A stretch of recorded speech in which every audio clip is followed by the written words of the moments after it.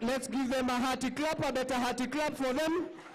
This is part and parcel of what to expect in the course of the day. A hearty clap once again to this team, all the way from Burundi, and we really appreciate. A hearty clap from them once again. Kuna watu wako na wivu hapa wataki kupiga makofi bana. Thank you so much, we really appreciate. This is going to be a wonderful engagement where we say whatever they have done, please don't try that at home. Otherwise, you may lose everything in your house, starting with the windows, and we really appreciate them. Thank you so much for the energy. It sets the pace of what to expect, or what do you have to say, MC Marion? So at this point, we're going to begin. Let us stand for the national anthem. We will be requesting all of us to stand up for the national anthem. Those of us without the official caps to remove them. We will start with the Kenyan national anthem, and then we have the East African anthem. We will be requesting all of us to be standing where we are in honor and respect of our nation. Remember, when we are singing this national anthem, we dedicate ourselves to the wordings and to the motive of the national anthem. Kindly, the Kenyan national anthem.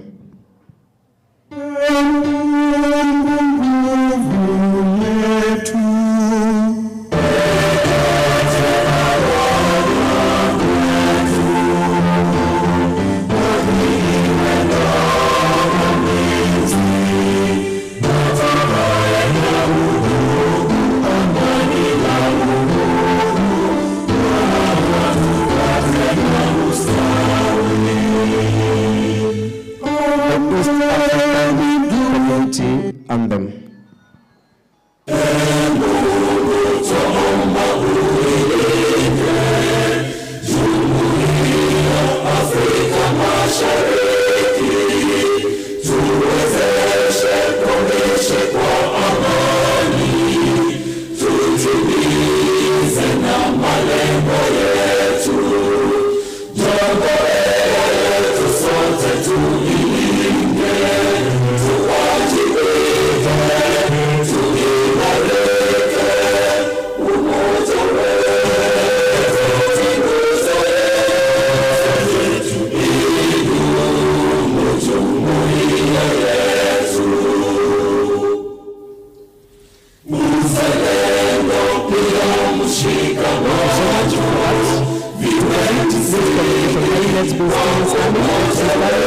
Let us be standing to commit this congregation to the Lord through prayer.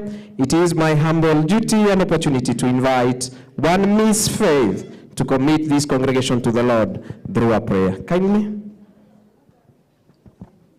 Let us believe and pray. Father Lord, thank you for this day. Thank you for the gift of life and for each and every one of us gathered here. We thank you for the journey mercies that you've bestowed upon each one of us from the different points and destinations that we've all come from. Dear God, we pray for your protection, for your guidance throughout this day. We pray that you may enable us to unlearn the myths and learn correctly ways and practical solutions to factor in integration of refugees in Kenya in line with our theme for this year's World Refugee Day. Above all, we pray for your grace, that it may be sufficient throughout the day, and we thank you and we glorify your holy name. Amen. Thank you so much. Thank you so much. It is so not African when we take our seats before we are told to take our seats. It is so Daktari, kindly stand. No one should be seated until we give you permission to sit. I know my DJ is ready. Our team from Burundi, you are taking your positions. You are not supposed to sit. Let's be standing. I know my DJ is ready. Kindly turn to your neighbor who is next to you. Tell him or her, welcome on board. Mgote kidogo. Yes, welcome on board. Gote kidogo and then take your positions.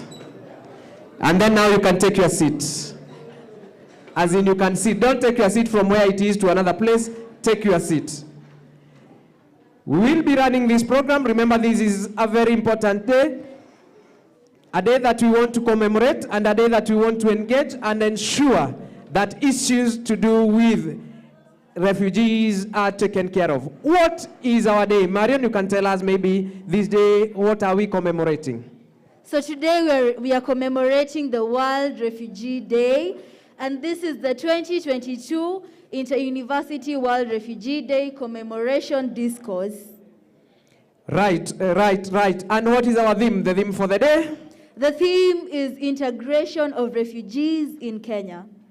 Wonderful. Remember, we are human beings and we are all equal before nature and before our Creator. That is why this day seeks to bring us on board, where we have our brothers and sisters from each and every part of this world, and we are one person. We will be coordinating the program today. We are your MCs. MC Marion. MC Marion, together with MC Jesse. MC Marion, you can tell us where you come from and what you do.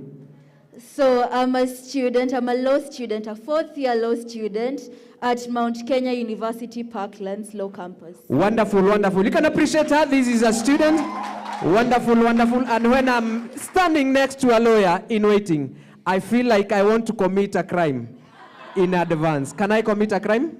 No. Okay, thank you so much. And I'm MC Jesse, all the way from Mount Kenya University, main campus, a lecturer of economics. We'll be coordinating the program, and we are happy and we are really ready to host you on board.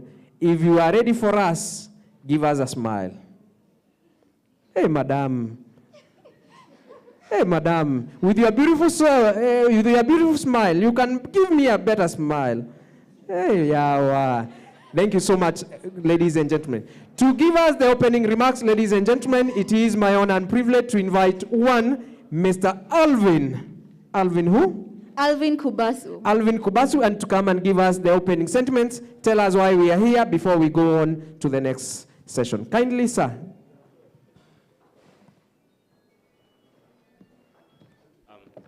Thank you so much to our MCs. I think we can appreciate them. They're just starting, but we can appreciate them. They're doing a good job. Okay. All protocols observed. Good morning. My name is Alvin Kubasu. I am a law student here at Kenyatta University School of Law, and I also serve as the Undersecretary General for Kenya Model United Nations, Kenyatta University chapter. And I am excited, as I can see all of us are, to be here also to commemorate this year's World Refugee Day.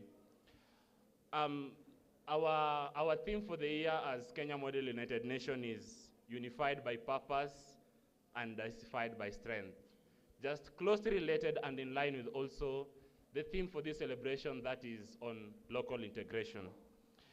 And so to begin with, I'd like to first of all feel welcome to be here and to just express our gratitude to the Dean of this school, Dr. Kabata, in absentia, and all the organizations that have made it possible for us to be here, to organize these events, and everyone.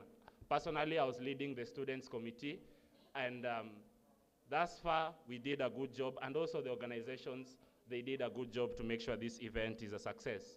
And we want to thank you. So we can just also appreciate them, the organizers, together with our school dean. Just give them a round of applause. They did well. And the last thing perhaps I'd say is my parting shot. And this is a saying by someone who said, in your life, do all the good you can, by all the means you can, in all the places that you can, at all the times that you can, to all the people that you can, and to all the times that you can. Thank you all, and welcome to Kenyatta University. Thank you so much. Thank you so much. We can appreciate him in a better way, kindly. It is really important and encouraging when the students are taking the lead role in this. We want to appreciate everybody who has come on board, everybody who is taking part in this session. Remember, this is a very important and noble session that we are supposed to mark the Interuniversity's World Refugee Day commemoration discourse. And the theme for this year is? Integration of refugees in Kenya. We also want to appreciate part and parcel of our partners who are taking part in this session, starting with what we call the being informed that there are followers who are following us live from our social media platforms, And we really want to appreciate each and every person who is part and parcel of this initiative. Let's just do some warm-up kidogo. Just some warm-up, some warm-up, some warm-up, some warm-up, some warm-up, some warm-up. I'm on your case if you are not doing this. Some warm-up, some warm-up. And then we increase the speed, we increase the speed. Remember, we are here because of peace also, love, and also what? And we can say unity. Let's increase the speed now. We increase the speed, we increase the speed, we increase the speed. DJ! We increase the speed now.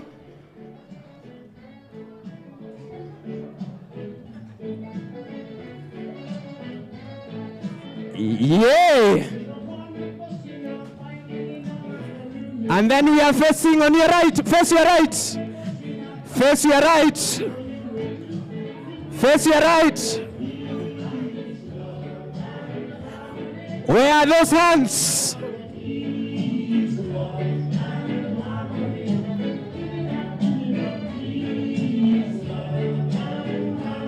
And then you can do a round. I'm looking at our panelists. They don't want to go around. Yay!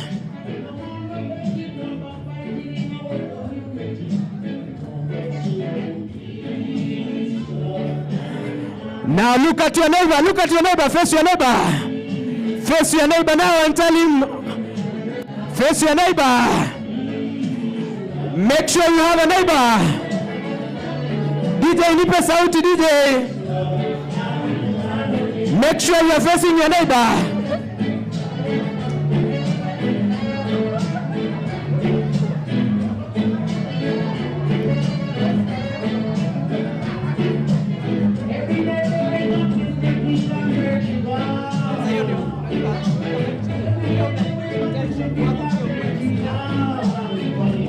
Aya, twende. One hand, one hand, one hand.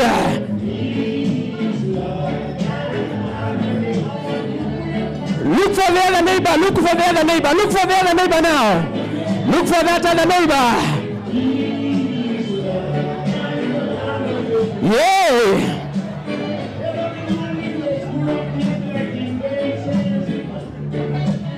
Yay! We change now the style.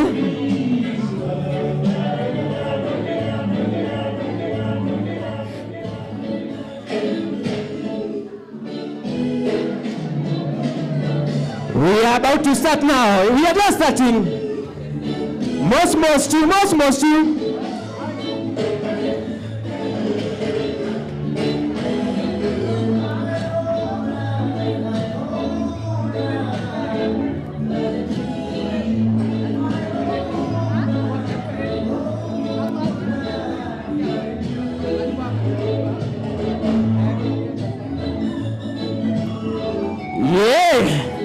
We want to ensure that there is peace in the world. We are one world. That's why I want you to hold the hand of your neighbor. Hold someone's hand. Hold someone's hand. And you go in the same rhythm.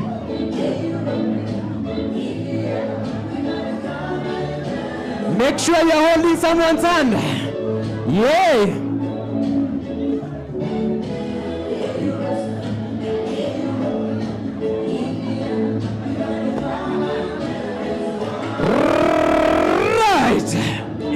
Yeah! Let's go. One speed. Yeah! Hey!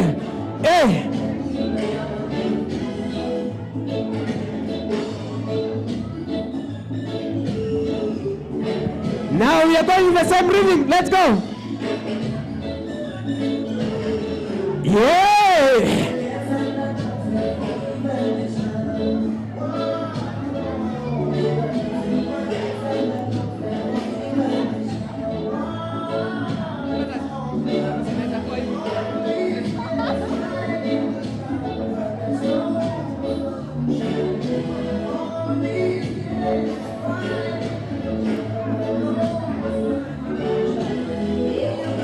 Yeah!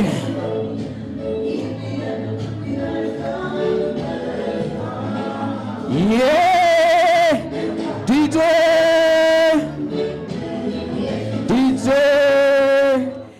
so much. Turn to your neighbor, tell him how. One love. That is mwambie ni kionjo tu. Let's take our positions and say it. Those are the energy levels that we want to engage the whole day.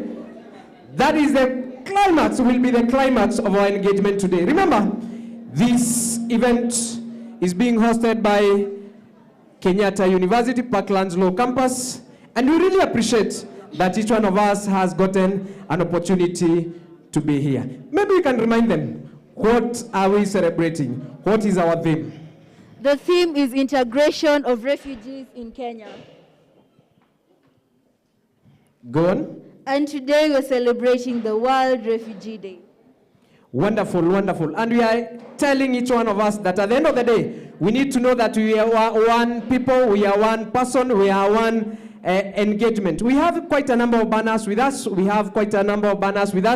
example, here I have Kadana. One of the responsibilities of Kadana and their vision is amplifying refugees' voices to enhance their freedom and human rights with a core value, one of them being the dignity aspect. Remember, we are all human beings and we cannot coexist.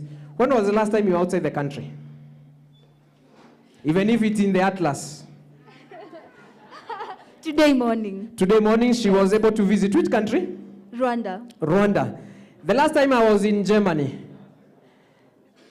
in the Atlas, I was able to know that at the end of the day, there needs to be a coexistence and there needs to be an engagement for all of us. We are waiting for our first panelists to come on board, so we'll be engaging quite a number of us. And there's a team, yenye inajituma proper. There's a team there of 3 beautiful ladies. Hi. The 3 beautiful ladies. You know you are beautiful, so you say hi.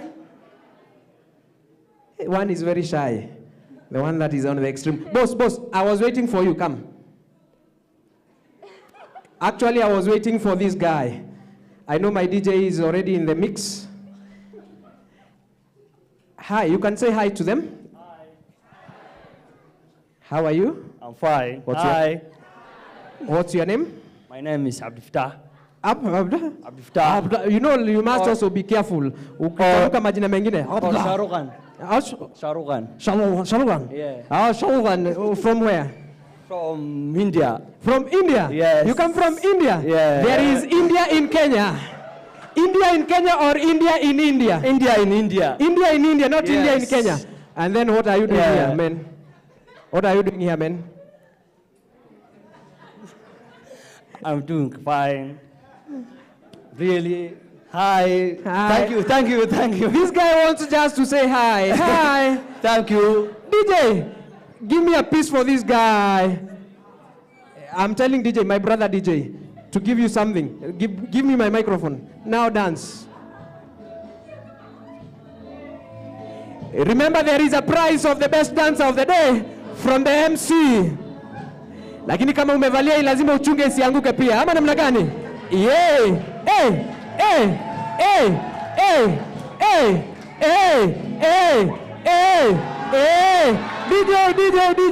pull up, DJ. No, don't go. We have one from India. Let's have one from Burundi. One from Burundi. Come. And then one from Kenya. We want to see where we want to shift to. I want to either to go to Burundi, India, or Kenya. Come here, boss. Stand there. Because Kenyan will be the last. Okay. DJ, give this Burundian something special. We want to see nani anatosha mboga. Wakati tunajipanga ili tuanze sherehe yetu. DJ. They have decided to come, all of them. Oh, you are running away. Hiya, let's go, DJ. Yeah, Burundi versus India.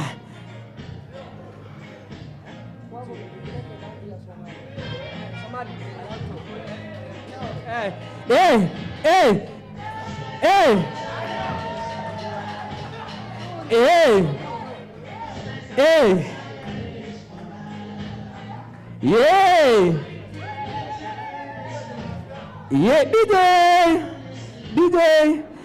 DJ. No.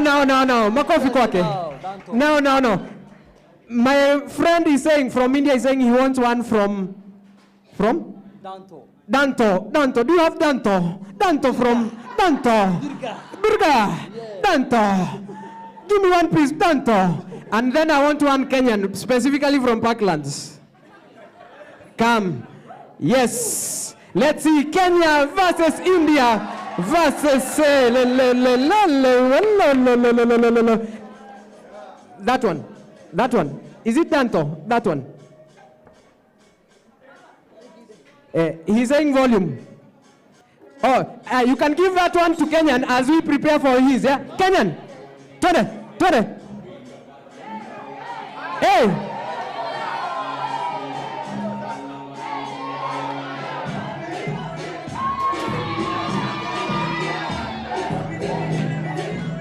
Yeah. Hey.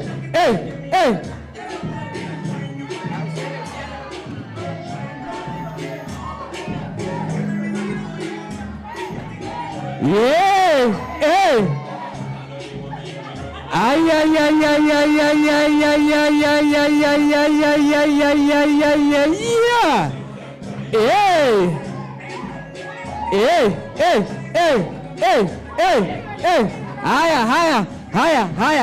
Higher. DJ, we know you have been sent to spoil. Stand here. Kenyan, twende kazi. Don't go away, don't even fall. Don't go away. Marion, don't go. Let's go, DJ. Give a good piece. Twende kazi, DJ. DJ amekanyaga waya.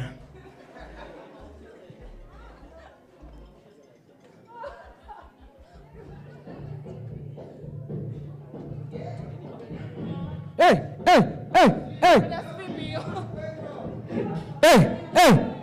Aya. Yeah. And this is a lawyer. Woo!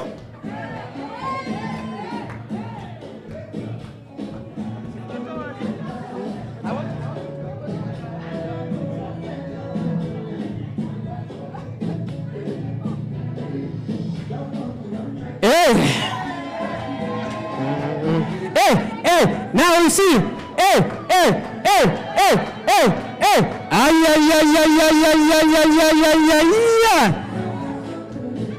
Ay. Let's have the Burundian taking. Oh, okay. Hey.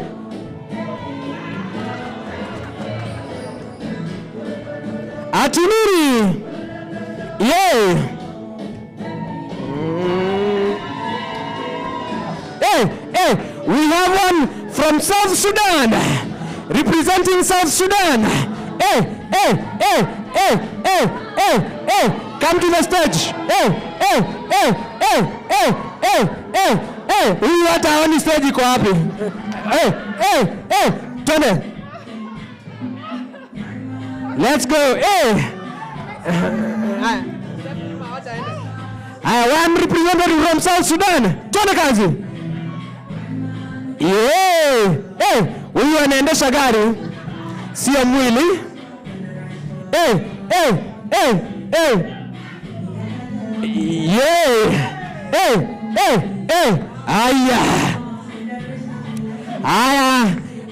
Aya, step back. Let's have Burundi. One Burundian. Let's come. Hawa najua zile za tradition inakaa. Twende. Yeah. Hey.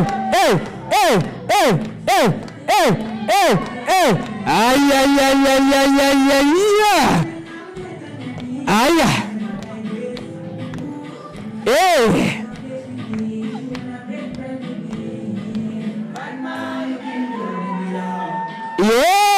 Hey. Adigo.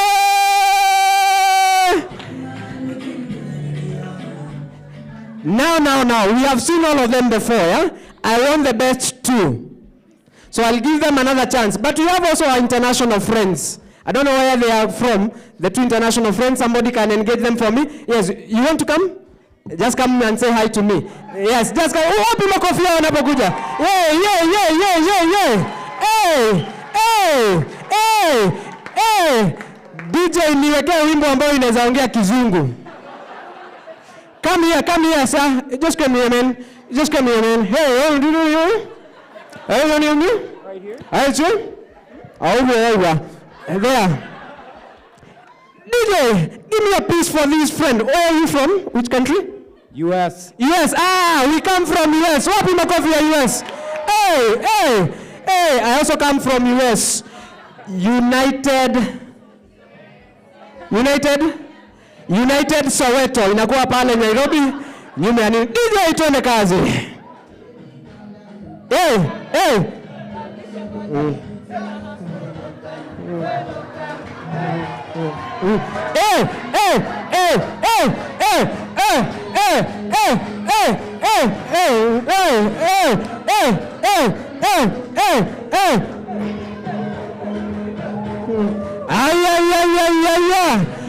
Chukua hiyo video nionekane US pia.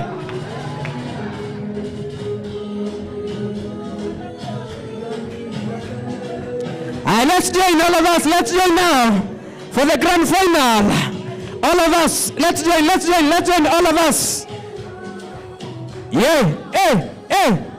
Let's join freestyle kila mtu. Tone.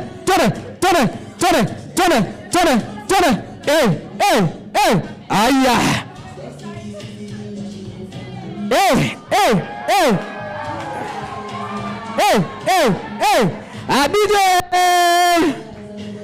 DJ. Now, we want to exclude the ones who have danced well from behind.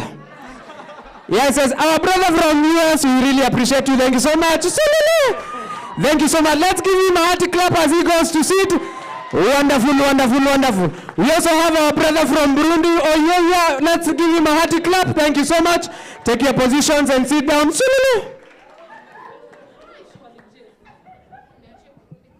Now I'm left with 3. Songa pande kidogo ndogo. Panaogopa. Zawadi ni 1,000. Pesa ya Uganda.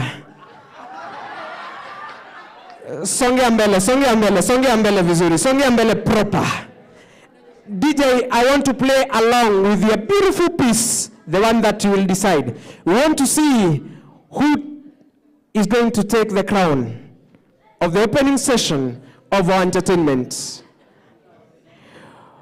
Wapi nduru ya Kenya? Wapi nduru ya South Sudan? Wapi nduru ya Burundi?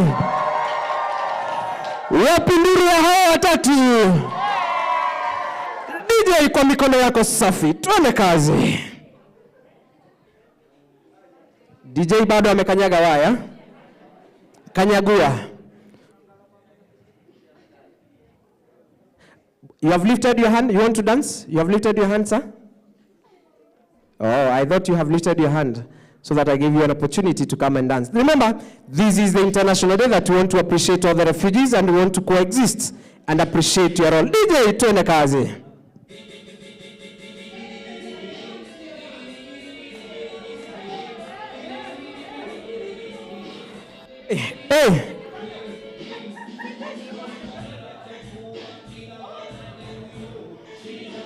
Awape sauti DJ.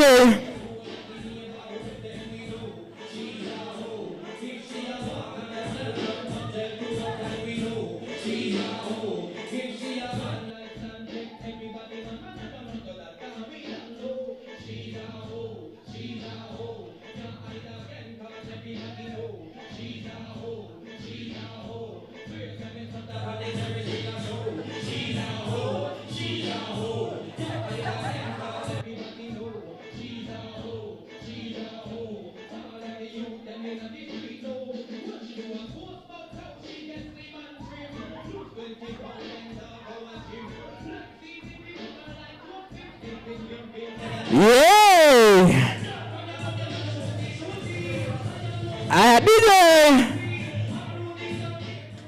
DJ, wacha tuende kwa wimbo ambao ni murwa kabisa. Si ni kweli Tuende Lingala ama anachukua anafanya nini?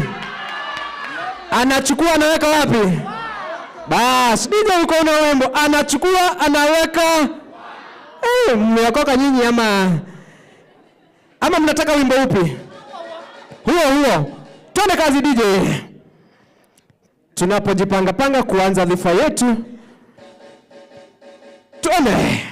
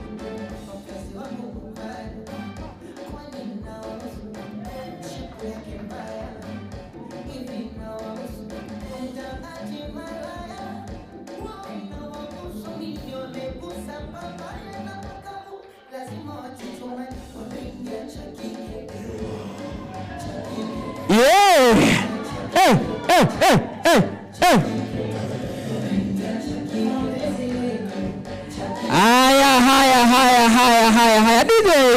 Haya. Munipe nambari moja. Nambari moja ni Kenya, South Sudan ama Burundi? Wangapi wanasema Kenya? Wangapi wanasema Kenya? Wangapi wanasema South Sudan? Wangapi wanasema South Sudan? Wangapi wanasema Burundi? Hey. Kenya sulu. One last one so that we know. Move na mbichi. Tuone kazi DJ. Marion, wherever you are, kindly step into the stage. Marion,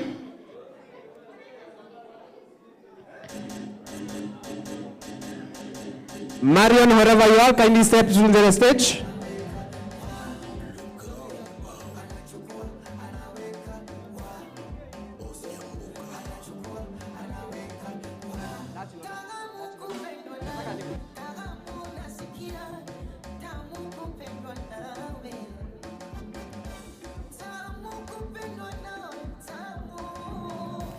Thank you so much, DJ. We have a contest between South Sudan and Burundi that is pending till tea break. Thank you so much. You can step off the stage. And let's appreciate the team for the nice engagement and the nice work they have done. We really want to appreciate them on board. Ladies and gentlemen, it is my honor and privilege now to lead us to the official step. I'm being told also we have quite a number of Somalis in the house, and we really want to appreciate you, ladies and gentlemen. We want to call for order now. Order as we engage and get to the official program. It is my honor and privilege to invite my co-MC to invite the moderator of the next session. Kindly, Madam. Thank you very much. So the moderator is Dr. Mercy Kaleche. Dr. Kaleche is a literature enthusiast, an event organizer, a lover of youth, a human rights advocate, and a social inclusion champion. She believes that the youth of Africa carry the flame of hope as the agents of change in the continent. As a result, they should be accorded opportunities to showcase their abilities and gifts. She is well presented with excellent communication and interpersonal skills. Furthermore, she holds a doctorate degree in public service and bachelor's degree in education as a literature major. She has greatly been involved in theater performances and as a host of talk shows. She has greatly been involved in the education space as a teacher and an instructor of English as a second language. As an event organizer, she has successfully organized cultural exchange programs for artists across the African region. Ladies and gentlemen, help me welcome the lovely Dr. Kaleche. Let us make some noise for her. Some noise for her. Wonderful, wonderful, wonderful.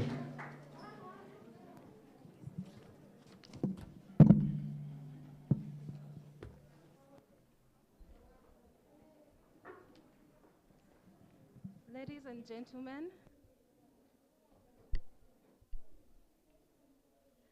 and gentlemen, it's my pleasure to be in front of you this wonderful morning.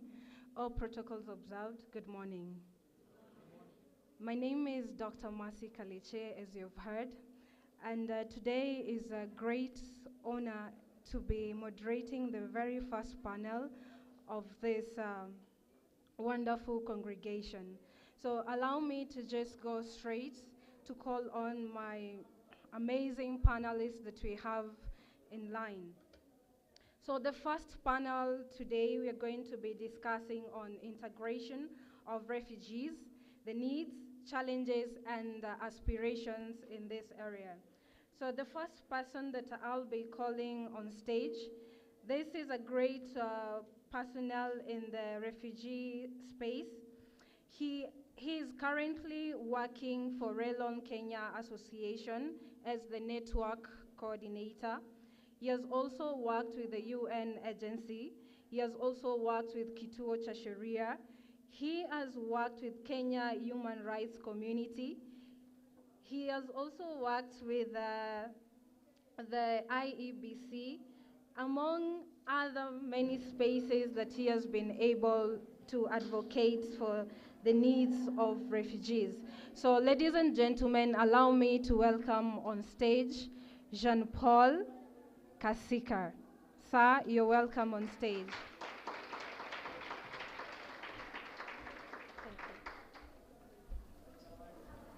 The next person we will have on stage is a beautiful lady that we are privileged to have with us.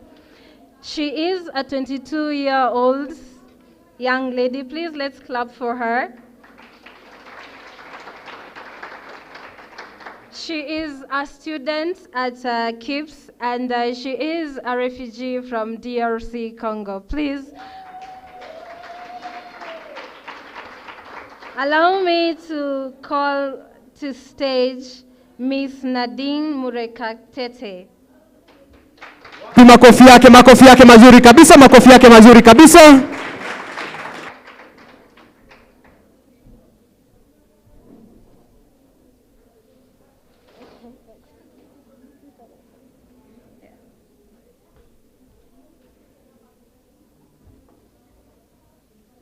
So the next person that we're going to have on board is somebody that I've interacted with for the past few days. And I must admit that is a crucial person to be with us in this panel. This person is a founder of Good Deeds, that is a CBO, and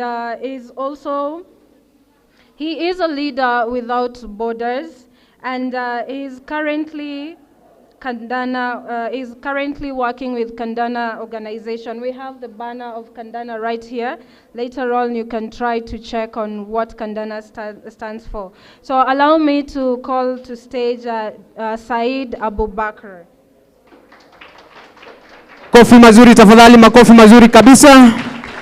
Wonderful. So if you are having the program, I'm so sure you'll be expecting me to call one Sonny Muragiza from the US. We are making our apologies because he's not going to be able to join the session. We were anticipating to have this session streamed live for him to be able to be part of the discussion, but due to technical issues, we are not going to be having him join the conversation. So receive apologies for that. We are also going to apologize for Mr. Kidum, who is a musician from Burundi. He has not yet made it to the venue, but he'll be joining the discussion later on. So are we talking about the right thing? Do we really understand what we are talking about when we talk about integration? To what extent is an activity considered to be integration? Please feel free to.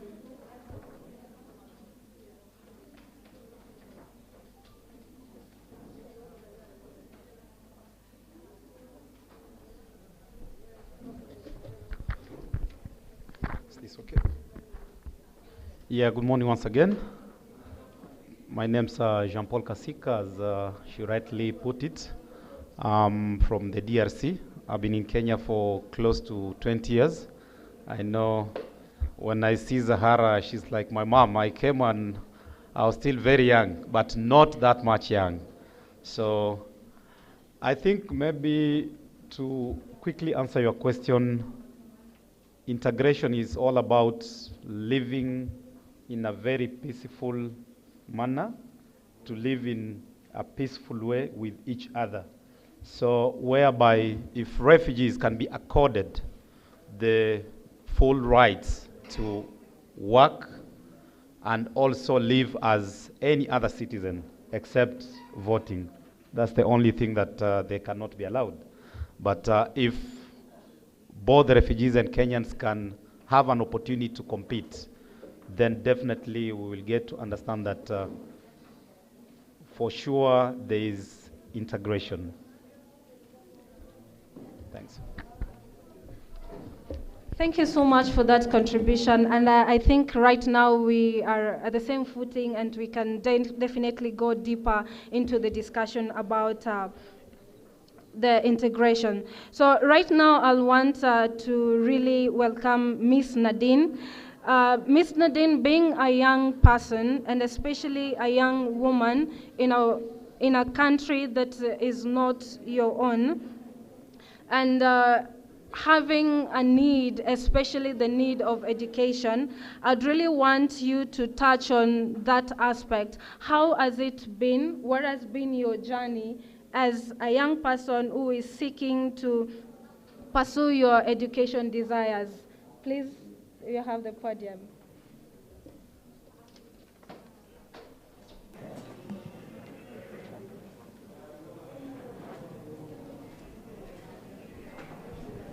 Good morning, ladies and gentlemen, and thank you for this time or opportunity that you have given me.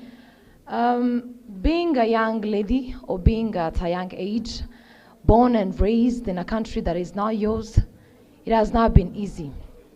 You find you have many challenges, especially language speaking, and also in the perspective of education, you can't access to different universities. I'm talking to the level that I am, just because you are refugees. And if you go deep into that session, you might find yourself get worried, or just you are being upset. But if you work hard and you are also being convinced, you can do everything that you can by your power, or also being at innovations where everybody is lucky to be in that concept. Thank you. Thank you so much, Ms. Nadine. Sorry about that. So I'd love to call to the podium Mr. Said. Mr. Said, I'd like you to touch on your experience in the area of integration, having had Jean-Paul explain to us what integration is, then I would really wish that you share with us your experience.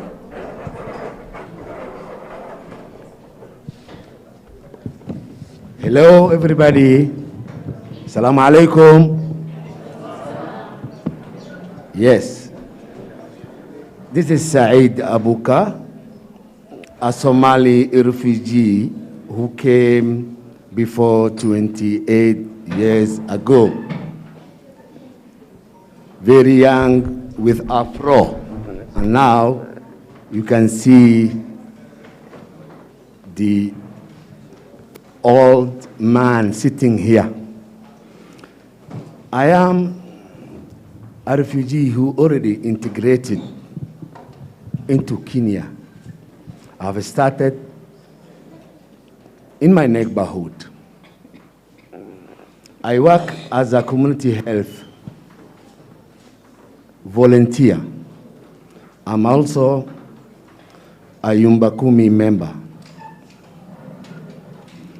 I work with the Nairobi County Department of Community Health. I'm not just a name. I am a productive leader in my neighborhood. I have contributed different occasions, but the most I can say is 2019. You remember it? COVID-19. Yeah. The lockdown, can you remember the lockdown? This is one of those guys who are behind Isli lockdown. That's bitter. But I have to do it because I have to protect my host people. And at the same, I have to protect the refugees. That's why I have contributed. And as a result, the government recognized that and they gave me an ID. So during that, no one was moving around, as you remember, but I and others, we were moving even after midnight so that we get people to maybe to cancel them or to highlight. You remember COVID, it came like, people was feeling like a taboo. So they were not ready to say that this house, they have one or two who have symptoms of COVID-19. So first, it is us. We have to go and counsel and convince the family that it is okay that we take this or that person to the hospital, to the government, and maybe after a few times they can come back. So I think for now, I will stick on this. As the session goes on, we can talk and touch other issues. Thank you. Thank you so much, Mr. Said. Forgive me, I have a cold, but it's not COVID, for your safety. So right now, I would really want to engage Ms. Nadine. Previously, you've mentioned that one of the major challenges that you faced is language barrier, and also not having the access to particular certain education institutions. I'm very much interested to know, or rather, if you don't mind, how have you broken through the challenge of language barrier? Thank you so much for the question. I would like to say that the language was really hard. First thing, I came from Congo. I knew only French, and I didn't know English. So coming to Kenya without knowing English and also without knowing Swahili was the hardest thing I've ever come across. And on that session, I can really say the challenges were many, because you couldn't go to class and you can't hear what the professor is saying without knowing the language. So I tried to engage myself and interact with other students while talking to them, doing homeworks with them, so that I can understand well English or Kiswahili. Perfectly said. So I think the Kenyan hosts deserve a clap for that. Kindly. If Nadine came to Kenya with only French, and right now I'm engaging her in English, then that's something that we should be proud of, right? Thank you so much, Nadine, for sharing that with us. So I want to engage Mr. Jean-Paul. You are you're working with a refugee-led organization, and just speaking from what Mr. Said and Nadine have said in the spaces pertaining the challenges that refugees face, I would want you to speak to us on what the refugee-led organizations go along in making sure that these needs are addressed and refugees feel at a safer space when they are in a host country. Yeah, thank you so much. Maybe let me start by appreciating my colleague Nadine for speaking out about some of the barriers that refugees are facing in this country. So not only language barriers, also when it comes to access to other services which are more essential to refugees, especially when it comes to documentation, because having the proper and right documentation can allow you to do a lot. But as you can see, refugees are only having the ID card, which does not have any value, apart from identifying yourself with a picture and a name. But in an actual, we can say maybe these documents that are given to refugees, sometimes they cannot allow us to prosper or to do other many activities that we are supposed to do. So basically, as the refugee-led organizations of network of Kenya, not only in Kenya, but also at the African level and at the global, what we are trying to do is just to champion for the refugee meaningful participation. Because if we fully agree that refugees have a lot to contribute and bring on board, then that is the right direction that we can take. Because integration without fully involving the refugees themselves on board, because you are discussing matters to do with refugees without refugees on board. So what are you going to achieve at the end of the day? The other day we've been seeing there was a campaign on Refugee Act, but we can say refugees were not fully involved. So that's where things gone wrong. But all the same, it is not late. So when it is now at the stage whereby we have a good act, which by 90%, the act is okay. But despite of those other few elements that are not sounding well into the refugee ears, then there's still a room for negotiation, or either maybe through the time when now regulations are being discussed, collecting views. This is the time that refugees needs to be seriously engaged. So when we talk about meaningful participation, it's not just for photo session, but it should be with actions. Give them a voice, let them lead the campaign, because it is something that really affects their day-to-day lives. The reason why our role basically is to amplify for the refugee voices, advocating for the refugee matters where it affects their lives. When it comes to any discussion around refugee matters, let them also be taking part and leading. So therefore we are calling, even if last week there was a localization that is still ongoing, being discussed, but we appreciate the UNHCR because they have considered to have refugees on board. And despite of that, we are looking forward to see UNHCR having maybe 25% of refugees being part of the discussion in the next GRF, which is going to be around December 2023. So despite of the little number that is there, we appreciate, and we are encouraging that refugees should also be given a space to meaningfully contribute, because we believe they know their people better than anyone else. And for that reason, the reason why you could even see refugee-led organizations have been very instrumental. They have done quite a lot, especially during COVID. Almost 90% of our NGOs pulled out because of COVID. But we were there for our people, and we will still be there for our people. Yeah. Thank you so much for that contribution. And right now, I want to engage you, because you didn't just come to be a spectator, right? Is that true? Now, I want to engage you in this manner.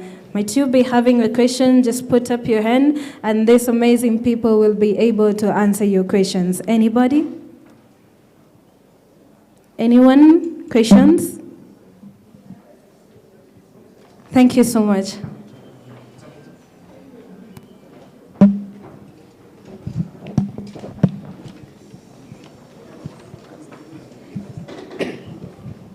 Kindly, you can mention who the question you're directing to,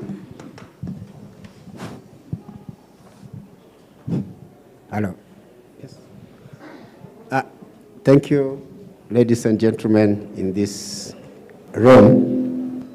I'm called Sami.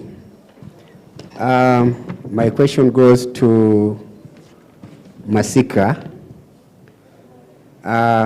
Thank you very much. The question is that you said the refugee ID doesn't give much assistance. Then how will you redefine the document so that to give refugees more assistance? I think the question should be directed to Jean-Paul. Yes. All right. That is. Thank you so much. Yeah. Yeah, thank you so much. Maybe if you heard me clearly, it's not us who draft the laws, but the people who are fully engaged are the legal partner of UNHCR. They are the ones leading this campaign, which is the RCK that you are asking. Maybe refugees could be given a chance from the beginning when they were still drafting this document, so that they could fully engage and give their views. But sometimes it's a bit challenging because, you know, when you talk about participation, to be brief, sometimes when you're engaging Mama Mboga and an intellectual person, it is totally different. Because engage someone at least who have a better understanding of what you're presenting to them, so that they can be in a better position to also channel the same to the grassroots, engaging their own people. Because RLOs here, as you can see, they are the ones who engage with these community members on daily basis. Having come from the same community, lived the same experience, we believe that we have an understanding of our people better than anybody else. And whatever needs are in the community, we are the right people to address to and inform you what is going on in the community. Like as previously you could understand, we were in the same committee during that time when we were community leaders, whereby some of the entities, they tend to come up with a project that does not suit the community, simply because there is no community engagement. So you did not come to the community and ask, what are the most pressing needs? Just that. So at least if you engage the community directly through their representatives, then you have a better of understanding on how to come up with a project when it comes to designing and also implementation. And when it comes to feedback, then follow the same channel. It's not late that we are appealing that they also consider engaging members of the RLOs and other community leaders on those forums when they are collecting views to formulate the regulations. Because it's only the regulations that will give life to this Refugee Act. Otherwise, it cannot be fully implemented before there is a regulation which will give a guideline on how it should be implemented. Thank you so much, sir, for that contribution. I'll take more questions. Please introduce yourself. It's important for you to mention if you're a refugee or not, and then go on and ask your question. All right. Good morning, everyone. I'm Joyce. I work for Hires. So my question goes to Mr. Said. So what's your views or comments or maybe advice to other refugees about being resettled here in Kenya or the country of host? Thank you, Said. We'll be answering that question shortly. Could we get another question?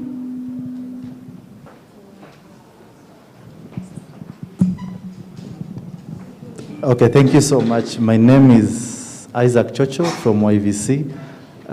My question goes to Jean-Paul. So you are being saying that let you be involved and be given the funds for the CBOs to run. But we know within the community-based organization, within yourselves, this organization, you have wrangles there. What structures have you put in there to resolve those wrangles? Because we know most of the CBOs are not developing because of the internal conflicts of the CBOs or internal conflicts within different community nationalities, that they are saying that you are sidelining other nationalities. If a CBO is based, it's a leadership with one nationality. So what structures, what guidelines have you put in place to resolve those wrangles? Because for you to be given funds, you have to have good structures in them so that they can believe in you. Thank you so much. Kindly, when you're asking a question, just go straight to the question. Hi, everyone. My name is Neil Samuel. I represent Kenya Model UN, a student-led organization. My question is to Abubakar, based on his experience as a healthcare worker. I believe when someone comes to Kenya as a refugee, their healthcare is definitely an aspect of their life that is important. So currently, are there any provisions? Do they have any place they can go in case they get sick? Can they access medical care? And if not, what are some of the things that can be done in the system to make it better for them to access healthcare when they come to Kenya as refugees? Thank you so much. Another question? Yes. Yeah, so I have just one question. My name is Jean-Marie from the Voices community. We currently have an advocacy campaign called The Future with Wakimbizi. I'll please ask you to check it out.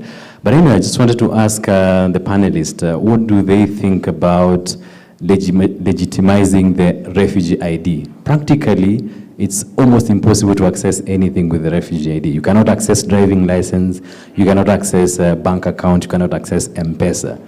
What are we proposing to UNHCR here, to DRS that's here, that RSK that's here? Because the basic is the document, the nature of the document. It's either you have it and you cannot still use it, it's either you don't have it and you're still not able to do it. So what is our thinking about legitimizing the refugee ID to be the only document you need to access any service? Thank you so much. So right now, I'll invite our panelists to just go on to answer the questions. As you're answering the question, also remember to give your recommendation as your parting shot, because we'll soon be finishing this session. We're going to start with Mr. Said. Yeah, if I correctly understood your question, it's about the refugees. What I'm going to recommend so that they can be fully integrated into Kenya. Okay, correctly. Before I go directly to the answer, I need to make clearance. We have perception. And perception leads into wrongdoing. If you want to solve any issue, there's these issues you cannot force. But if integration or documentation, because documentation itself, it is a part of integration. You cannot integrate refugees without giving them proper or fully working ID or documentation.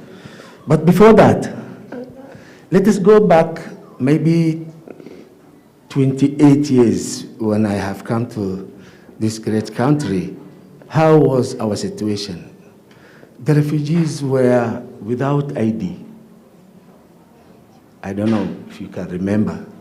Without ID, and we were living as a family. Children were born, went to school. It was difficult. The better is when we got ID. So we have to appreciate first we got an ID. We have to appreciate that also we got, after some time, 2006 Act.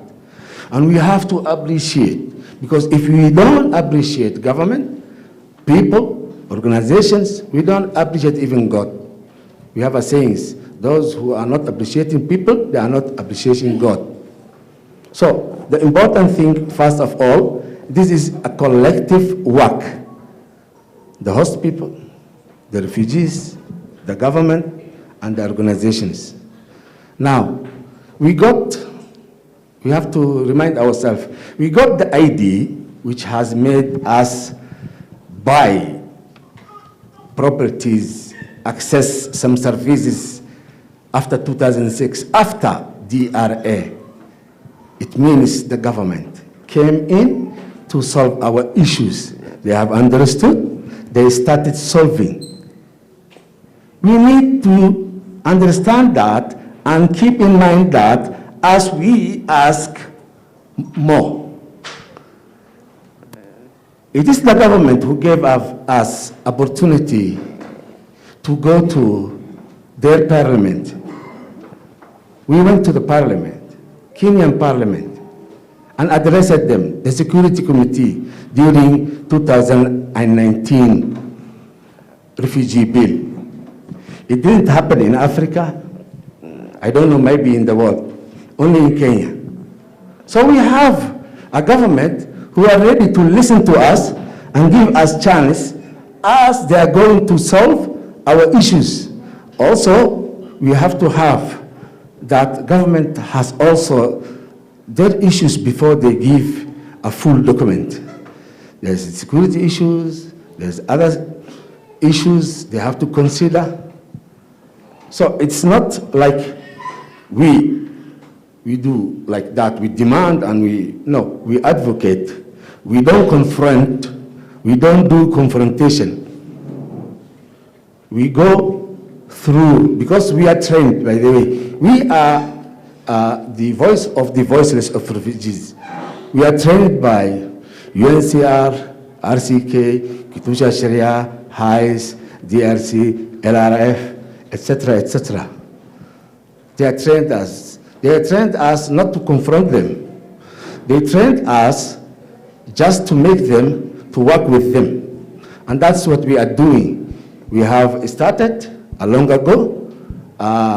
Can you imagine in a meeting with the government officials and a refugee is sitting, and all officials are not saying this is a refugee.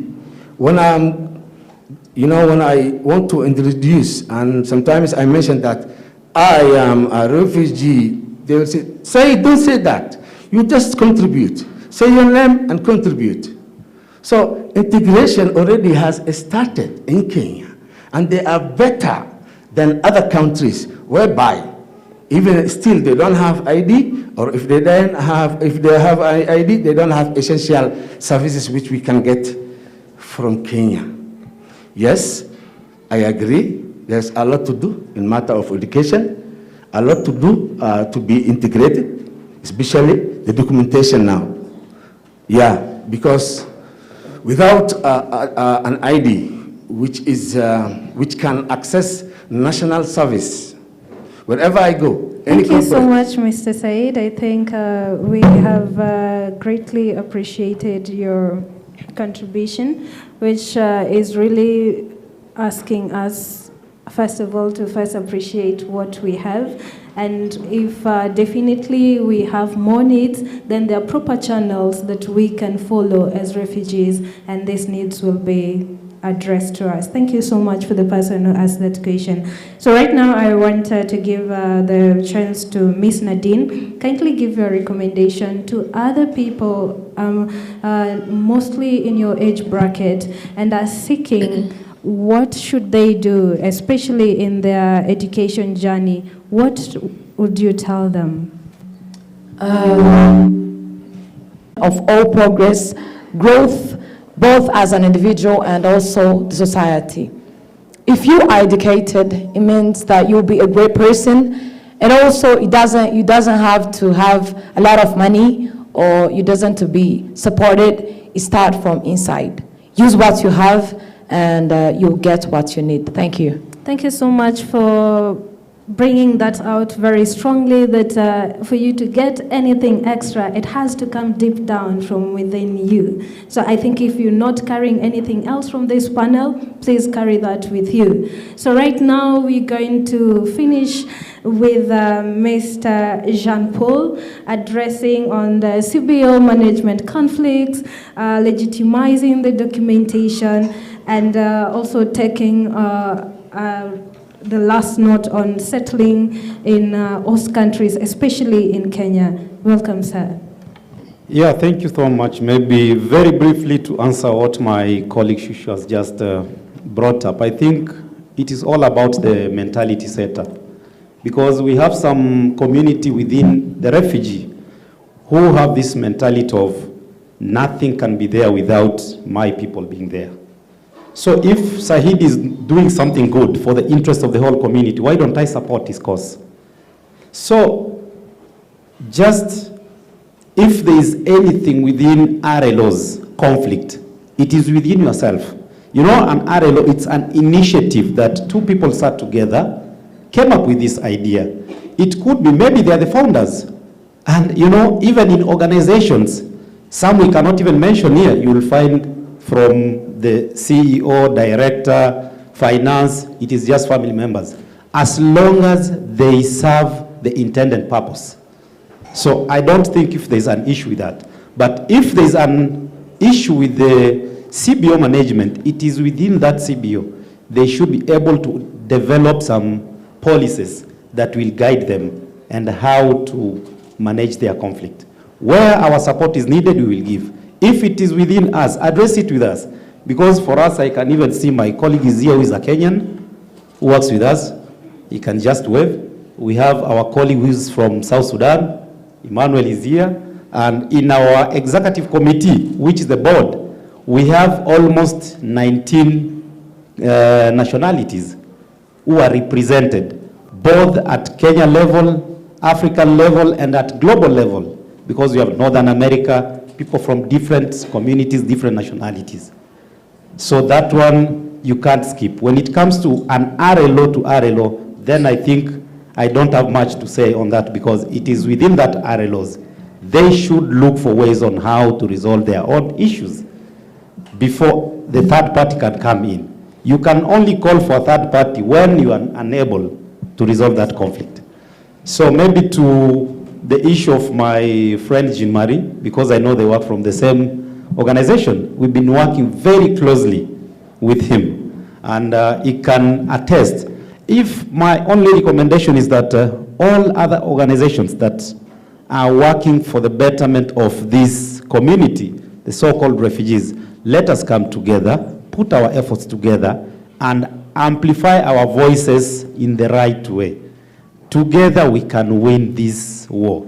On the issue that he has raised, last month we had an opportunity to meet with the Member of Parliament, the committee in charge of security and peace.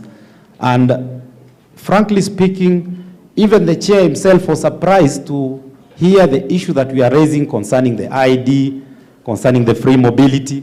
And he said all these issues are already addressed in the 2021 Refugee Act. It's just a matter of implementation. And whatever you need, we will do it. And after 2 weeks, they were able to summon the DRS commissioner, they were able to summon the director for immigration, Minister of Foreign Affairs, and I think my brother here was part of that meeting.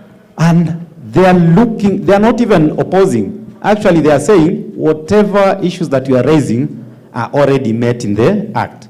The only thing we are waiting for the regulations to be developed so that can guide the implementation of this Act. Whereby we are hoping that maybe within 6-month period, they'll be able to do so. If not, then we are still doing some follow-up, because there is so many actors who are working on this, including Kenya Human Rights Commission, Kituo cha Sheria, Haki na Sheria, and others. So we could ask maybe just all of them to come together, put their efforts and address this issue. And I think it will be resolved. Thank you so much, sir, for being very articulate with that. And with that, we've come to the end of this panel. Might you be having any other question that is inclined to the refugee integration, the needs, the challenges, the aspirations. We're still very much around. Kindly forward the question to either the MC or any other person who is coordinating, and we'll be sure to answer your question. Once again, thank you so much for being kind with us and listening to us and also participating. Thank you so much. Thank you so much. We can appreciate this team led by the moderator, Dr. Mercy, Mr. Said, Ms. Nadiene, and Sean Paul. Let's appreciate them in a better way. We really appreciate the discussion, and we appreciate that with limitation of time, I'm sure that the engagement can go on and on and on. And that doesn't mean that that is the end of that discussion. We still have more time, and we can still engage with them when they are seated. If you have any question, you can pass it through us, and I'm sure we will be able to get in touch with them. Kindly, let's appreciate them once again with a better clap.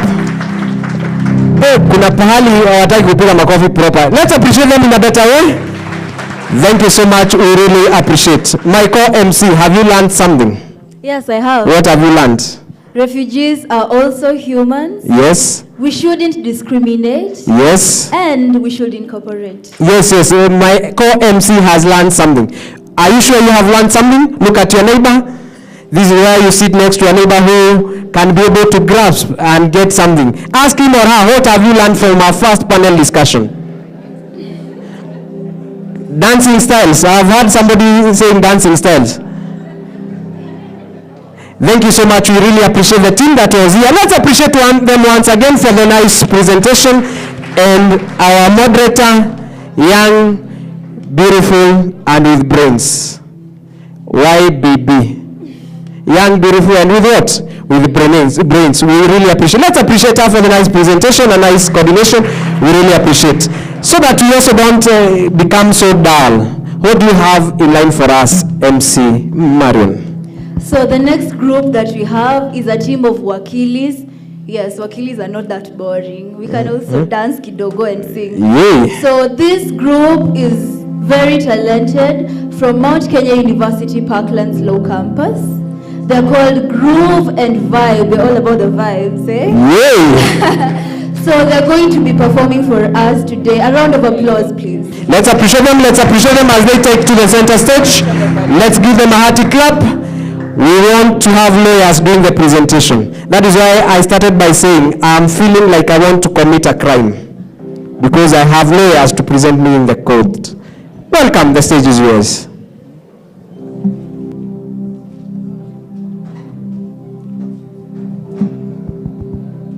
Yes.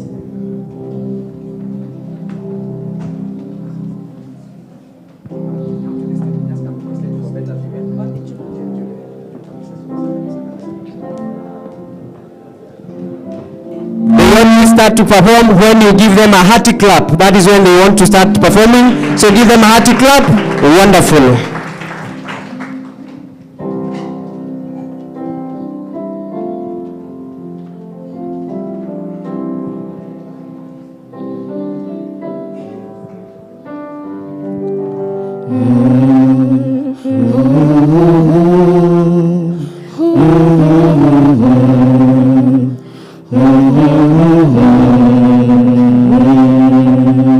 Sometimes in our lives, we all have pain, we all have sorrows,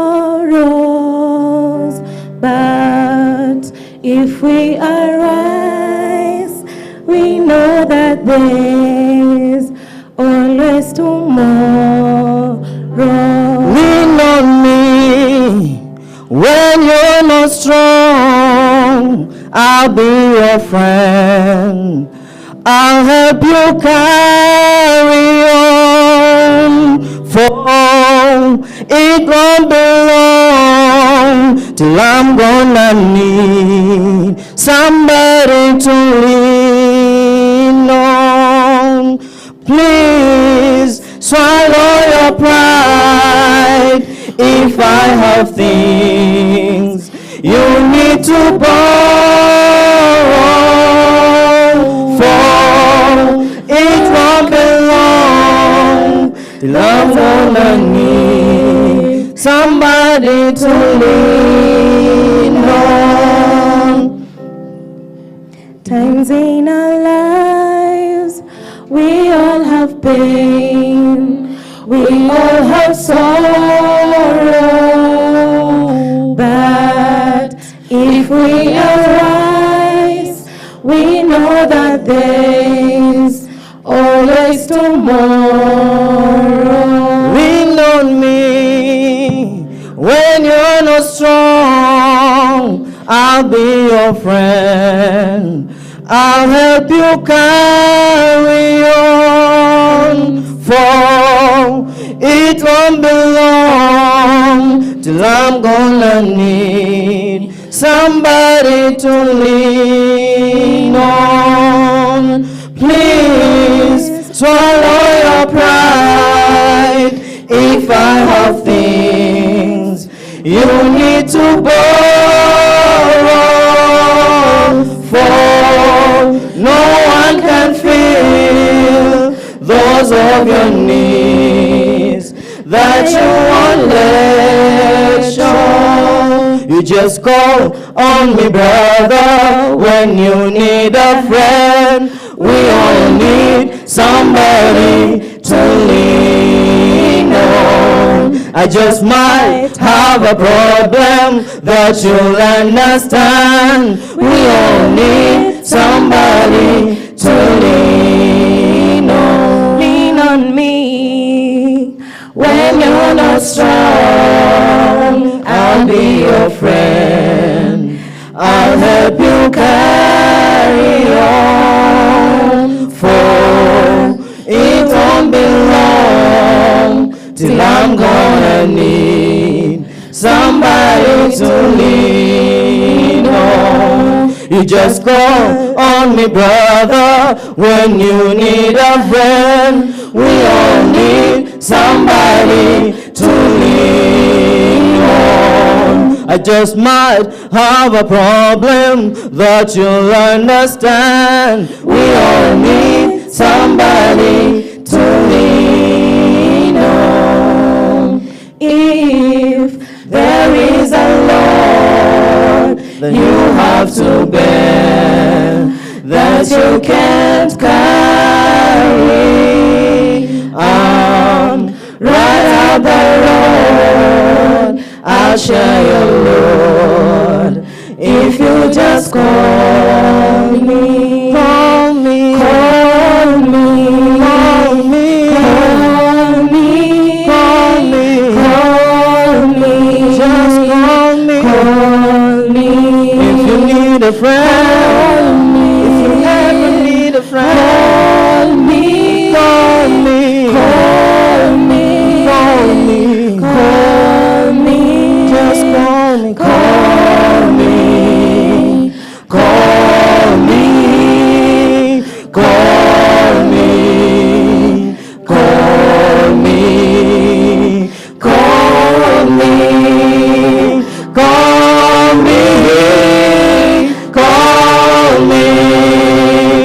Call me. Call me. Call me. Call me. Call me. If you need a friend, call me. Just call me. Call me. Call me. Call me. Call on me. Call me. Thank you.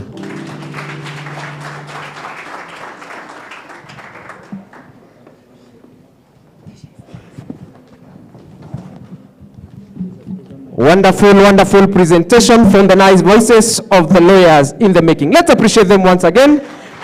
We really want to appreciate, and it is indeed a call to everybody that it is not a must for you to have a dull life, even if you are doing a serious course in the university. You can also make yourself enjoy. Let's all be upstanding. Let's all be upstanding. Kindly, let's be upstanding so that we make ourselves comfortable wherever we are. You know the first letter of your name? You know the first letter of your name? You know the first letter of your name? We are doing this in preparation of the second session. You know the first letter of your name? Or you know the first name of your letter? You know the first letter of your name? Shout out your first letter of your name. Your first letter of your name is? Yes. Hey, S, wacha tuone nani wanakuwa na kimberembere. Kimberembere kwa kizungu ni front. The front, eh? Who have the front, eh? So shout out the first letter of your name. In 3, 2, 1, go. S have it, yeah? In the meantime, S are having it. S for? S for Nelly. Sola. You are called Sola, boss. And the way it is called. Let's hear the first letter of your name. You give it the best. You know, we are talking about you. And the first definition of you is by your first letter of your name. So let's go 3, 2, 1. S. It is S, eh? So S have it. Snikweli, yeah? Now we want to make the shape of an S with our bodies. So make the shape of an S with your body. Just try. I'm looking at you. Just try. Just try to make an S. Just try to make an S. Our friends from the US, I can see your S is different from the Kenyan S. Your S looks like a V, yeah? Yes, let's make an S. Let's make an S. Try to make an S. Marion, try to make an S. Let's have Marion trying to make an S. This is a dance style, yeah? So try to make an S, but we can try. We are in Kenyatta University, true? So we can try to make a K. Try to make a K. Try to make a K. Try to make a K. Try to make a K. We are also in Kenya. Try to make a K. That group doesn't want to make a K, yeah? So we really appreciate. You can take your seats. We want to appreciate all the groups that are here. We also want to appreciate NCCK, who are also on board, and we are being informed just in case of any emergencies, you can be able to get first aid and all the services. They are here. There is an ambulance that is standby around, so we are praying that you don't get tired or sick, but just in case, they are ready to serve you. In case also you are hungry, what do you do, Marion, in case you are hungry? In case you're hungry, we have food in the other compound. At the exhibition tables, we have lots of food. Zingine ni free, by the way. Yes. So, but we can only allow you to go after the sessions are over. So kindly make sure that if you are hungry, we are also hungry. If we are full, so we maintain ourselves. So, to the next step. Marion, can you take us to the next discussion? Before we go to the next step, just to clarify, the ladies' washroom is on the right, and the men's washroom is on the left. Ngoja kidogo tutafute left. Left yao ama left yetu? Left yangu. Oh. My left. On this side. This side? We have the men's washroom. Yes, then gents. on this other side, we have the ladies' washroom. Wonderful. Sawa sawa. Then for the differently abled, we have your washrooms right at the middle. Are we clear? Wonderful. Sawa sawa. So I'm going to invite Dr. David Ngira, who has a very long bio. I don't know why he's being very modest with it, but let's just read what he gave us. Huh? So Dr. Ngira holds a PhD in human rights law from Utrecht University and a Master's of Law from Warwick University. Isn't universities are Maju, by the way? They're not Kenyan. That is why you don't know of them. So he has worked as a postdoctorate researcher at Cardiff University and taught the human rights and legal theory at MKU Parklands, hapa chini. He's one of us. He currently works as a research manager at Rift Valley Institute. So ladies and gentlemen, help me welcome Dr. Ngira. And by the way, before he comes here, DJ, he's a dancer. Yay. Dr. Ngira enjoys dancing. Lingala mostly, ama. Anapenda dance moves gani? The man is our Ohangla man. Oh, Ohangla man. So we go to... If you have Nyasembo, please. Yes. My DJ cannot let us down. Yes, you cannot disappoint Dr. Ngira. He has been practicing his dance moves. Wow. Yes, so let's give him something, Angalau. Yeah. And we'll all join him in the dance. Yes, He will lead us though. So he'll be coming dancing up to the stage. Yes.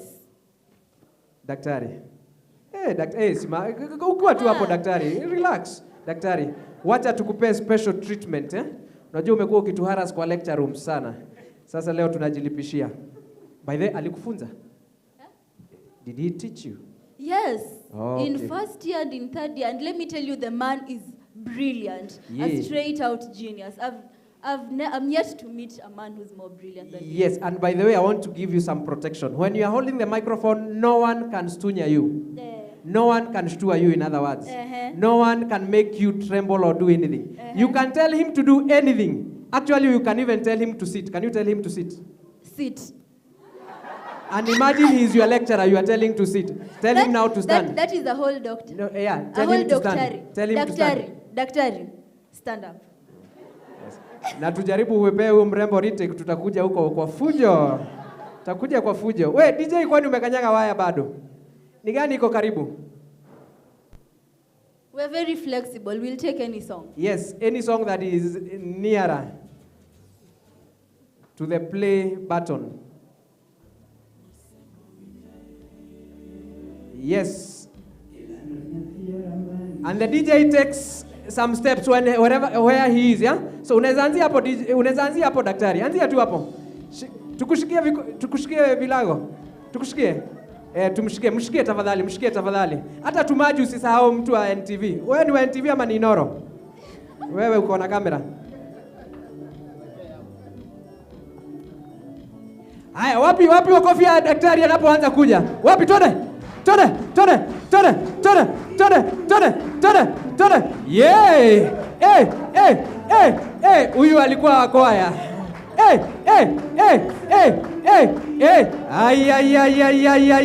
Na narudi reverse kidogo. Aya. Aya.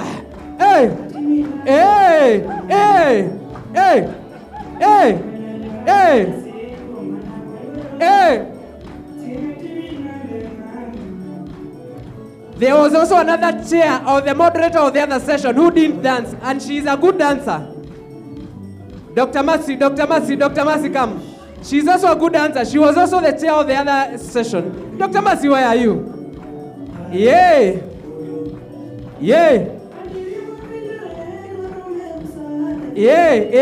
These are our moderators. Na ni wasomi.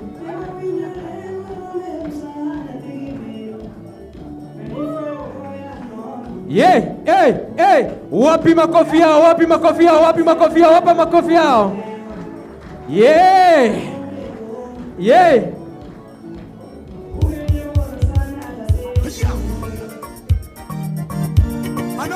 Oh, it's another one, yeah?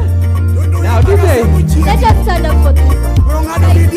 Yes, let's all be outstanding. For the next 2 minutes. 2 minutes, and I can have my sister there. Yes, my sister there. Come. Yeah. We said we're also going to get full entertainment. Yes. Where is my sister? Here she is. Just come.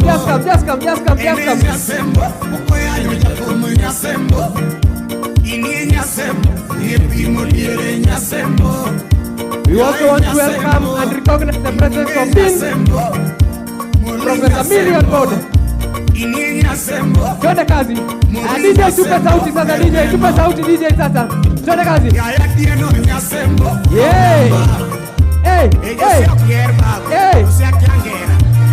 Don't try this at home.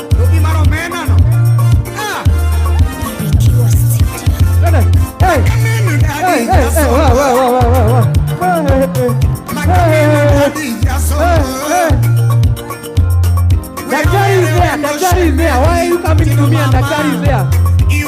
And Daktari is there. Hey! Daktari, hii picha ikiwekwa kwa Facebook wewe kusha. Yeah!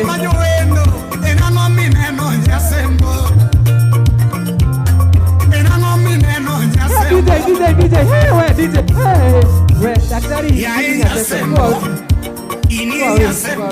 Let's appreciate Lady for the nice work as we take our seats. Over to you, Daktari. So thank you so much. I'm very glad to be here among this multidisciplinary or from the civil society, academia, government, and do we have government officials here? Okay. So I'm so excited to be here, and it is good that one thing that has been happening in this country for the last couple of years, which I find really exciting, is Kenyans are beginning to take refugees seriously. Kenyans are beginning to discuss the place of refugees in Kenyan societies. For a long time, refugees were excluded from mainstream public discourses. I think when growing up, I grew up in Siaya. So in the village, I used to see refugees as people who are so removed from the system and people who are almost exclusively associated with UNHCR. But now, over the last couple of years, we are beginning to see refugees in more public spaces. We are beginning to see refugees in universities. We are beginning to see refugee interests and refugee matters as being subject to kind of, normal public discourses. And I think this is very important because for some time, government controlled narratives on refugees. So if government said, all refugees go to the camps, Kenyans would say, well, if government says so be it, because refugees were kind of positioned as a threat to national security, as a threat to livelihoods, as a threat to employment. But this kind of discussions, this kind of discourses that we're having here, these kind of celebrations are extremely important because now we are able to see for ourselves that refugees are not necessarily the threat that the government considers them to be. That refugees actually are important in the daily lives and daily lived experiences of Kenyans. And that refugees, and last month I was arguing with some friend of mine over the value of repositioning refugees in terms of the economic benefits. So to the extent that refugees should then be seen as people who add economic value. This kind of discussion, I've had it in Europe, but it's not so common here. In terms of if refugees are able to work and refugees are able to pay tax, that in itself would add some value to the economy. So even if you were to ignore all these human rights, all these moral issues, we still can see that the presence of refugees in the system would be extremely important towards national development. I am sure people here have met a couple of professors, especially the University in Nairobi, who started off here as refugees. So I won't talk so much because I was basically asked to moderate. Our first speaker for this session would be Dr. Annette Mbogo. Dr. Annette Mbogo is the Executive Director of Kituo Cha Sheria. She holds a Master's of Women's Law and a PhD of Women's Law from the Southeastern Regional Center for Women's Law at the University of Zimbabwe. She's researched a lot on truth, justice, and reconciliation, especially women's involvement in truth, justice, and reconciliation, and has also taught at the University of Nairobi. So she has both academic experience, academic knowledge, but also practical experience in terms of legal protection of refugees. So we definitely are going to benefit from her presentation and experience. Dr. Mbogo is going to give us a presentation on the role of civil society in promotion and protection of refugees and the career opportunities for refugees. So Dr. Mbogo, thank you so much and welcome.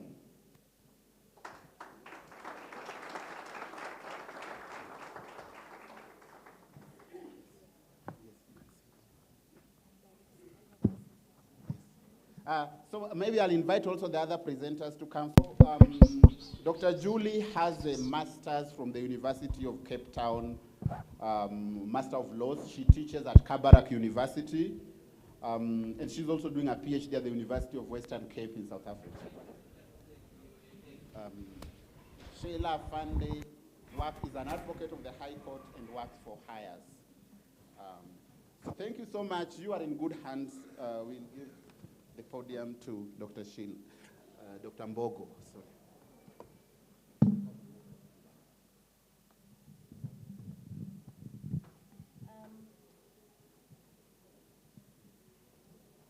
Good morning, everyone. I guess it's still morning.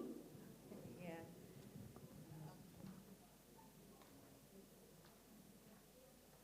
So, as you've been told, my name is Annette Mbogo. I am the Executive Director of Kituo cha Sheria. Really glad to be here. At any time you meet young people, you are assured of a lot of energy. So it's really nice to be in this environment as we celebrate the World Refugee Day. That is a very important day within the human rights calendar. So my role is to talk about the role of civil society in promoting and protecting the rights of refugees. And first I would start just by saying that a lot of the times you find that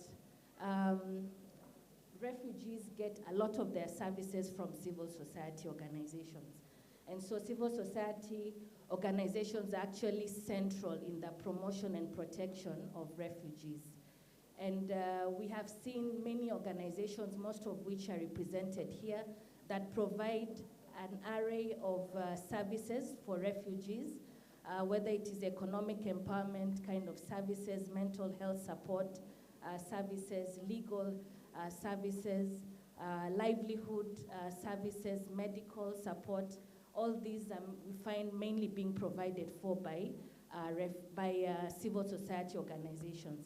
Because unfortunately, our government has not been able to provide this kind of support for refugees as much as they should. And so I think the role of civil society organizations becomes very critical to ensure that refugees are protected. Just to look at the experience of Kituo, so we have been working around forced migration for 13 years right now.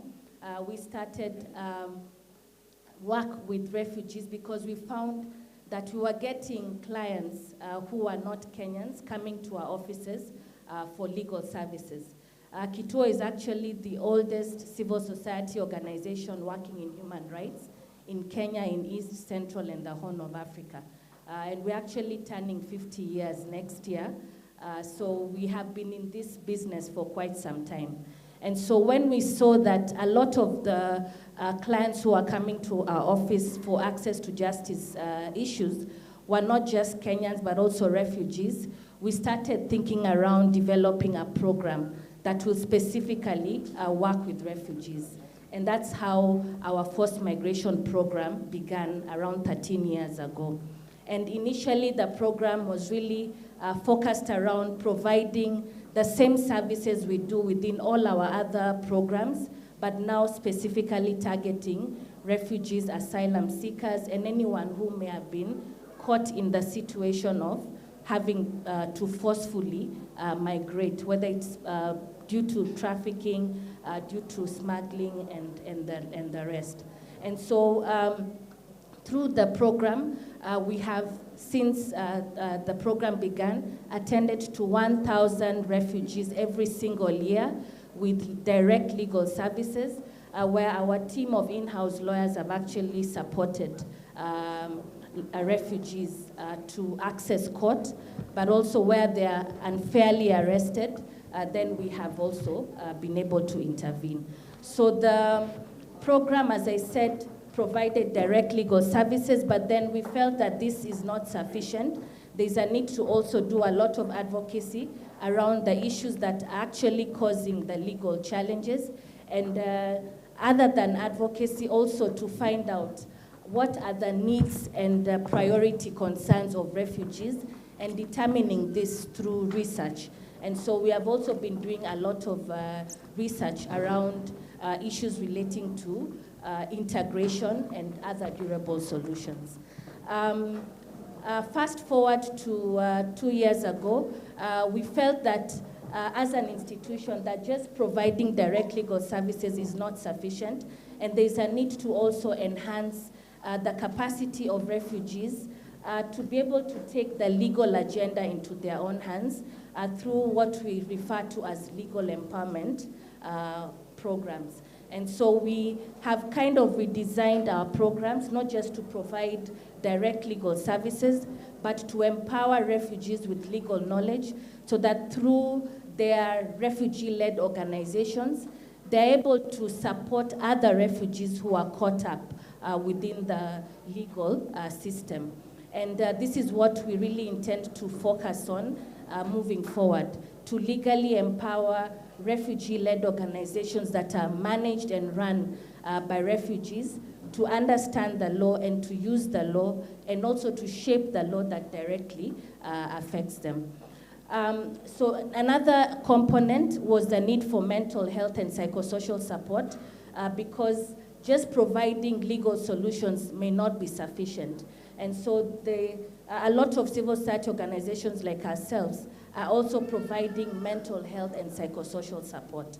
And we also are doing this within our own programs to ensure that those who need counseling, whether individual therapy or group therapy, are able to get that, but then also to strengthen community structures that can provide mental health and psychosocial support for refugees. And so we've been doing a lot of community sensitization of refugee communities, not just within the urban setups, but also in the camp setups, on how they can support one another during very trying times, which we are all going through now post-COVID, but also due to the trauma that a lot of refugee communities have gone through. So if you look at those initiatives, you see then the role of civil society organizations actually becomes very important to promote the protection of refugees in this country and even in other countries. Now moving on to the other issue on what career opportunities are available, because I know here we have also law students or students from other disciplines. And the opportunities are many, not just for Kenyans, but also for refugee professionals or people who have an interest in community work. The opportunities are in terms of internship or volunteer positions. So for instance, in our organization, we do take up volunteers, and we also have interns who sit in with us, and they work with us just as ordinary staff. And through that, they're able to learn a lot in terms of refugee protection and refugee practice. You will note that Kituo also has been engaged in a lot of public interest litigation, which we do collaboratively with other civil society organizations. And when you work within this environment, you're able to contribute towards changing the law, especially law that is detrimental for refugees. So for example, I think most of you may remember the case on the encampment policy that kind of restricted the freedom of movement for refugees. Also the case around the closure of the camps that was done around 2016. Those are all cases that Kituo litigated. And when you work within our setup or within this civil society space, you get to contribute towards changing the law and in that kind of way. Providing research for lawyers who are litigating in these cases, for the law students, but then also if you are a lawyer, then you actually litigate in these cases that really transform not just local law, but also international law. Also just exposure to several other human rights organizations locally and internationally that work around refugee protection. The civil society space is a good space to get those opportunities. So interacting with international organizations like UNHCR, or even the Norwegian Refugee Council. There are many organizations that work around refugee protection, and within this space then you are able to really be exposed to the international human rights or humanitarian platform, if that's the direction that you would want to take. And we offer these positions not just for Kenyans, as I said before, and even within our current staff, we do have refugees who are working directly with us. So if you are a refugee and you feel that you'd like to contribute towards legal empowerment programs, for example, in Kituo, feel free to join us. You can see one of us and write an application, and we will be able to support you in that way. Finally is the issue of networking. So you get to network with many people, meet very many people, which I think for any young professional, that is a very a good opportunity that can expand your horizons. So I would welcome you to join us. Definitely there are challenges working within the civil society space because a lot of us rely almost 100% on donor funding. And donor funding sometimes may not always be there. And so we are not able to really guarantee positions for long-term kind of situations. But then I don't think that is completely a bad discouragement. And I think the good or the benefits that arise from working within the civil society space are much better than the challenges that may exist. Also, lastly, as I close, I don't want to sound like a preacher who's always saying my message is coming to an end but does not end their message. But just to say that giving back to the community is the most fulfilling experience that you'll get working within the civil society space.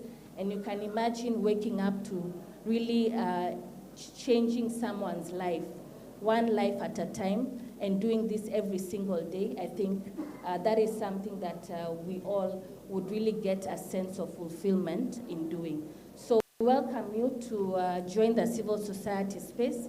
All our colleagues are here from the different organizations, and feel free to reach out to us directly from Kituo if you also have an interest in working in Kituo specifically. So thank you very much. I hand it over back to Dr.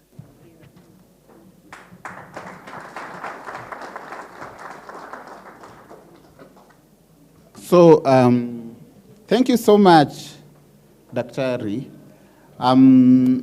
You've raised key important, if you were taking notes, she's raised extremely important points in terms of opportunities for refugees, even opportunities for non-refugee students apparently, which I think you can explore, but also the role of these organizations in protecting refugees. One thing that I keep wondering about is why we are always talking of legal support for refugees, social support for refugees, economic support for refugees, but we never talk about political support for refugees. Because all these things are subject to politics a lot of times.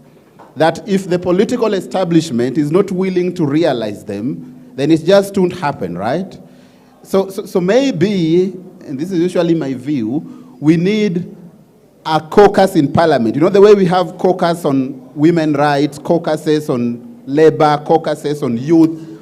We may need a caucus in parliament to push some of these things, to oversight them, because what the executive usually does is to put everything in law and then keep quiet. And if you don't have some sort of caucus to push them through, offer political support, then we can't get anywhere. Now, the next presenter is gonna be Dr. Kabata. Dr. Kabata is the dean of this university, and she's an advocate. So Dr. Kabata, welcome and thank you so much.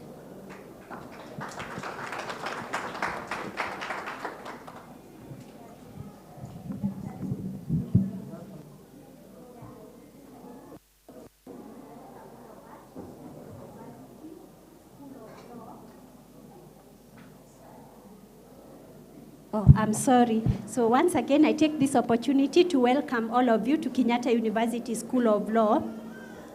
I've been asked to speak about the role of academic institutions in integration of refugee students, but I'm going to modify it a bit, and I'm going to speak about refugees in general. You will excuse me, moderator. So first, if we talk about the rights of refugees, and we go back to our constitutional framework, the Constitution 2010 is anchored on human dignity. That's the good norm. And also rights accrue to all persons in the territory of Kenya, so that it doesn't matter whether they are citizens or refugees, apart from certain rights, access to information, and also political rights, the rights to vote. But there are the rights that go with voting, but all other rights accrue to every person in the territory of Kenya, including refugees. And that is what the constitutional framework has actualized with, that is what the legal framework has actualized with the Refugee Act 2021. And one thing that we must appreciate is that the nature of camps is that they are for emergency situations, and in those sorts of emergency situations, there are a lot of restrictions, and that doesn't go with human dignity.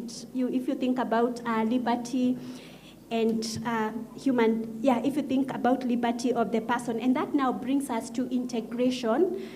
When you talk about integration, we are simply talking about inclusion and participation. So refugees being able to be included and also participate in economic and social development. And if we were to go a little down further and talk about what would then be the markers of integration, moving beyond the law that allows for integration, what would those markers of integration be? And we'd be talking about equitable access to opportunities and resources. We'd also be talking about participation in the community and society, and we'd also be talking about refugees being able to feel a sense of belonging and also a sense of security. Now, going a little further and talking about levels of integration, we'll talk about the functional aspects of integration, and those would go with being able to access housing, being able to access education, and also being able to access employment and also health facilities. And then we would also talk about the social aspects of integration, and we'll talk about having social boards, having social links, and the facilitators of this social integration would be language, would be culture, and stuff like that.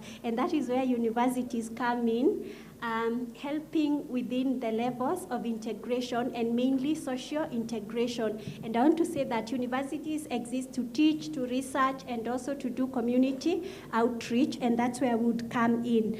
Now, if you look at Section 9 of the Refugee Act, it talks about the Refugee Advisory Committee, and it includes the Ministry of Education, showing that academic institutions will have a role in terms of, everything to do with refugees, including integration. Then we should ask ourselves, so then what should universities do? And I have said that I'm going to be concentrating much more on social integration. The social boards, the social links, and also the facilitators, culture, language, and so on. So we must again appreciate that integration is a key aspect of integration is public attitudes towards refugees, public attitudes and public opinions towards refugees. And when we say that, we appreciate that we are coming from a situation where government policy shapes our public opinion and also our public opinion and perceptions about refugees. And for the last very many years, with the 2006 Refugee Act, the government policy towards refugees was not so accommodative, and that's also the public opinion and also the public perception that Kenyans have towards refugees. But there's been a shift within that government policy. If you look at Part 5 and Part 7 of the Act, those speak to a shift in policy, where then we start talking about integration of refugees. And also, if you look at Section 34, it talks about sensitization of the public about refugees in terms of integration. So what then can universities do? We said we exist to teach, to research, and to do community outreach. So academic institutions can contribute in reconstruction of the perceptions and identities of refugees, so that we change the public attitude of refugees. We stop seeing them as some form of a burden, and we see them as members of our society who can contribute in one way or the other. And how universities can contribute to that, or academic institutions can contribute to that, is legal aid clinics that teach the general public or sensitize the general public about the rights of refugees. We can also produce research on aspects of integration and also aspects of refugee rights.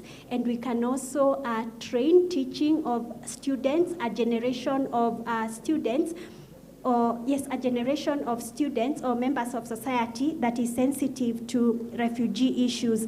And then in terms of the social aspect, we talked about language, we talked about cultural knowledge. Universities can come up with programs that speak, or language programs, teaching English, teaching Kiswahili, and also local languages that enable the refugees to be able to integrate. And also universities can come up with cultural events that help refugees learn different cultures and in that sense be able to integrate. Then I end by speaking about the opportunities that are available for law students that would like to do refugee law. Of course, I speak for someone from academia, and what I would say is that you could join us and teach refugee law, but also you could do a lot of research on refugee law and contribute to policy, and also work with civil society organizations, like Dr. Bogo has said, in public interest cases where then you conduct the research. So thank you very much.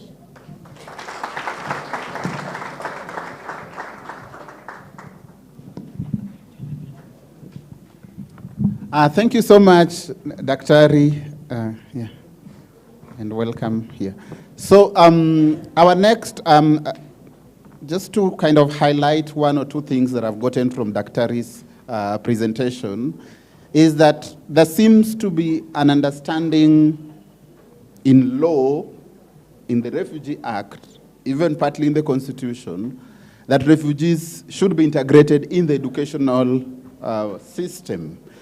The question as to whether that has happened or not is a question that I leave for the refugees amongst us to tell us whether their experiences reflect the presentation by Daktari. And if you have questions for her, prepare them, because she's presented a very nice view of the legal framework. Now we want to test whether that legal framework actually works for refugees. So thank you so much. Our next presenter is Ms. Lugulu. Let me just get her exact topics. Ms. Lugulu is going to help us understand refugees and asylum seekers' rights to work in Kenya. What rights do refugees and asylum seekers work in Kenya? Maybe Ms. Lugulu will start by telling us the difference between refugees and asylum seekers, and then proceed. Thank you. Good afternoon, everyone. Thank you for having me. I'll be presenting on refugees and asylum seekers' right to work in Kenya. And I'll give you a brief background before I go into the definitions of who is a refugee and who is an asylum seeker, so that we can be able to contextualize all this as we go forward and relate it to the right to work. So geographically, Kenya shares borders with Somalia, Ethiopia, and Sudan, and these countries have generated thousands of asylum seekers in Kenya over varying periods.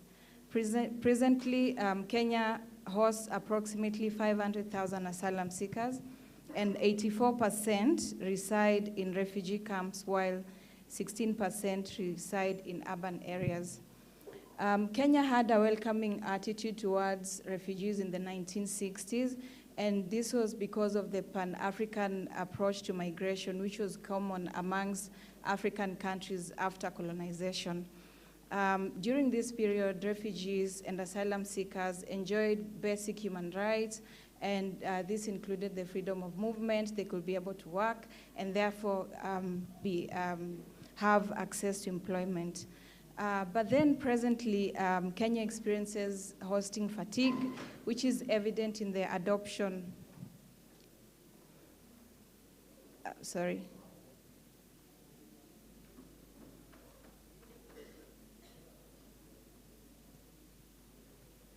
Which is evident in the adoption of the encampment policies.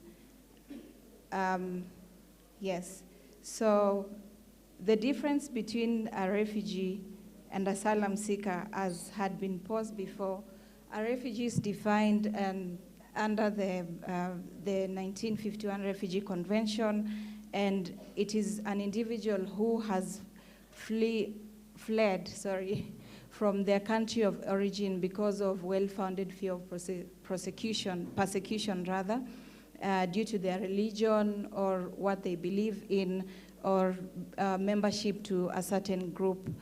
The 1951 Convention also extends the definition of a refugee, and it is actually important to note this, to stateless persons. And these have been defined in Article 1A, which defines a person without a nationality outside their place of habitual residence due to the same fear of persecution and is unable to return to their habitual place of residence because of this persecution. And therefore, these people who are stateless persons also have protection under the Refugee Convention. And an asylum seeker is a person who has fled their country of origin and they're seeking international protection in another country, but whose application for refugee status is yet to be determined. So a refugee has already gone through the RSD process and has been granted the refugee term, while an asylum seeker is awaiting for their refugee status to be confirmed. I hope that is clear.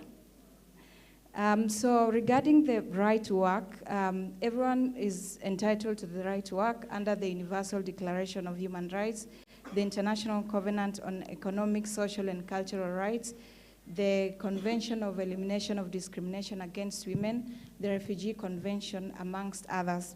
Regionally, this right is also recognized under the Banjul Charter. And domestically, the right is recognized under the Kenyan Constitution and the Refugee Act. So I'm just going to briefly highlight what the 1951 Refugee Convention states about the right to work for refugees. And you'll realize that when I talk about refugees, I also mean asylum seekers, and I'll shortly explain why. So Article 17 of the Refugee Convention requires state parties to grant refugees lawfully residing in their territory the right to engage in wage-earning employment. So the question that arises is that while Article 17 provides this right to lawfully residing individuals in their territory, does this also include asylum seekers? Because we can see that these asylum seekers has not been provided for in this provision.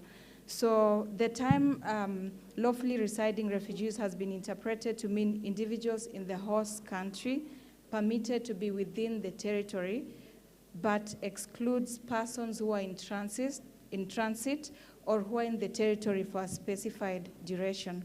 Therefore, the term includes asylum seekers whose status has not been determined or who are appealing the outcome of the RSD process. And this was reiterated in a certain case in South Africa, the Minister of Home Affairs and two others versus Wachenuke and another. And in this case, we had asylum seekers who had fled Zimbabwe and came to South Africa, to Cape Town, and it was a mother and her son. So the mother, while seeking the outcome, rather waiting for the outcome of the RSD process, wanted to engage in employment, while the son had applied for a college in Cape Town to be able to access his right to education. So the issue was whether they could be able to enjoy these rights while they were still awaiting the outcome of the RSD process. So the Supreme Court of Appeal of South Africa affirmed that asylum seekers have the right to enjoy the right to work pending the outcome of the RSD process. To ensure that refugees enjoy the right to work as provided for in the convention. Kenya is also a party to the Banjul Charter, which recognizes everyone's right to work. And as the fellow presenters have stated, refugees are people as well, and asylum seekers, and therefore it means that they have the right to access and enjoy the right to work. Locally, the Constitution recognizes everyone's right to fair labor and practices, and this includes refugees and asylum seekers as well. So just to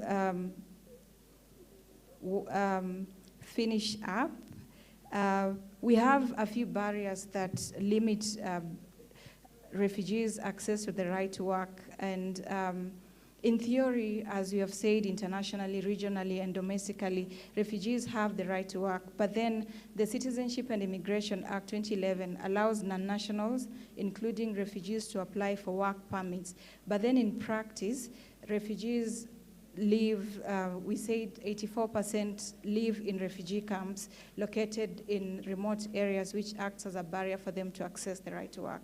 And in Kituo cha Sheria versus the Attorney General, this was observed that this policy of encampment actually restricts access to gainful employment. So to wind up, there are barriers, however, there are good practices in a few countries where they host a large number of refugees, but they have been able to allow them to integrate and access employment. For instance, in Sudan, in Chad, and Uganda, they have been able to allow refugees to access the right to work and contribute to the economy of the hosting countries. Therefore, going forward, in conclusion, hopefully Kenya can be able to progressively realize the rights of refugees to work and actually adopt policies. As much as we have the Refugee Act 2021, the Cabinet Secretary is yet to come up with policies in order to implement this, the provision of the Refugee Act 2021. So going forward, this can be able to be implemented in order for refugees to actualize this and to progressively realize their rights to work, and for Kenya to fulfill its obligations of allowing refugees and asylum seekers to work. Thank you for listening to my presentation.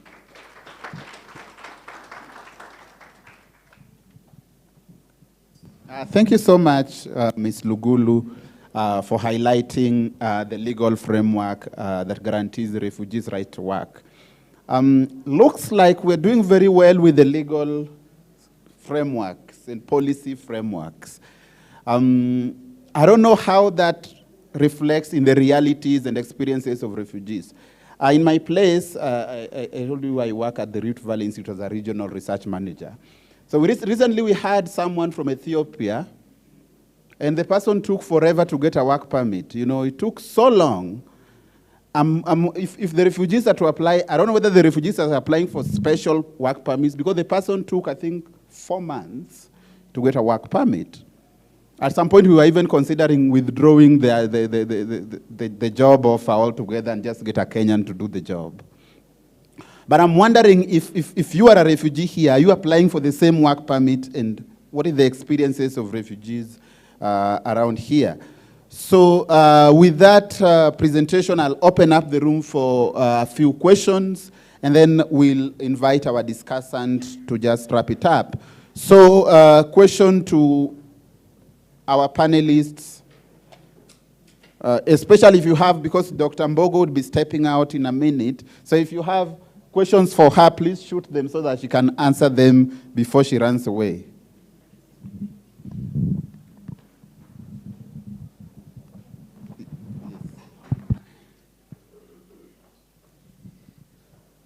Good afternoon, everybody.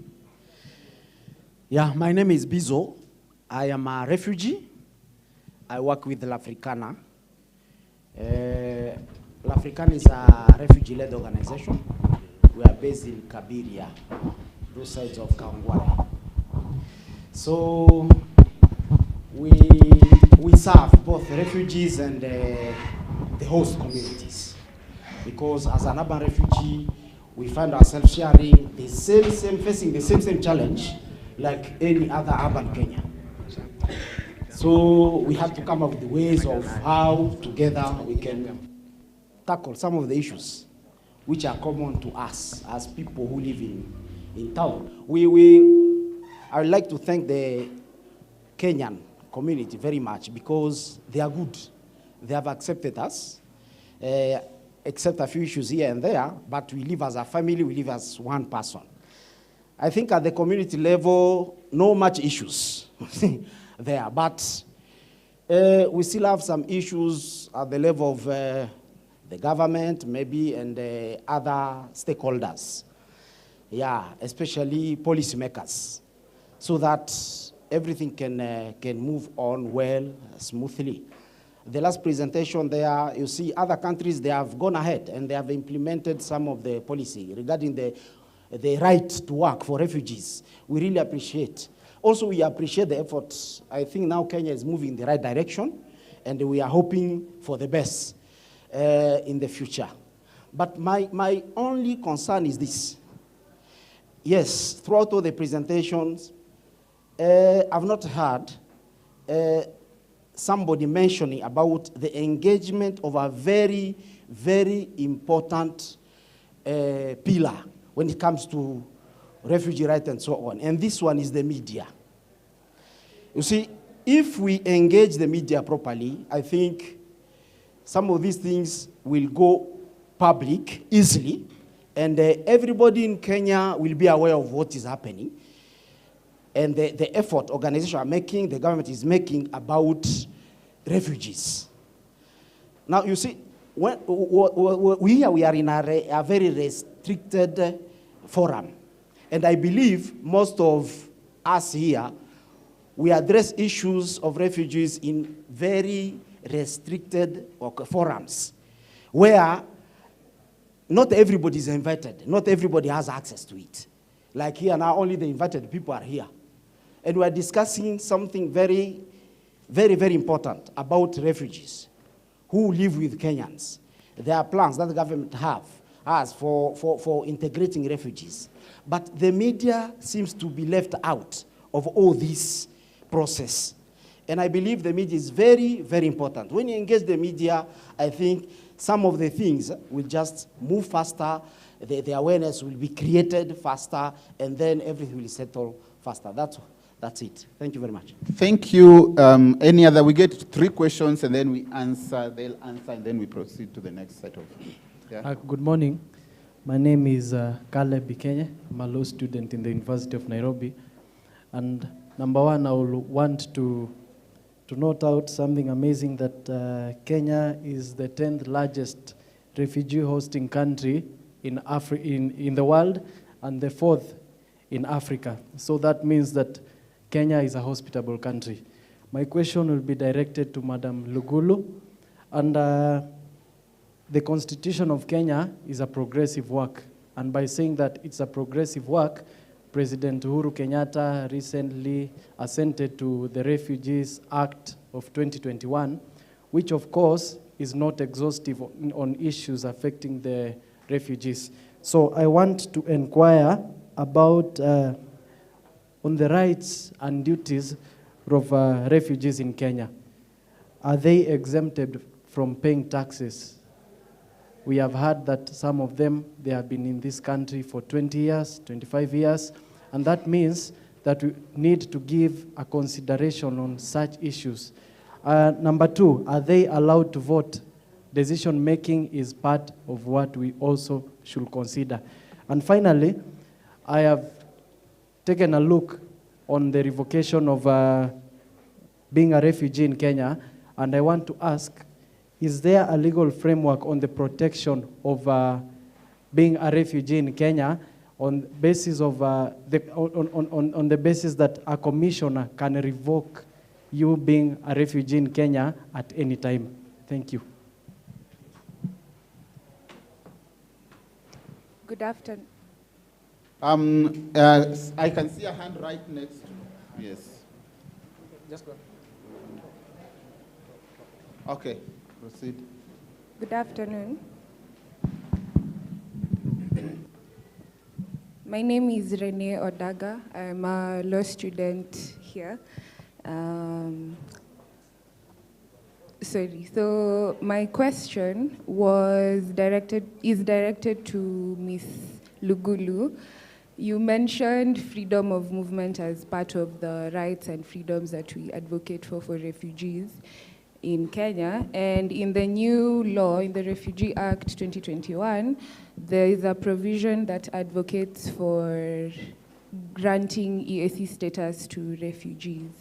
So my question is, what is the viability of such a provision, considering that, as Dr. mentioned, just getting a work permit for an Ethiopian in another country is difficult. So for refugees, I imagine that it would be even more difficult. So what is the practicality of such a provision? Thank you. Yes, the last one and then last question and then they can answer. Asante sana. Jina yangu ni Milkeso, ni Oromo. Niulize ni Kenya ni government asante sana sababu na 2019 ya 2005 polisi amesumbua zamani, lakini iko ni sawa. Asante sana, ni Kenya, ni heshima ni kubwa. Kenya ni bahari kubwa sana, refugee kila mahali niko hapa. Sasa nauliza ni question yangu ni UN. Shida refugee ni kubwa sana. Number one, watu mama yake iko hapa Nairobi, familia watoto yake niko Kakuma. Number one.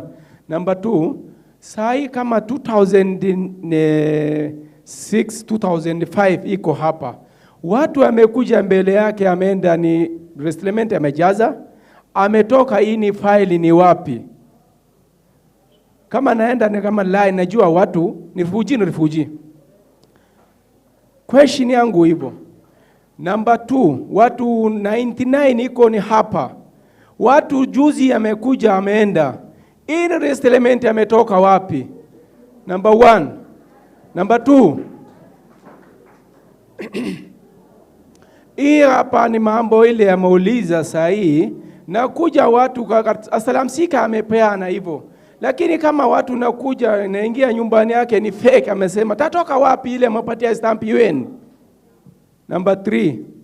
Sasa sahi watu ni shida kubwa sana. Hapa ni Ethiopia sahi ni shida kubwa, tafadhali UN ingilie hii mambo yetu nisimamishe. Ni yangu nimesha, asante sana. Thank you so much. So I'll have our presenters respond. I'll start with the one on media. Pardon? I can answer that. Okay. So Dr. Mbogo will respond to the one on media. A couple of them have been asked to Dr. Lugulu, and then Dr. Kapata can wrap it up here. Yes, proceed. Okay, just to answer the question by a colleague from L'Africana, yes, that is a really good observation, that it's important to engage with the media. And we have a few civil society organizations that has been directly engaging with the media. That is Kituo cha Sheria, Relon Kenya, Kenya Human Rights Commission, and the Kenya Editors Guild, as well as the Amnesty International and Haki na Sheria, where we have deliberately ensured through the Kenya Editors Guild that issues relating to refugees are actually documented and reported in the mainstream media houses. So that's something that is work in progress. Obviously, we need to continue engaging with the media more because, as you say, that a lot of this, even the media shapes community ideals and values. And so even issues around integration, if they are really taken up by media and documented and shared, that it may enhance integration for refugees. For this particular event also, we have also, in collaboration with the other partnering organizations, we have ensured also that there will be media coverage of this event. So I think your concern is well noted, and it's something that we all as civil society organizations and other partners who are working around refugee protection have seen it necessary to do. So thank you very much.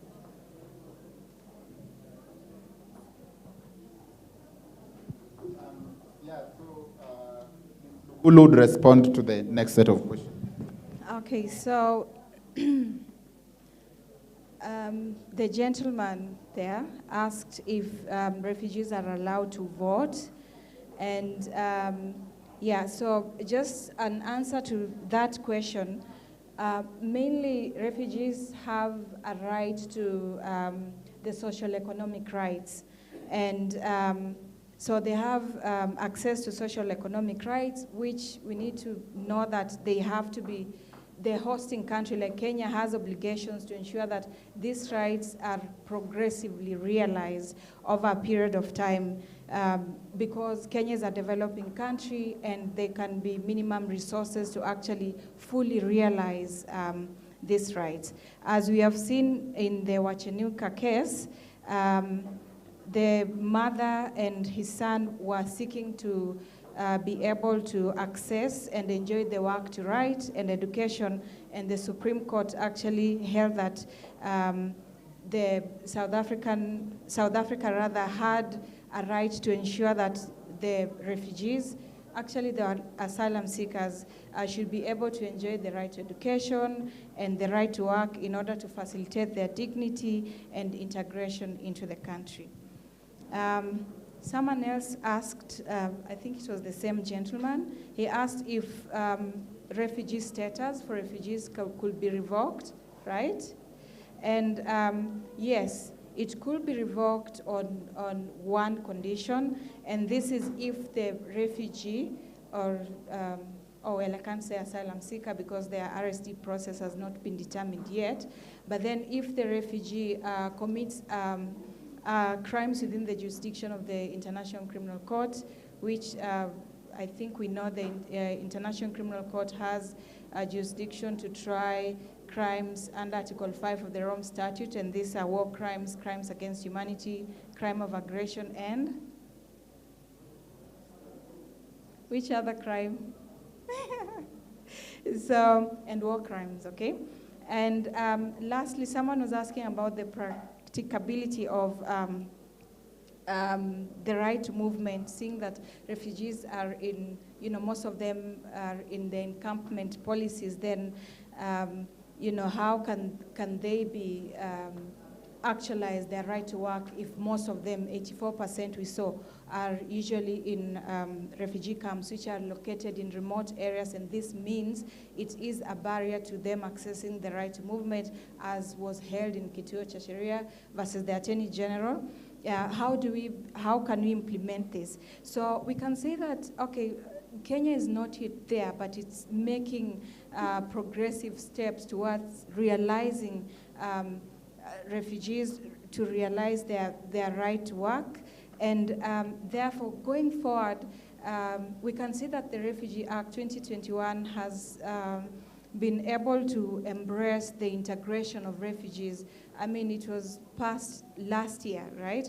However, we do not have policies yet. But then going forward, hopefully the policies that will be implemented will be able to echo and reiterate what is provided for in the Refugee Act, and also what is provided for in the Constitution, and the barriers in accessing Class M work permit, hopefully they'll be done away with in order to allow refugees to access their right to work and for them to be able to enjoy this right and contribute towards the Kenyan economy. Thank you. Thank you so much. I'll invite Dr. Kabata to also join the discussion and respond to a couple of questions. Yeah, thank you very much. I want to just speak something about engagement of the media and say that as part of legal aid education, sometimes universities or even other civil society organizations and other actors do offer TV programs, and I want to say that Kenyatta University runs the Kenyatta University Legal Aid Program on KUTV, Kenyatta University TV. We have covered a couple of thematic areas, but we haven't done refugee rights, so we will take that into context. We take it with a lot of positivity, and we'll air a program on refugee rights. We air on Tuesday at 7:30 on Kenyatta University TV. Then I want to respond to the question from the student from the University of Nairobi on whether refugees can vote, and say that Well, we do say that rights accrue to all people by virtue of them being human. There are certain rights that are restricted to citizens. One of them is political rights, the right to vote, the right to put into power the government of your choice. That is restricted to citizens in our constitution in Article 38. So unless refugees get citizenship status, then they can exercise that. But without that, then they cannot vote. And that's the way it is world over. It is not Kenya breaking international human rights law. Thank you.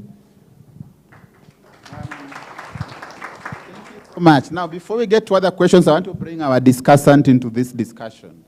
What is HIAS? What is the role of civil society organizations like HIAS in actualizing these nice laws, these nice policies that we've been talking about here? In practical sense, what do civil society organizations do to midwife this relationship between the legal framework and the actual lived experiences of refugees? Okay, thank you for the question. My name is Sheila from HIAS, Refugee Trust of Kenya. Just a little background about HIAS is that it's a Hebrew immigration society that started in the 1800s, mainly to advocate for the refugee crisis that was taking place during the World War I and World War II. So HIAS has been in Kenya since, for close to 15 years. We have different programs where we work with urban refugees. Some of the programs that we work with is legal protection. That includes child protection, providing a safe house to refugees who perhaps have insecurity issues, providing a transit center that is primarily funded by the UNHCR. We have a different program called resettlement. The refugee problem has perhaps three practical solutions. One of them is voluntary repatriation. This means that refugees, the persecution, the cause of persecution that they were running away from is no longer there in the country. So they go back voluntarily to their country. Another one is local integration, which we see it comes up really largely in the Refugee Act 2021, where refugees are allowed to integrate into the country, access the same facilities as Kenyan citizens are accessing, and perhaps maybe in future, perhaps Kenya will adopt naturalization in terms of supporting refugees, in that refugees acquire the citizenship status, but right now it's not provided in the Refugee Act.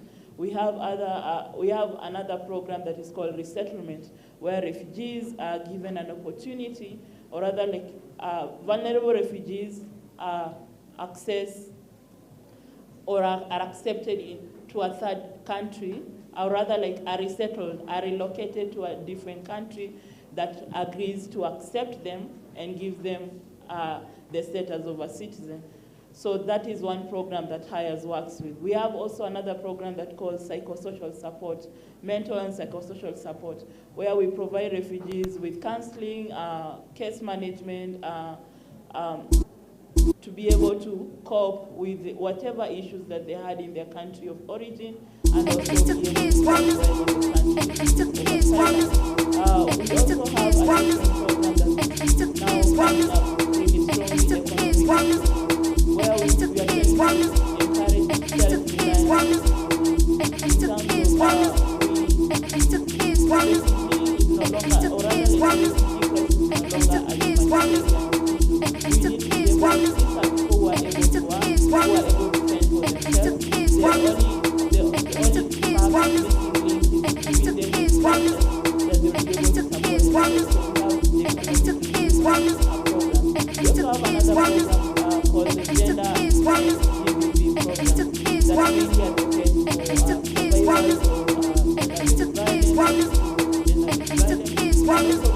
of gender violence, and also brings on board both men and women, Kenyan how we integrate,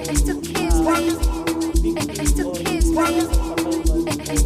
we support victims or survivors of violence and violence of gender violence. So in terms of how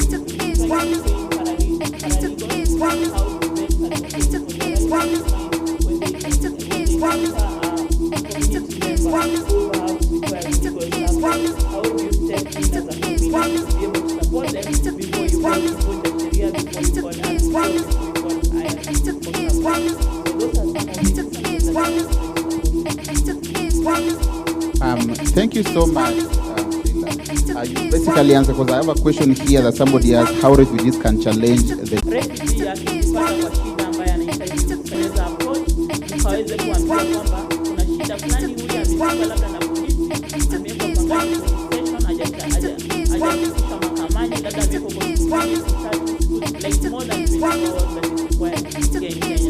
So kitu moja una approach community leaders wengi, hao ni watu ambao mnaweza approach. Kitu kingine ni kwamba haya na mashirika mengine ambayo yanafanya kazi pamoja na UNHCR wako na community workers ama community navigators, na wengine wanaitwa hao ni watu ambao wanafanya kazi ya mashirika, wanafanyia kazi haya, lakini yako kwa community. Sababu ya huyo mtu kuwa kwa community si kukua huko tu kwa sababu ameandikwa kazi, ni kwa sababu yeye anafaa kuwa macho ya haya kwa community, na ni macho yenu ya community akikuwa kwa community haya, ndio. So mtu kama huyo anafaa kuweza kuwasaidia pia mnafaa kuwajua, na kama hamwajui mnajua kwa ofisi ya haya kwenye saidi haya tumefungua ofisi, tunafanya kazi kwa kutoka kwa ofisi. Unajua ofisi yetu kwa Kayole pale nasi, unajua ofisi yetu pale Kawangware, ndio, na pia kuna outreach, huwa tunaenda Rongai, huwa tunaenda Kitengela, unajua hizo ofisi zote kwenye sisi. So the best way ni wewe kuweza kuapproach mtu kwa ofisi na mkeza kupatiwa usaidizi. Kingine ni kwamba kuna refugee-led organizations. Tumeona Relo, kuna wengine hapa. So kuna Youth Voices, kuna videos nyingi ambazo mnaweza approach na wote wanaweza kupatia usaidizi ili uweze kupata ile kutatua shida ambayo unayo. Na pia kuna ile UNHCR hotline ambayo inatumika. Najua kuna shida na hotline ambayo inaendelea kwa community, lakini UNHCR inajaribu kutatua, lakini tuweze kutumia hiyo hotline na tuone kama tunaweza kupata usaidizi. Jacha mzee kwa community, wakae kwa community na wanasaidia huko, ila ni tunaweza kutumia all the community structures to support it.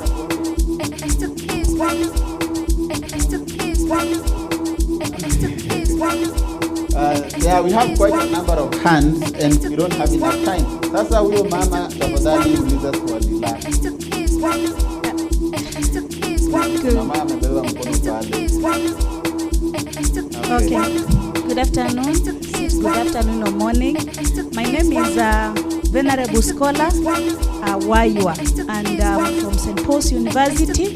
Mine is just a comment, not really a question, but first to appreciate what the different organizations and the judiciary and the rest are doing. And because there is the topic, the sub-theme on the role of learning institutions on refugees, I would want to say that St. Paul's University is a chartered Christian university, and of course it embraces many other nationalities. We have students from all over. But again, we have a program that is called the CCMRE, Center for Christian-Muslim Relations in Isili. And of course, through that, we embrace, and of course, we meet with at the ground. We call it kule mashinani, ama kule kwa ground, ambapo tuko na refugees, and of course, we don't isolate them when we are running the programs of cohesion and integration and peaceful coexistence. So that is one of the areas that we are also working with at St. Paul's University through a program that goes to the ground. And I think that is also something that can be applauded from a learning institution going to the mashinani, and of course going to the ground and meeting the community and dialoguing together, having interreligious and intercultural. At the same time, we also embrace the refugees who are within those areas. Thank you very much.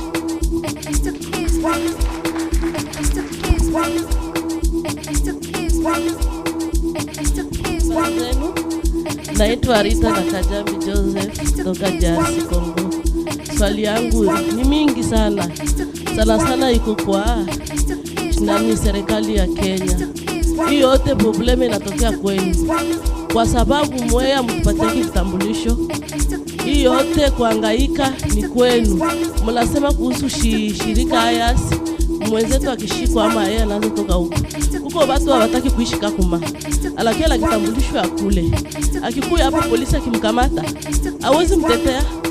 Anakuambia angalia karatasi ya huyu mtu. Ni akakuma. Hapa hata chama anashindwa kisa tamtetea. Kitu kingine, sisi tuko hapa. Unaweza pata kazi ya mzuri, lakini kitambulisho baba, majina tu. Wanakuambia unwa wapi jina? Furaha, kituza. Hizi ni majina kutoka wapi? Unakuwa umekosa kazi. Ukipata kazi, Mkenya analipa 50,000, unalipa 18. Utakatalia wapi? Si watoto watalala nje. Ukienda kuangalia kuhusu sheria za kukula, mimi sipewe ushuru si tunalipa ushuru sio wote sawa na Kenya. Lakini sasa ikifika kwa mambo zingine, tunafinywa ba refugee. Tunafinywa sio mtatusaidia kai. Sisi tuko naomba kitu moja. Mko na uwezo wa kutusaidia sisi wakimbizi ambao tuko hapa.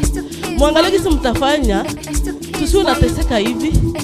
Kuko watu wale kushona tunaweza kupika. Kama Afrikana iko na wakimbizi pale ndio wanafanya kazi pale. Lakini niende Ayase leo, niende Ayase kesho. Mwisho utachoka. Hata afya sipe wake Ayase. Hata mai akunywa mpaka mdomo inanuka upewi. Tuko na waomba mvale viatu wetu sisi wakimbizi. Hapa sina lupango kwenda fuga kuku. Lakini mkanya mwenzangu wako na ushago kwa watatoa hata mahindi. Lakini mimi nitatoa wapi? Tuko na uchungu sana na tunaomba mtatue hii shida. Nikifungiwa nyumba, si nyumba tunalipa sawa. Lakini kwa vitu zingine mbona mnatufinya? Maybe you can have one last one, moderator.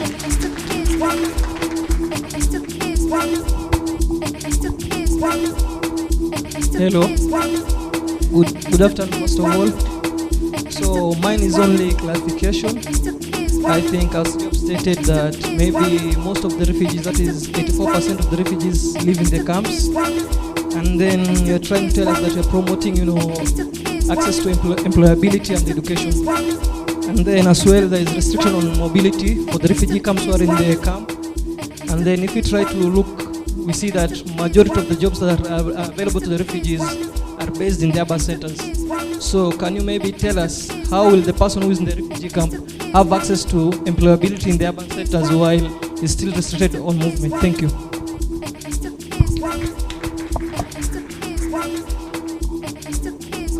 Thank you so much. Asante sana mama. Wacha tujaribu. Kwanza umesema mambo ya hires na kuna mtu wa hires hapa. Sasa jibu hayo maswali. Kwanza maswali za hires. Yeah? Kiswahili. Sasa uongee Kiswahili ukijibu swali. Okay, nimekuelewa changamoto ambayo unapitia na najua si yako pekee hapa ni refugees karibu wote. Lakini haya sinajaribu kufanya kile inayoweza ili kusupport refugees. Wakati sheria ya Refugee Act ilikuwa inatengenezwa hii 2021, hii ambayo imepitishwa, haya ilikuwa mmoja wa mashirika ambayo ilikuwa kwa hiyo task force ambayo ilikuwa inajaribu kutetea maslahi ya wakimbizi ambao tumepokea kutoka kwa community. Sasa maslahi yako tunajaribu kuitetea, lakini hasa pia hii ujumbe ama ni vizuri kwamba hii inakuwa recorded kwa sababu pia inafaa kufikia serikali, inafaa kufikia department wa refugee affairs na wale ambao tulikuwa tunaita samurati. Inafaa kufikia watu wajue kwamba kuna shida, wa refugees wanalia kwamba vitambulisho inachukua muda mrefu inachukua muda mrefu au kupata vitambulisho, na pia ile sheria ambayo tumepewa na UNHCR na serikali ni kwamba sisi kama haya sama mashirika ambayo yako urban yanaweza kushughulikia yule mtu ambaye ako na karatasi za urban. Sasa unaona ukipatikana uko na karatasi ya Kakuma, swali ni kwamba ulifikaje Nairobi? Nani alikuleta Nairobi? Kama ni kituo cha sheria ilikuleta Nairobi, labda uende wa 10 court. Hao ndio walifaa kufanya nini kukurudisha. Lakini kama ulijileta mwenyewe kufanya nini? Labda kujitafutia maisha. Na sasa kwa sababu umeona maisha ya Nairobi huwezi kustahimili ama kuna shida, hauwezi ishi Nairobi kwa sababu labda hauna kazi, biashara haifanyi vizuri, kuna watoto. Kwa nini hauwezi rudi camp ili uweze kupata huko watoto waweze hata kwenda shule huko camp ama waendelee na maisha yao, ndio uweze kujipanga vizuri kurudi Nairobi. Kwa sababu hata Wakenya wako na shida, kwa sababu pia Wakenya mtu ukiona maisha yanakushinda Nairobi, utasikia landlord wako anakuambia rudi kwenu ushago. Na tunachukulia ndio haiwezi kuwa sawa na Wakenya, tunachukulia camp kwa ushago ya wakimbizi. Na sasa sisi kama mashirika tunajaribu kile tunaweza ili kuwasaidia ama ili kusaidia kutatua shida ya wakimbizi. Sasa naomba msamaha kama kuna mashirika ambayo yamekukosea, hayafanye kazi yao vizuri. lakini tunajaribu ili kuweza kusaidia. Sawa sawa. Asante sana. Kwa sababu ya muda huenda tusiendelee zaidi ya hapo. My suggestion, usually when I attend at the BIA we have refugee-led research hub, Oxford refugee-led research hub. This kind of refugee engagement forum. Now, when you listen to the issues of refugees all across, you realize there is overlap. Now, what I would propose for academic institutions specifically is to hold some sort of forum. Sasa kwa hiyo forum, refugees with problems with the government, because it appears Refugee Affairs Department iko hapa juu, refugees wako hapa chini. In between there are so many organizations and there seems to be a disconnect.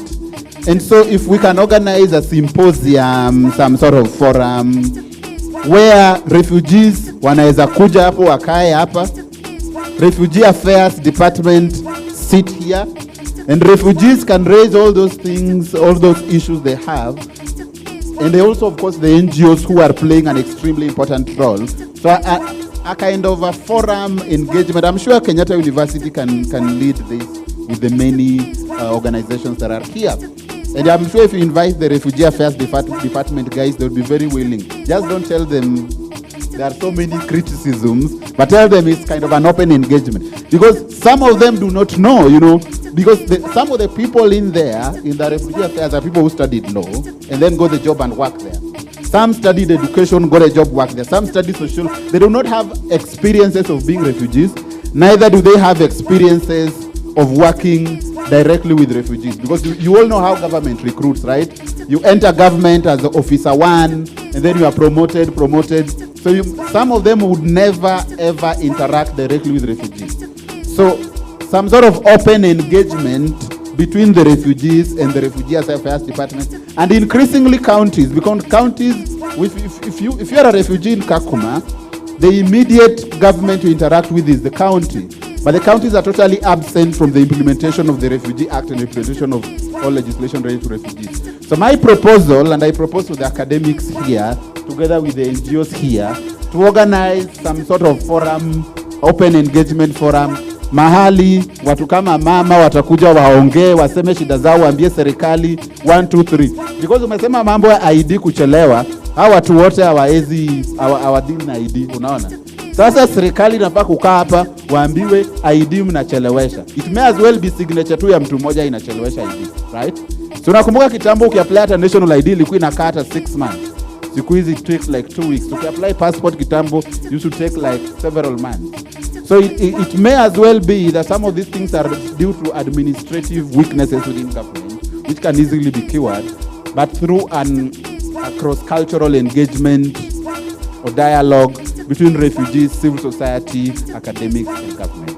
So thank you so much for this forum, for the opportunity to moderate this forum. And I've learned a lot. Na asanteni sana. Thank you so much. Thank you so much. Thank you so much. We can appreciate this team in a better way. Just take your seat. Just take your seat. Tuwapigie makofi mazuri tafadhali. Najua kuwa haya mazungumzo yanastahili kuendelea, na tumefungua tu chapter na mazungumzo yatakuwa yakiendelea, na tumepata kupewa maswali ambayo labda hatungeweza kupata wakati wa nafuu wa kujibu, lakini natumai kuwa tutakuwa na kongamano la kuzungumzia mambo kama haya. Kama ni mashirika yatakuja pamoja ili tuweze kuwaleta hawa ndugu zetu na dada zetu, tuweze kuzungumza pamoja kwa lugha moja na kuhakikisha kuwa tuko shwari kabisa. Tuwapige makofi our panelists. I'll be introducing them finally so they can stand. They can stand and come near where I am. You can leave your laptop and just come here so that I introduce you better. Just come here. I introduce you. You can leave your book there, Daktari. I'm the only person who has powers and permissions granted to me to do anything I want with you on stage. DJ, nipe haki. Yeah. Dean, I'm waiting for you, Dean. Yes, let's go. It's freestyle. Hamtoki kwa stage, by the way. Hey.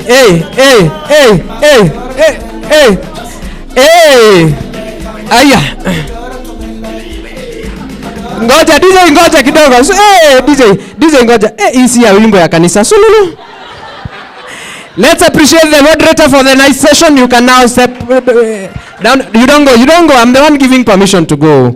Let's release the only gentleman on this podium, yeah? And he has really done a good job. Let's appreciate him once again. Tumpigie makofi mazuri kabisa. Nangojea watumbizaji kutoka Burundi wakuwe tayari. Dean, you have hosted us here. We are really proud of you. We are really proud of you. Enda katikati hapo. Haya. DJ mpe yake wakati anaondoka jukwani. Huyu siwezi muambia sana mambo mengi. Haya DJ. Pia kutoka uhusiano. Kuja tu hapa madam. Umetueleza kuwa na naona watu wako wako pande ile. Si ni kweli eh? Watu wako wako pande ile. Tumpungie mkono tafadhali. Unaona vile wamejaajaa eh? Si ni kweli eh? Tunasema ni asante, pia umejibu maswali vilivyo. Tafadhali wacha tuelimishane ili tusaidie ndugu zetu. Si ni kweli? Na katika hali ya kuelimishana, DJ nipe haki. No, you cannot go. No, it's you. No, here. Okay, asante. Thank you so much. Now, finally, niko na zawadi. I had been told, DJ, nilikuwa nimeelezwa kuwa the best panelist kuna zawadi. Sijui kama zawadi bado iko. Nilikuwa pia nimefahamishwa kuwa you are a very good dancer. I have been told to, so you have to prove. Si ni kweli eh? A dancer si dance. Si mimi nasema, a dancer si dance. A dancer marketi. A dancer marketi. Sio mimi nimesema. DJ, kanyagua waya. The stage is all yours. DJ anakanyaga waya wakati haifai bwana. There. No. I'll carry this for you. Twende kazi. Yeah.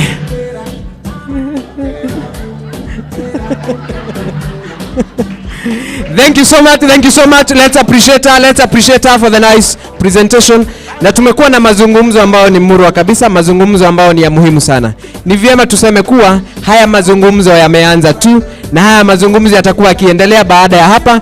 Kwa hivyo tutakuwa na utaratibu. Kumbuka kuwa baada ya mankuli, kwa sababu nafahamishwa kuwa kuna kitu tutakuwa tukipewa. So the only thing you need to do is remain seated where you are. Tafadhali usiondoke mahala umeketi, keti tu pale. Kutoka baada ya 30 minutes tutakuwa tukiendelea na haya mazungumzo, na kwanza nitupewe kitu cha kukula. Si ni kweli eh? Katika hiyo hali natembea kidogo mpaka upande huu. Mpaka upande huu. Napata wana Burundi. Yawa, nipe kitu wana Burundi. Sasa hapa ni entertainment galo. Inashuka pande nyingine hivi. Kabisa. Twende kazi. Chapa kitu. Sasa wanaopeana vyakula, tafadhali tupeane, watu wasiondoke. Hey!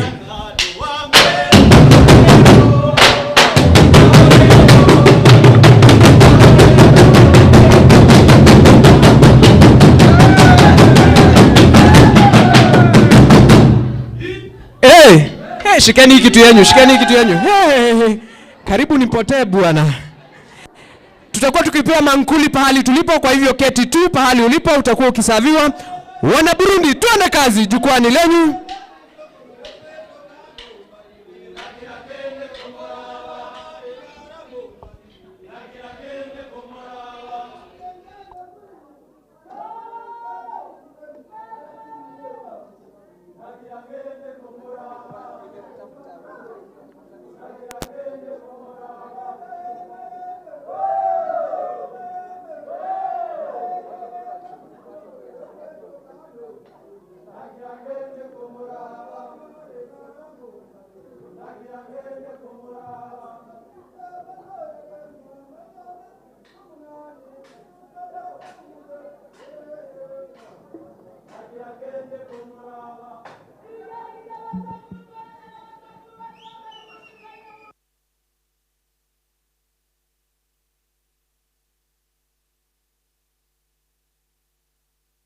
Yay! Ukisikia hapo una shout pia.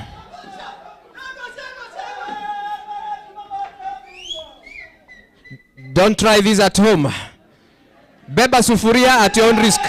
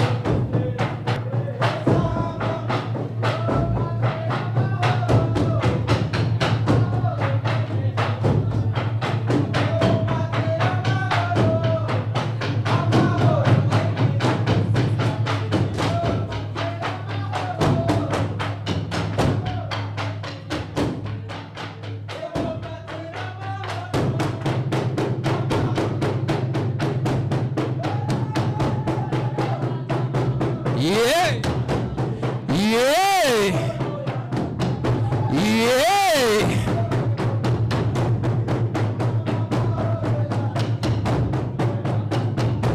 Yeah. Wapi makofi yao, wapi makofi yao wanapoendelea, wapi makofi yao wanapoendelea. Don't try this at home. Don't try this at home. Don't try this at home. Yeah. Zinaitwa mila na desturi, utamaduni wa Kiafrika unaong'aa. Yeah, yeah, usivunje podium. Yeah, wanaitwa wana Burundi, wakitutumbuiza jukwani, nyimbo za kitamaduni, nyimbo bora zaidi. Uzito wa vyombo walivyobeba ni zaidi ya tani 2. Yeah. Don't try this at home. Yeah. Yeah. Yeah. Yeah. Aya. Yeah. Yeah. Aya. Yeah. Unaitwa wimbo wa amani, ishara kuwa sisi wote ni pamoja. Yeah. Aliye mbele amebeba nyuta na mkuki, ishara ya kujikinga pamoja na kuattack, yani ukivamiwa unajikinga alafu una attack. Yeah. Akijipinda pia anajipinda, anajipinda, anajipinda. Yeah. Haya. Yeah. Aya. Wewe. Tuwashangilie wana Burundi, tuwashangilie kwa makofi, tuwashangilie kwa makofi mazuri. Wanaitwa wana Burundi, tuwashangilie kwa makofi mazuri kabisa. Yeah. Aya. Yeah. Yeah. Yeah. Yeah. Aya. Aya.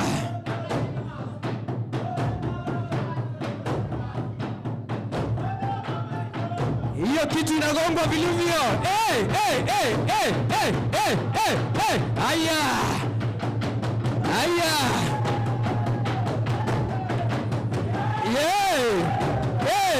Yeah. Aya, pia unapiga nduru kidogo. Yeah. Yeah. Yeah.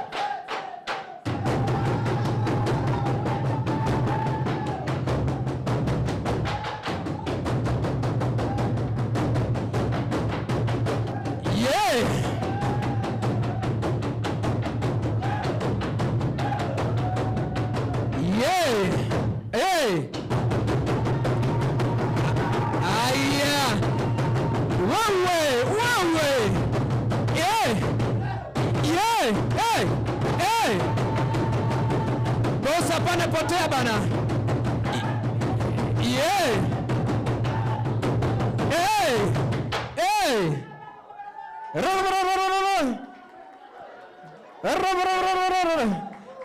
Shida huwezi jua akimaliza. Wananiambia ni relax. Don't try this at home, yeah? Yeah. Wanaitana sasa, wanaitana. Sikia vile wao unaitana lunch time. Ni wakati wa mankuli. Kumekujwa. Kumekujwa na wezi. Kumekujwa. Wamekuja ndio hawa.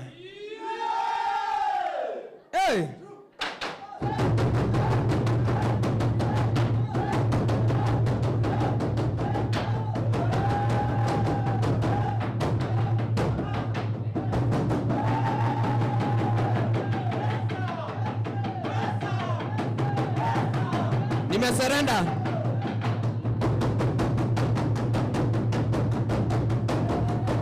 Wanasema hebu jaribu hivyo na shingo yako. Jaribu tu. Jaribu tu na shingo.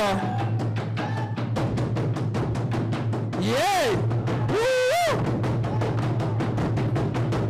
Yeah. Yeah. Hey. Hey. Yeah. Yeah. Yeah. Aya.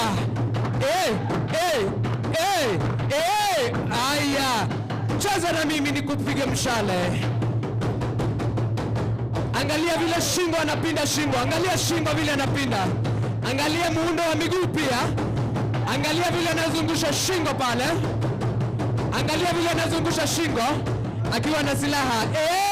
Makofi kwa makofi mazuri. Yeah. Haya, mwenzake anakuja sasa. Don't try this at home. Jaribu kuruka hivyo kidogo tu.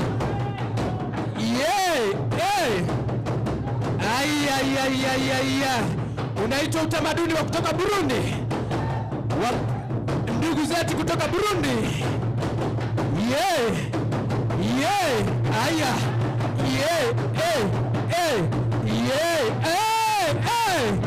Huyu ni ule mbaya sasa.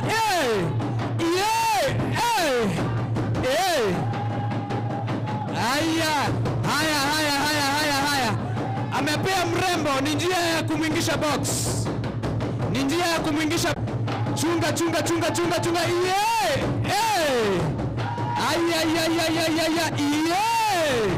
Wow. Na tuko na warembo Kenya.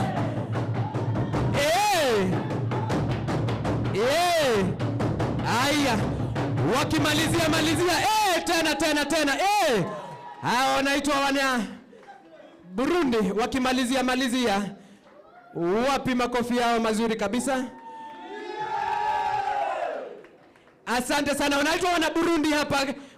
Before muondoke nipate marafiki wawili. Just come. Don't fear. Just come, madam. Just come. The lady from where I want to be when I grow up. Just come. Okay. My brother from US, my brother and sister from US, just come, the two of you, just come. Give them this to handle, give them to beat two, kuchapa mbili tu. Wazungu wapiga mbili. Just come, madam, just come. As my team from, as my co-MC prepares the next team. Yeah. Just come here. Give her to beat it.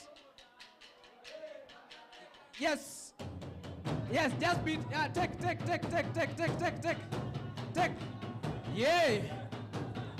Huyu anaogopa mpaka anashika na kushoto. Yes. This is how beautiful our culture is.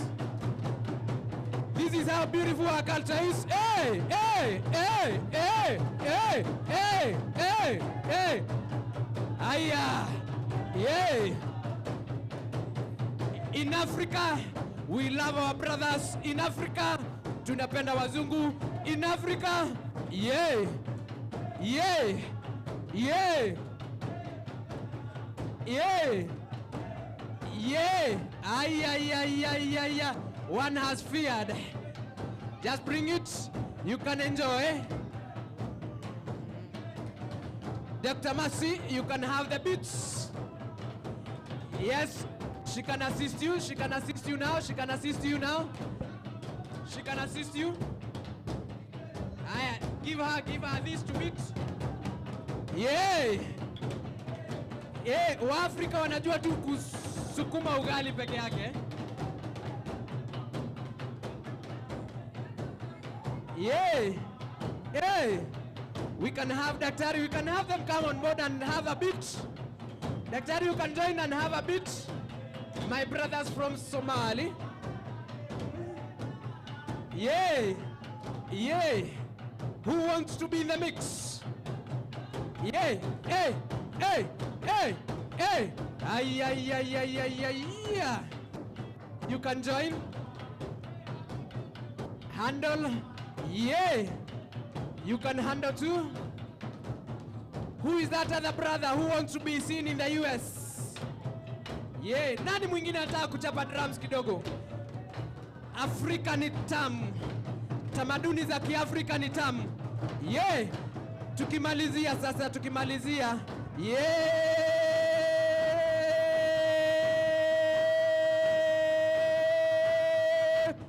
Yay! Yay! Aya! Yay! Finally, finally, finally, it's coming home. Finally, finally, finally, finally, finally, finally, finally. Wakimalizia malizia, wakimalizia malizia. Aya, wakimalizia sasa. Wakimalizia sasa, wakimalizia sasa, wakimalizia sasa. Asante sana, asante, asante sana, asante sana, asante sana, asante sana, asante sana, asante sana wana Burundi, asante sana. The next group, asante sana, asante sana, asante sana. Inaitwa climax.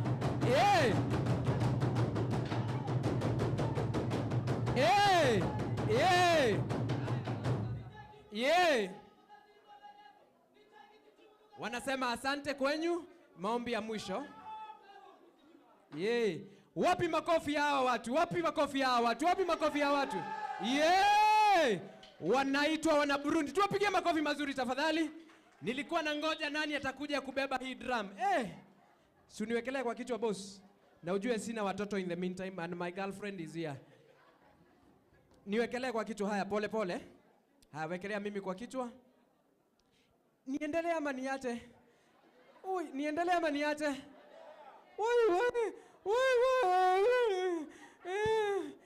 This thing is very heavy. This thing is very heavy and you are jumping with it up and down. Mumeniachilia. Nichukulieni. Nyinyi siwapendi sasa. Thank you so much. We appreciate the team. Thank you so much. I will be inviting my co-MC. Where are you, co-MC? You want also to carry the drum? Yes, come on stage and invite the second group kindly. Make sure where you are seated, you are getting somebody to munch. You will get something to munch, and we really appreciate. My co-MC, which group is next? Okay, thank you very much. The next group is from South Sudan. The next group is from South Sudan. They can come in. Wow, wow. Wapi makofi ya South Sudan? Wapi makofi ya South Sudan? Najua mnakula. Wapi makofi ya South Sudan? Remember, we have a gift for the best performers. Wamejaja.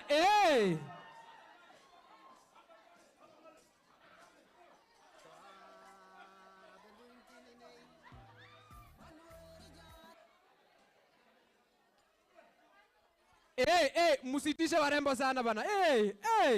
Hey, aya. Oi. Hey.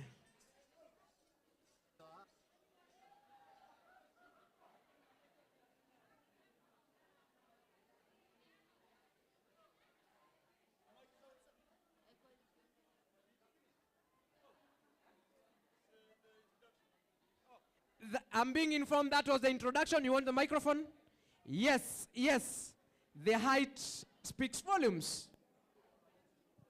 Ladies and gentlemen, my name is Jack with the Biakel dancers from South Sudan. Biakel actually means come together. So we invite all of you to join our group if you want to. Thank you very much. Wait. We have to measure. Stand here.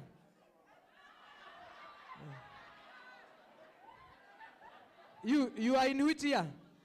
You know I'm a lecturer. You are in which year? I just joined university first. First year and I'm a lecturer and I'm this side. Go away.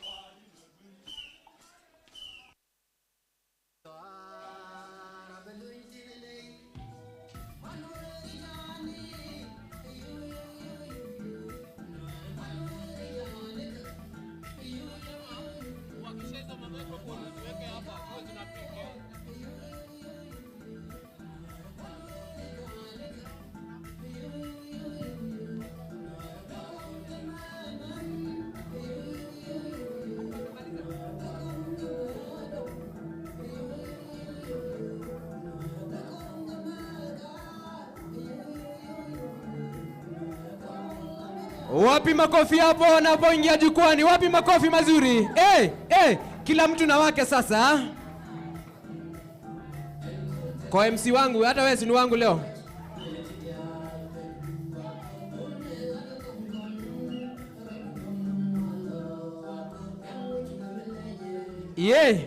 Angalia mwendo. Angalia vile shingo inafanywa. Angalia miguu pia. Angalia pia kung'ara. Afrika ina tamaduni bora zaidi. Afrika ni rembo. Hata duniani ama mbinguni nitataka kuwa Mwafrika bado. Alafu wanasonga nyuma kistarehe na kistaarabu.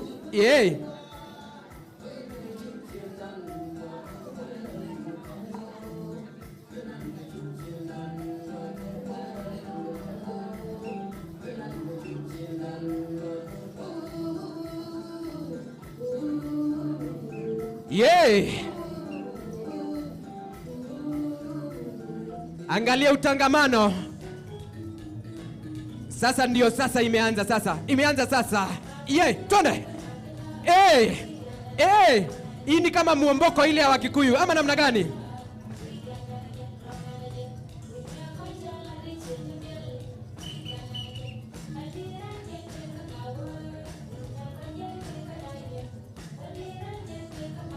Haya, umefika wakati wa kuangalia na sasa.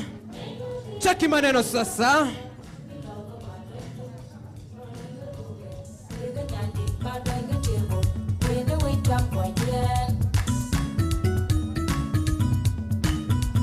Sikia utamu wa muziki wa Kiafrika. Sikia utamu wa kimuziki wa Kiafrika.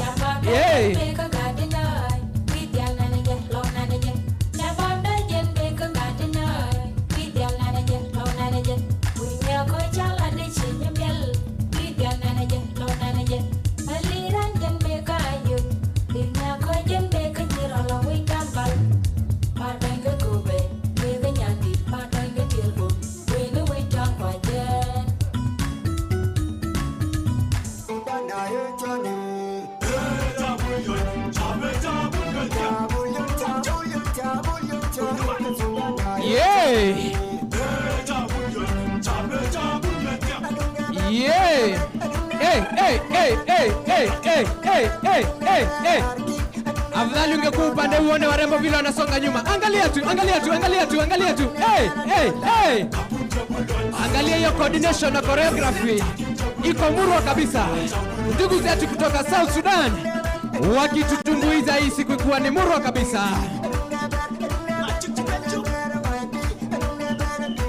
Yeah! Aya!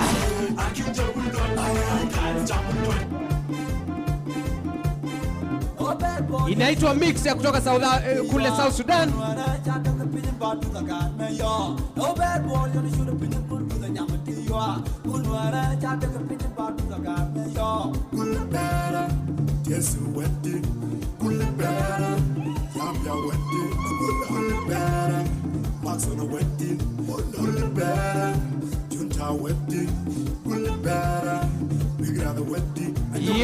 Hey, reverse chord, inaitwa reverse chord. Twende kazi.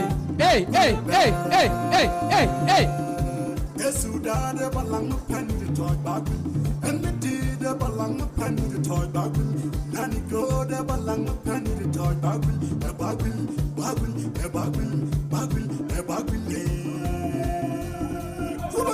What the best one, and Pula May, me Pujilla Day, Churon Naxin, Banyo Tigua, when we die in Pianen, Munwari, Mataton, Suman, America. Yeah!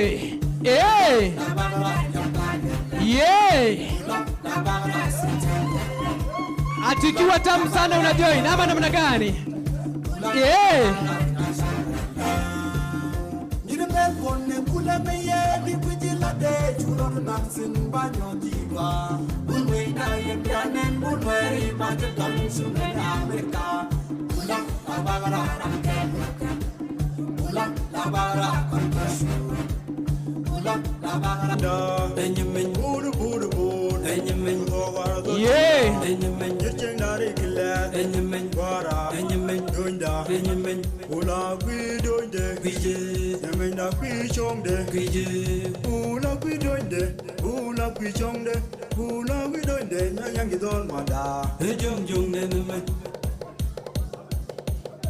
Zinaitwa tamaduni za Kiafrika. Afrika ni rembo.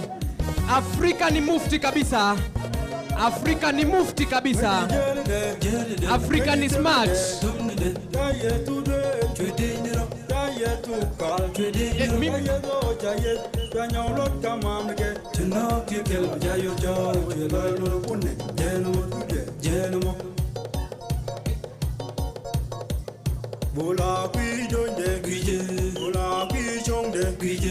Hii ni kama dini ya msambo ha?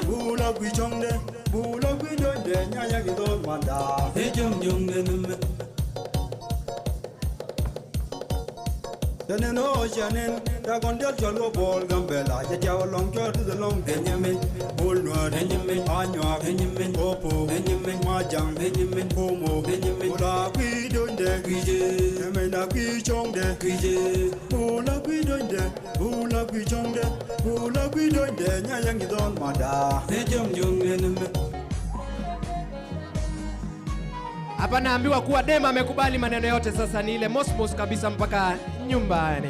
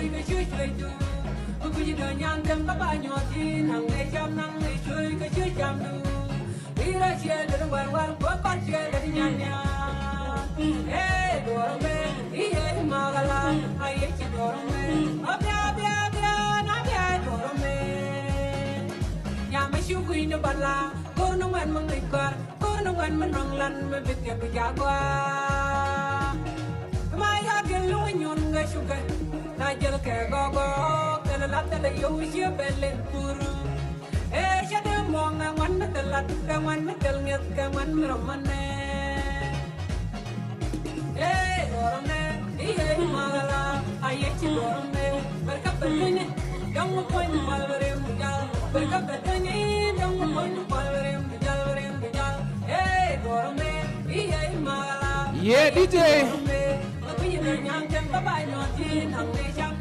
Wakimalizia sasa. Wakimalizia ndio hao sasa. Wameitana. Wakimalizia wameshaitana sasa.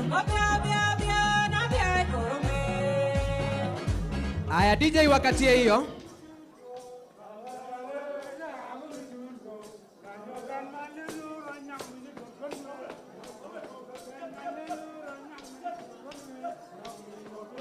Yeah, wanamalizia wakiondoka jukwani. Wapi makofi yao? Wapi makofi yao mazuri kabisa?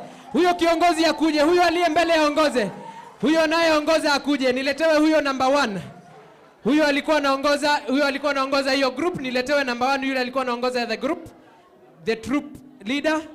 Niletewe huyo alikuwa anaongoza the troop. Kindly ensure pahali ulipo umepata kitu cha kula ama cha kunywa. Kuna mtu hajapata kitu cha kula? Wewe mzungu umepata kitu? Msijibie mzungu. Mzungu umepata kitu? Hii swali ni ya mzungu. Mzungu umepata kitu? Na msimujibie. Wewe mdogo, mzungu. Have you gotten something? Mzungu, have you gotten something?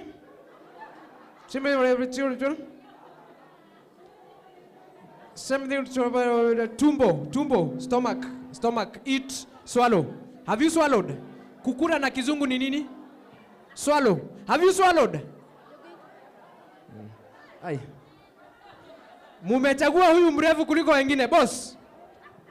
Chukua microphone uambie what is the meaning, wimbo ulikuwa unamaanisha nini? Ili tuwapoenda kufanya editing, tunafanya editing tukijua wimbo unamaanisha nini? Most of the songs that we've sung here, they're all about unity. Unity. Coming together. Yeah. Unity. Is there anything artificial I can do to be your height? You know, naturally there is nothing I can do. Is there anything artificial I can do so that I reach your height? You can marry my daughter. I can marry your daughter. Woo! Hey. Sasa akuwe mrefu hivi ni mari. Akuwa akiniambia hatuna pesa ya unga. Hao watu wananivamia. Give him the microphone. Now, I want this guy to introduce himself. Unajua watu wanaona ni mchezo hapa. Say who you are and who I am to you. Ladies and gentlemen, it is my pleasure and great honor to be here. My name is Simon Ball. This guy is my right guy, my first lecturer at the Mount Kenya University. I'm pursuing Bachelor of Economics and Finance. Yes. Even I was not having clue that I would have get him here. But to be honest, this guy is international MC. Yeah, he's very notable. Yes, this is my student. I've taught him since he was a small boy. Now he's a man in first year. And in Mount Kenya University, we accept students from all over the world. Si ni kweli ya? We want now, weka hii chini, wacha tuende juu. Jumping. Tunataka tuone kama ni Kenya ama ni South Sudan. Kwenda juu, si ni kweli? Yeah, let's just go. But it seems like you are a tall guy. You are very tall. Hey, 1, 2, 3. Ngoja kidogo. Ngojeni nijitayarishe. Kaa vizuri.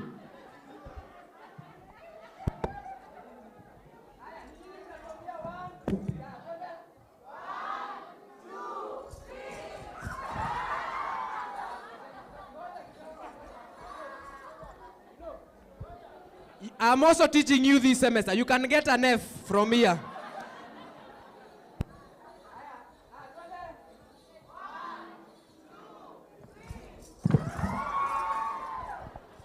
Thank you so much. Let's appreciate this team from South Sudan. Thank you so much.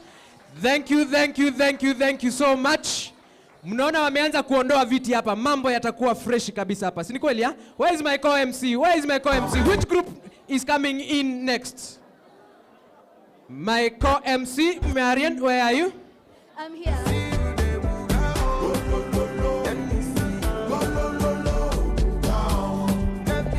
Marian, just step forward. So the next group is the Anywa from Ethiopia. Yes, all the way from Ethiopia. Ladies and gentlemen, put your hands together and let's welcome the Ethiopian group. Tuwapigie makofi wanapokuja. Usipopiga makofi ni kuone utakuja hapa kudance. Usipopiga makofi utakuja hapa kudance. Let's appreciate the Ethiopians as they come to stage. Wewe huwezi piga makofi wewe. Boss. Oh. Ethiopians, the stage is yours.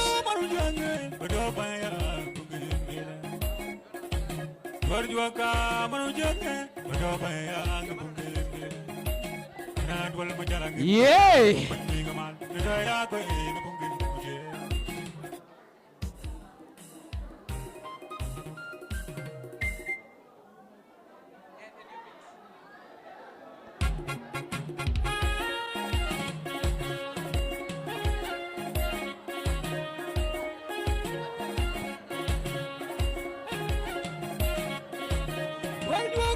Ethiopians on stage now.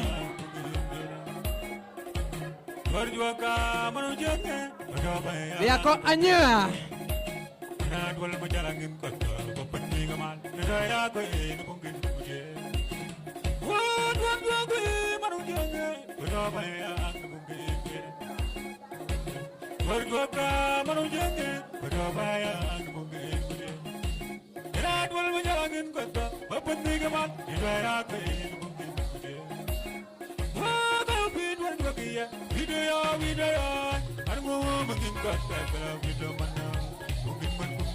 Yay! Hey, hey, hey!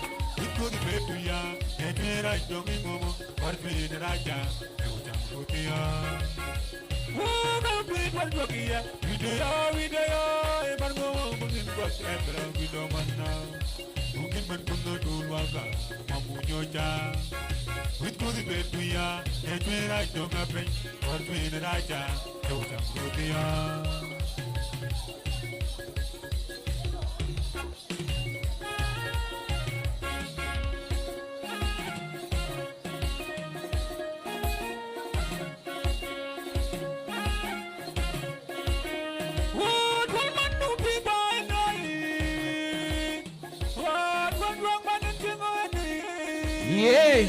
Wanaume sasa ndio wanaingia jukwani.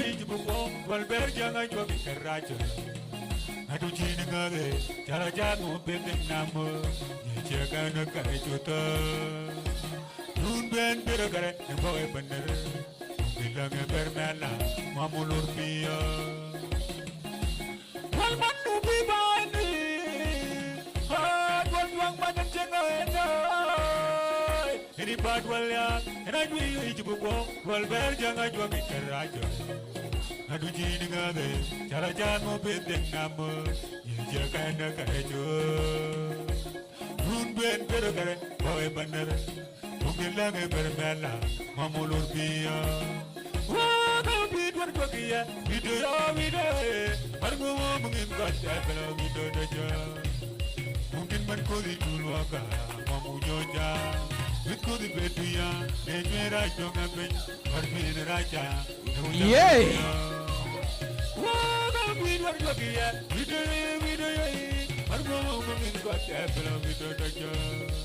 Inaitwa tamaduni za Kiafrika, tamaduni bora zaidi, tamaduni ambazo ni rembo zaidi.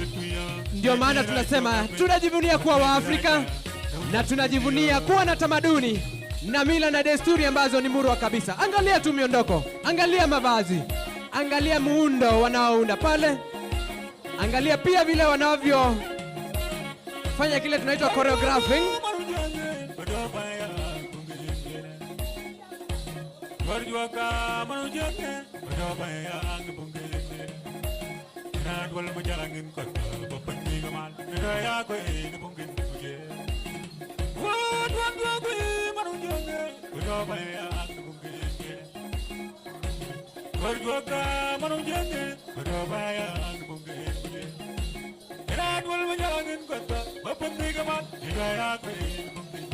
Kuna mmoja alikuwa amepotea njia, amepatikana.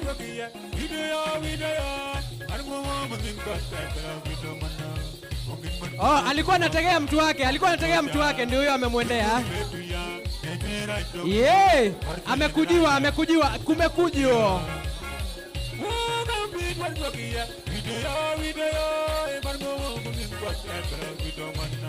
Haya, kila mtu naona na wake, hata mimi wacha nitafute wangu.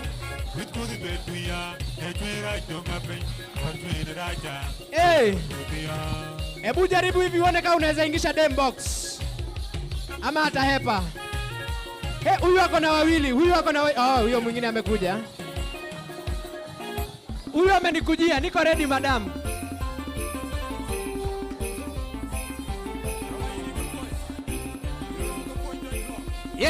Sikia muziki taratibu, muziki special, muziki murwa kabisa. Muziki smart.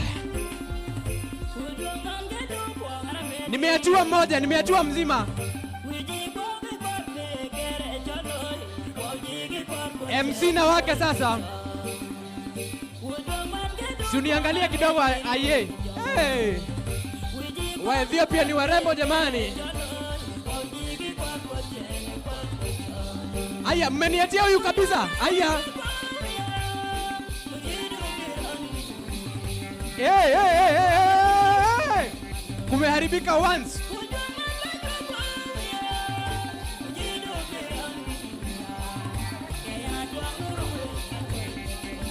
Yeah.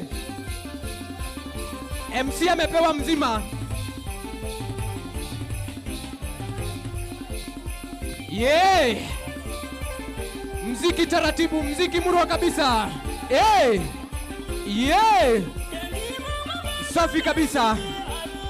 Wanapojiandaa kutoka jukwani sasa. Wanaitwa wanaanywa.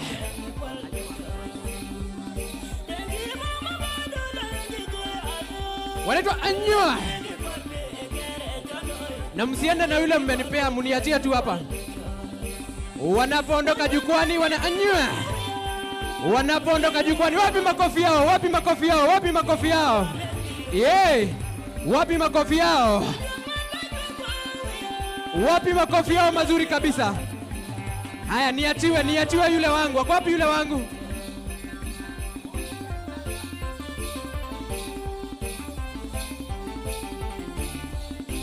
Yeah. Wanaitwa wanaanywa kutoka upande wa Ethiopia.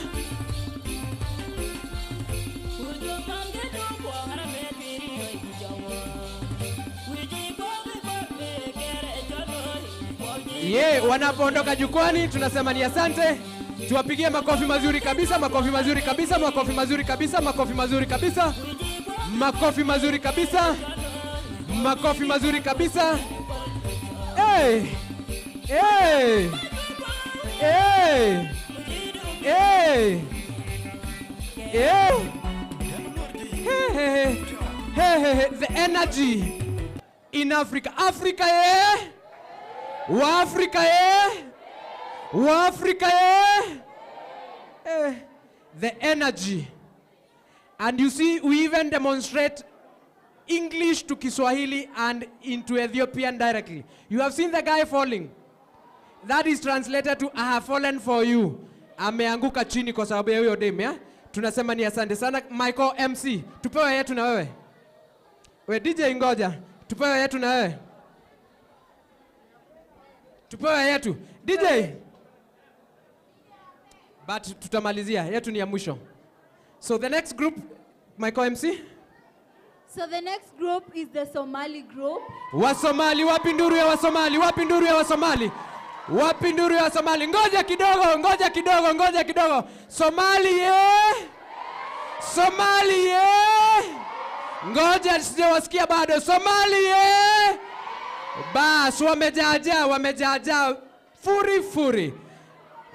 Kuja kwa Kiswahili sanifu ni kuja mpaka pomoni, kuja furi, ya? Twende kazi, usukani ni wenyu. Wana Somali, wape kibao DJ. Na wanasema wape sauti murwa, sauti ya juu.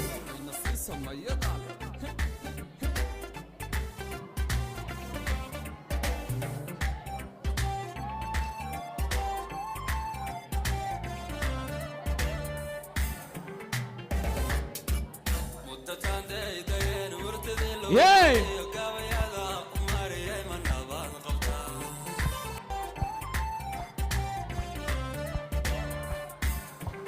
Yeah! Hey!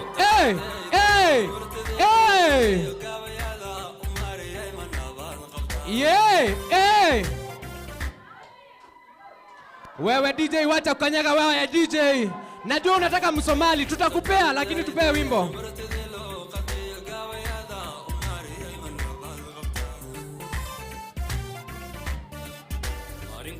Haya, tafadhali kama hujainishwa kuchukua picha, hakikisha unasonga nyuma ya watu wa NTV.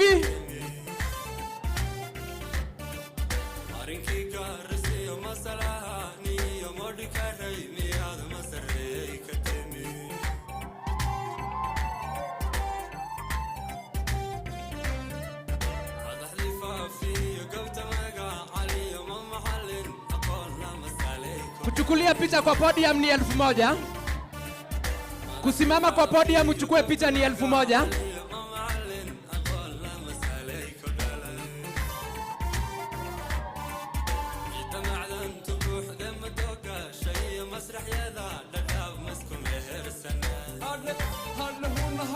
Yeah, hey. Wapi nduru ya Wasomali? Wapi nduru ya Wasomali? Yeah. Ay.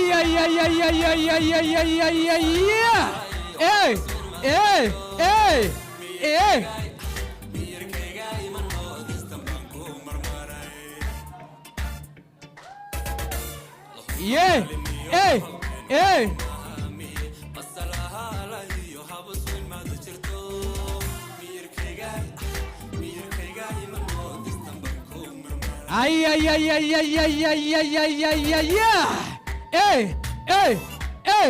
Aya.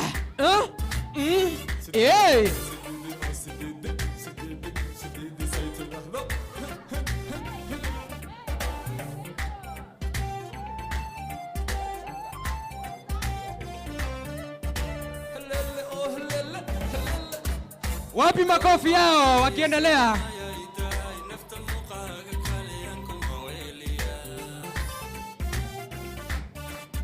Yeah. Naangalia socks zote ni za white na hakuna yenye imeraruka.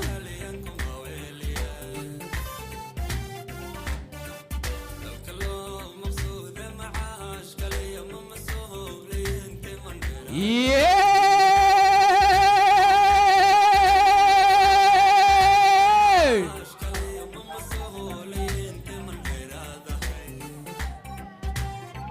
Yeah. Hey.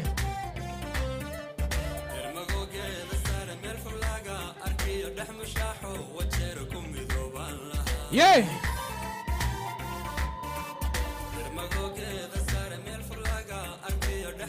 Yeah. Aya. Yeah. Aya. African culture. The best. Tamaduni za Kiafrika. Miundo, mitindo na jinsia zote ziko sawa kabisa. Yeah. Yeah. Yeah.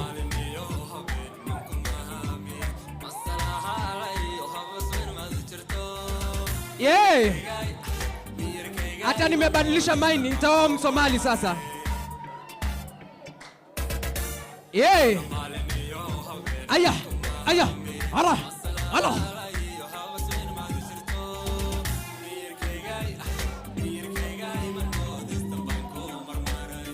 Yeah. Aya.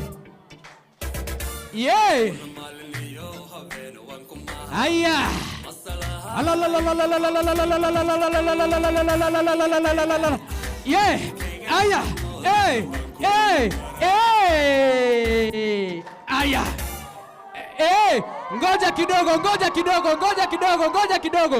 Ngoja kidogo. Hii ni tamu si tamu? Ni tamu si tamu? Wanatosha watoshi? Haya. Ingine moja ya mwisho. DJ nipe kibao. Ingine moja ya mwisho. Wakati tunajiandaa ili tuchukue nafasi zetu tuweze kuketi chini, kwa sababu na nilikuwa nimesema nitaoa Mwethiopia. Naona kama nimebadilisha mind. Nitaslim na nioe Msomali. Kabisa.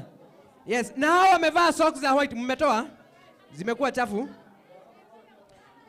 Ni vigumu sana kuona Mwafrika ambaye akona socks hazijararuka. Wanaume tutoeni viatu. Wanaume toa viatu. Kama umekaa karibu na mwanaume mwambie toa kiatu. Let's do assessment. Toa kiatu tuone kama haijararuka. Boss toa kiatu tuone. Wacha huyu boss atoe kiatu tuone. Toa kiatu tuone. Hata huyu anachukua kamera, wewe toa kiatu tukuone wewe. DJ nipe kibao moja ya mwisho yao. Wakati tunajiandaa kumalizia session ya entertainment, tukiondoka jukwani, wape kibao moja murwa kabisa. Kibao ya mwisho, kibao ya kutamatisha, kibao ya kusema tuketi chini, tupate nafasi ya pili. Alafu tutakuwa na group ya mwisho ya kutufungia jukwaa, group ambayo ni ya kutoka Parklands Low Campus, ambao watakuwa tukifungia jukwaa. DJ kabisa. The energy in African, tamaduni za Kiafrika ni bora zaidi. Even in the next world, mimi nataka kuwa Mwafrika. Ama namna gani? Yeah.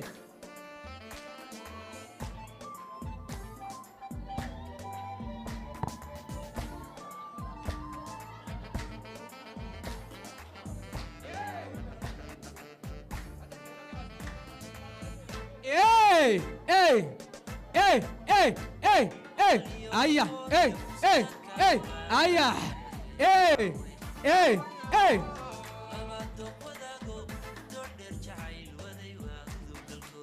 Hey, aya, hey, hey, hey, hey, hey, hey, aya, aya, yo.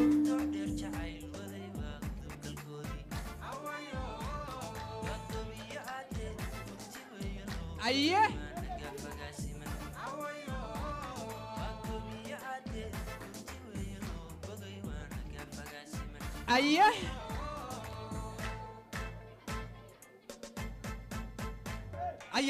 Aye. Aya. Yeah. Unamshika mtu wako hivyo, unapiga magoti alafu unamshika mtu wako hivyo. Proper. Tone. Hey. Angalia tu. Angalia tena. High five. Wacha ile yenyu ya kuombana pesa. Hii ni ile ya muziki sasa. Na hapa madem ndio wanaendaga chini ama wanapiga magoti. Wacha uone. Oh, sasa hamtapiga kozi nimesema. Haya. Sawa. Twende. Woi, mchungaji usianguke, mchungaji. Angalia tamaduni za Kiafrika. Angalia pasta wa Kiafrika Mkristo anaungana nao ku make sure na dance. Hivi ndivyo Afrika tunapendana. Huu ndio muundo wa Kiafrika. Afrika ambayo tunapenda.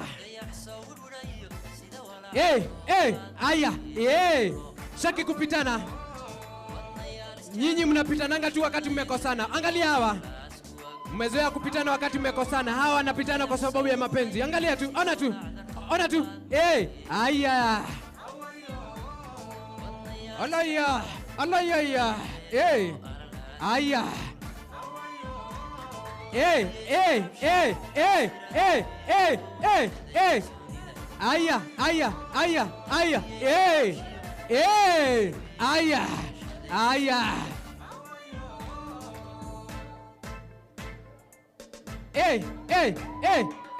Aya. Wewe. Twende. Aya. Aya, twende. Aya. Aya.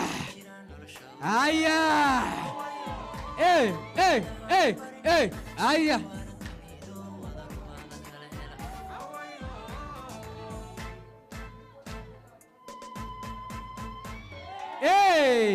Wapi makofi yao mazuri kabisa? Wapi makofi yao? Tuchukue nafasi zetu tuweze kuketi chini. Kumbuka hizi ni tamaduni za Kiafrika, tamaduni ambazo zimekita mizizi, tamaduni ambazo zinasifika ulimwengu mzima. That's why we are saying there is no any other place apart from being an African. Somali wa Somali wa Ethiopia wa South Sudan wa Burundi wa Kenya cameraman Asante sana. Tunashukuru zaidi, tunasema ni asante. Tutakuwa tukichukua nafasi zetu tuweze kuketi chini. Nitakuwa nikimkaribisha pia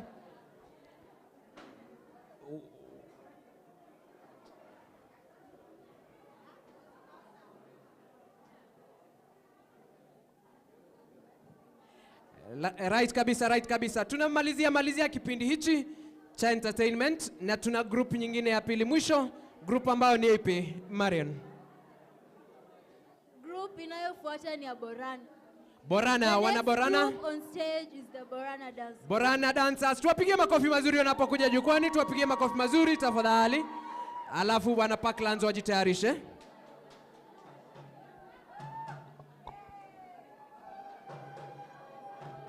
Hawa hutumia kile kilicho karibu, kibuyu wanatumia, chochote wanatumia, wako sawa kabisa hawa.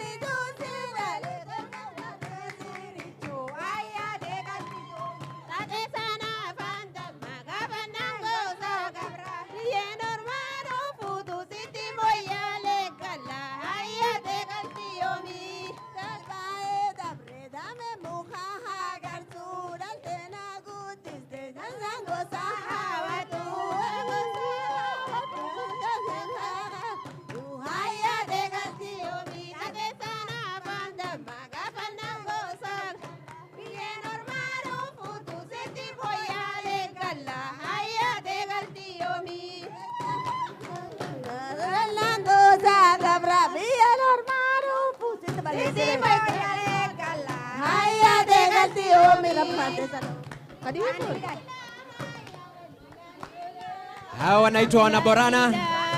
Inaitwa worship song, ya?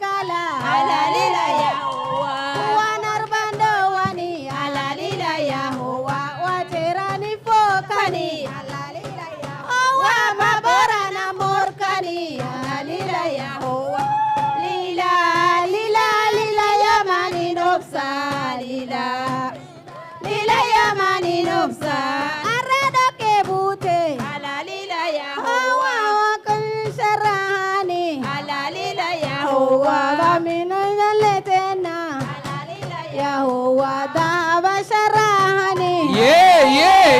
Wanapomalizia malizia. Alalila ya. Hawa karamo ya legale. Alalila ya. Hawa ke koblina gale. Alalila ya. Hawa toto borana dale. Lila ya hawa lila. Lila ya. Lila.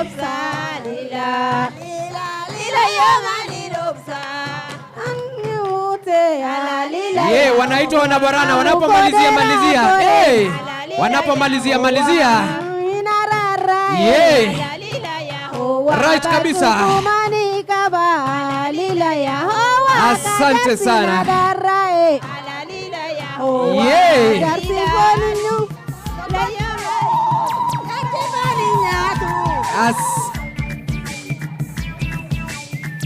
Sasa wameenda sasa modern.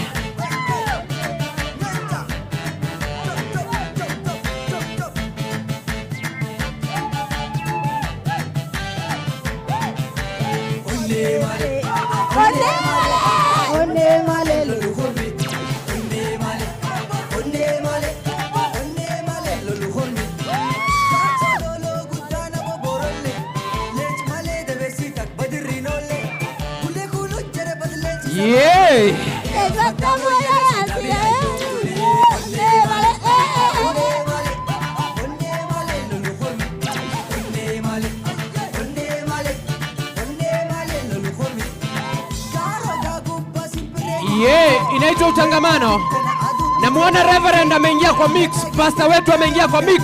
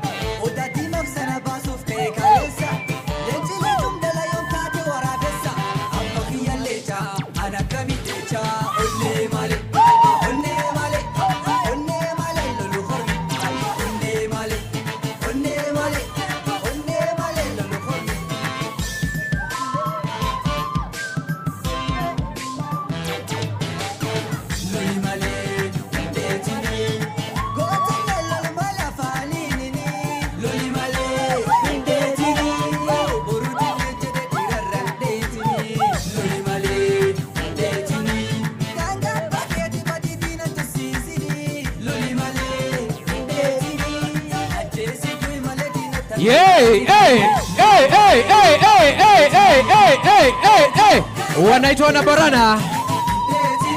Tukishangilia the World Refugee Day na kusema kuwa sisi kama Wakenya tunawapenda na sisi kama Wakenya tuko pamoja.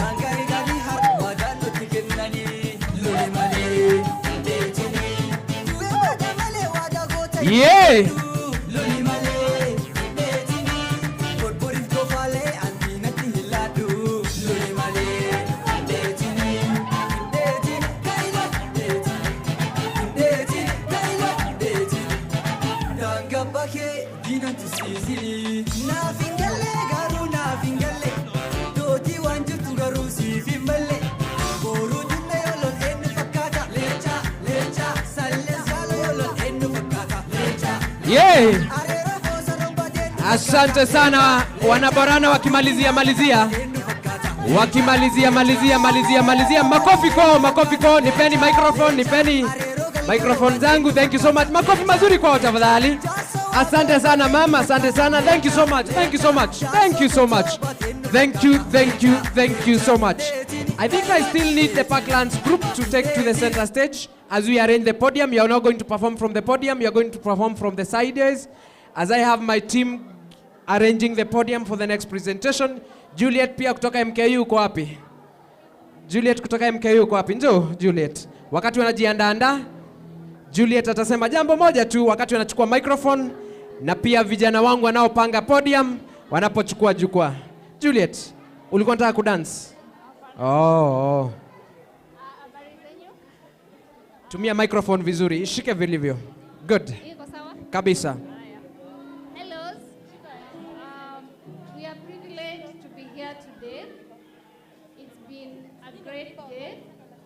Not just the day, I think the whole month has been thematic for this particular event. And the whole event has been around refugee and who is a refugee. And as a campus, we took the call, and at some point it became personal because we started talking about the issue and the impact that being a refugee has on a person.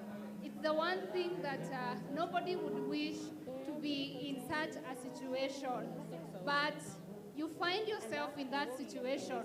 So what can your neighbor do? Somebody sang here and said that I'll be your brother. So I'm urging us as the whole community, can we be our brothers and sisters keeper? We are African.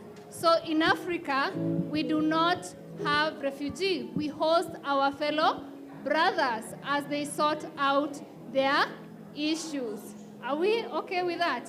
So MKU, as I've said, has been part and parcel of this event, and we've actually some members were here.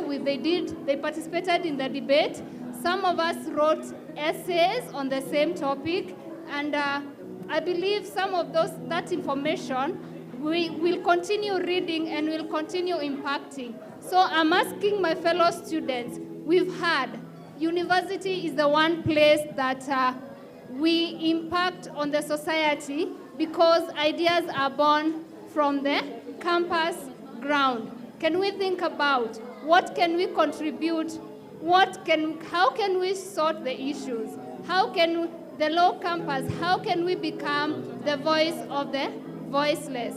Thank you very much from MKU. Thank you so much. We really appreciate. We have said that in Kenya, we don't have refugees. We have our fellow Africans who we are hosting, and we really appreciate. Remember also in Mount Kenya University, we have a directorate, a full directorate that is in charge of diaspora. That is anyone who is an international student, we are able to cater for that. And it is led by one director, an institute called Diaspora Wing, or any student who comes to Mount Kenya University to study with us, and we really appreciate that. Parklands Law Campus, for a number. Yeah.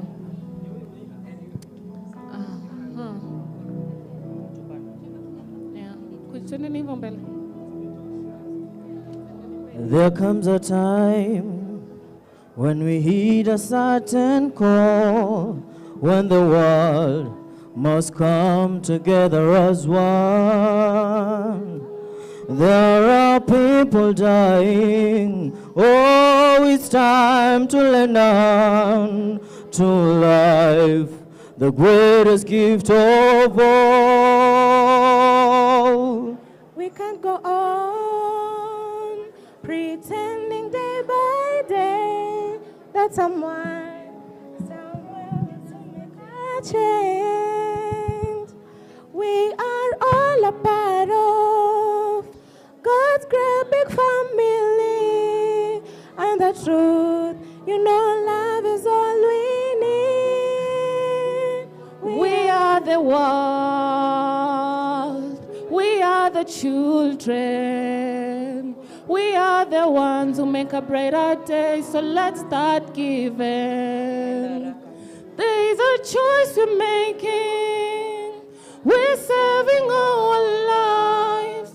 It's true, we make a better day, just you and me. We are the world.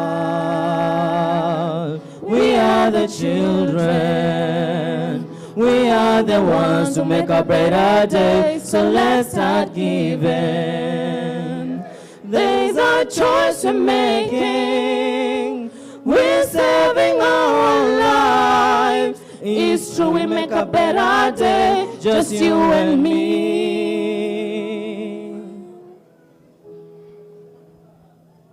Oh, send them your heart, so they know that someone cares, and their lives will be stronger and free. As God has shown us, by turning stones to bread, it's true, we'll make all a better day.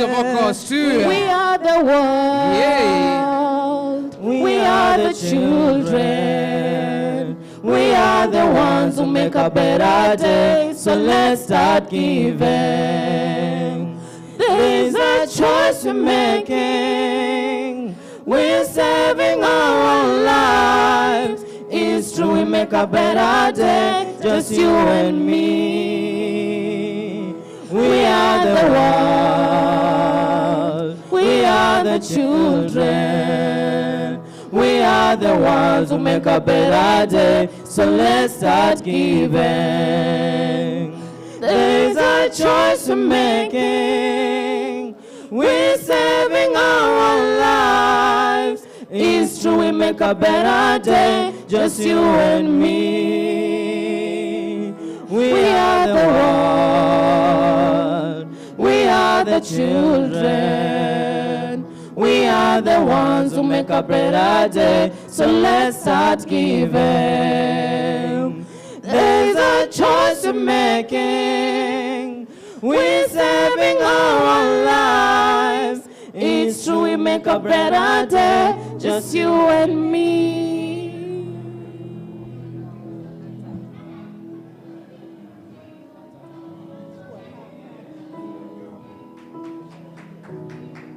Your favorite poem, where I'm from? Home is home. See me? I'm a runner. I'm a sucker for a good meal, a good laugh, and a poem that comes from the heart. I love it when the earth spins fast. Now this time, I'm not writing a poem called Home. I'm in my head laughing and playing songs that remind me of the places I'm from. I'm collecting memories and writing them down. I'm singing lullabies to the past and whispering myself to the future. I'm opening up my mind. I'm erasing all the lies that they told us. Home is not a place or a person. Home is a feeling. Home is feeling safe. Home is owning something and calling it yours because it's yours. Now imagine being chased out of a place that you call home. It doesn't matter if it's in a room, watching episodes of How I Met Your Mother, or sharing a meal with your family while listening to your father tell jokes about how he met your mother. Now imagine being told you don't matter. We've all seen it in the news. People are always seeking refuge. I want you to put yourself in their shoes. Imagine losing something you dearly held on to. Maybe it's your lover's hand. Maybe it's your father's kisses that he gave you before he went to work. Maybe it's the memories. Maybe it's your grandmother's recipe that you seem to get wrong. The familiar faces, the worn-out dresses. The boy next door who was supposed to be your first heartbreak now. Your first heartbreak is being told that you don't belong. Sometimes I wonder if refugees ever get along. I wonder if refugees ever thrive, not just survive. If their children's hopes and dreams ever feel like their own. If their generations ever feel like home. Do their shattered dreams ever get recaptured? Do they forget about their culture? Do they stop running, or do they just get tired? They are believers, or rather, they are lovers. They're looking to find more than safety. So it's safe to say that they are finders, they are believers, we are deliver. I am here to deliver that home isn't a place or a person. Home is me and you. Thank you. Wow, wow, wow, wow. That is magnificent. Let's appreciate her once again for the spoken word. Thank you so much. We really appreciate. It is indeed, it talks to our souls. Ladies and gentlemen, we have had entertainment, and we're now getting to the climax of our discussions. Remember, which day are we celebrating? World Refugee Day. Yes, and our theme is integration of refugees in Kenya. And we have dated and said that indeed we don't have refugees in Kenya. We have our brothers and sisters from different areas ambao tunatangamana nao. Tutakapokuwa tunakaribisha the team and the panel that is going to come on board, pia tutaomba kuwa tuchanganye ndimi, tukiweza tuchanganye ndimi, that is Kiswahili and also Kizungu, because of our brothers and sisters who are from other areas and they may be more conversant with Kiswahili. Tunasema ni asante sana. Tutatuletea nani jukwani? So the next person I'm calling on stage is Julie Kemunto. Julie Kemunto is currently a lecturer of law at Kabarak University Law School and a private practitioner at Ondieki and Matoke Company Advocates.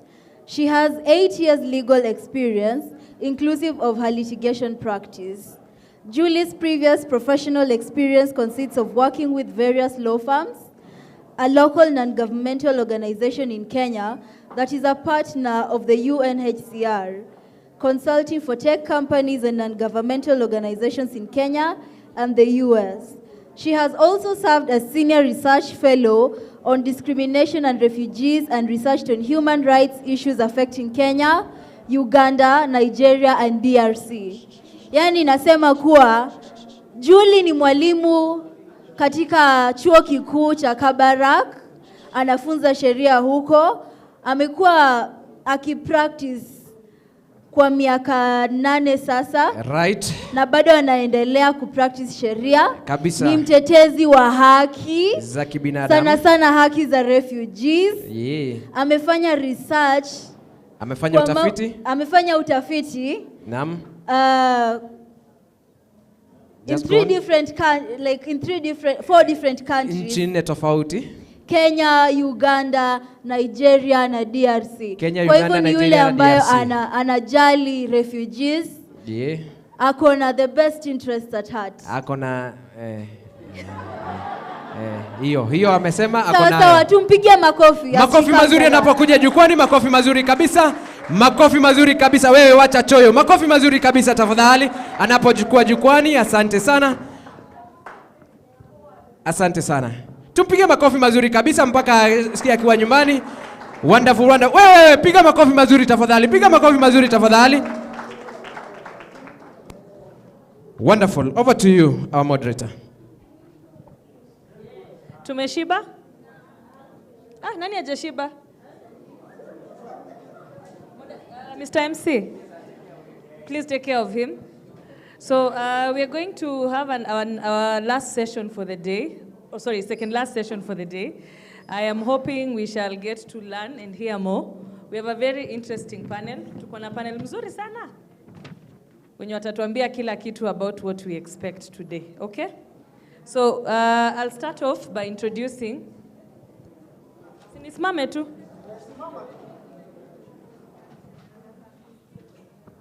We'll start off by introducing our first speaker for the afternoon. She is called Miss Eunice Ndonga Githinji. She is the Executive Director of Refugee Consortium of Kenya. Wapi kelele RCK?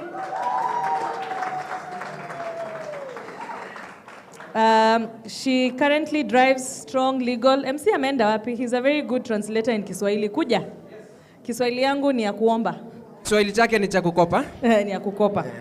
So she drives a strong legal policy advocacy agenda in Kenya. Anaendesha maudhui ya mambo ya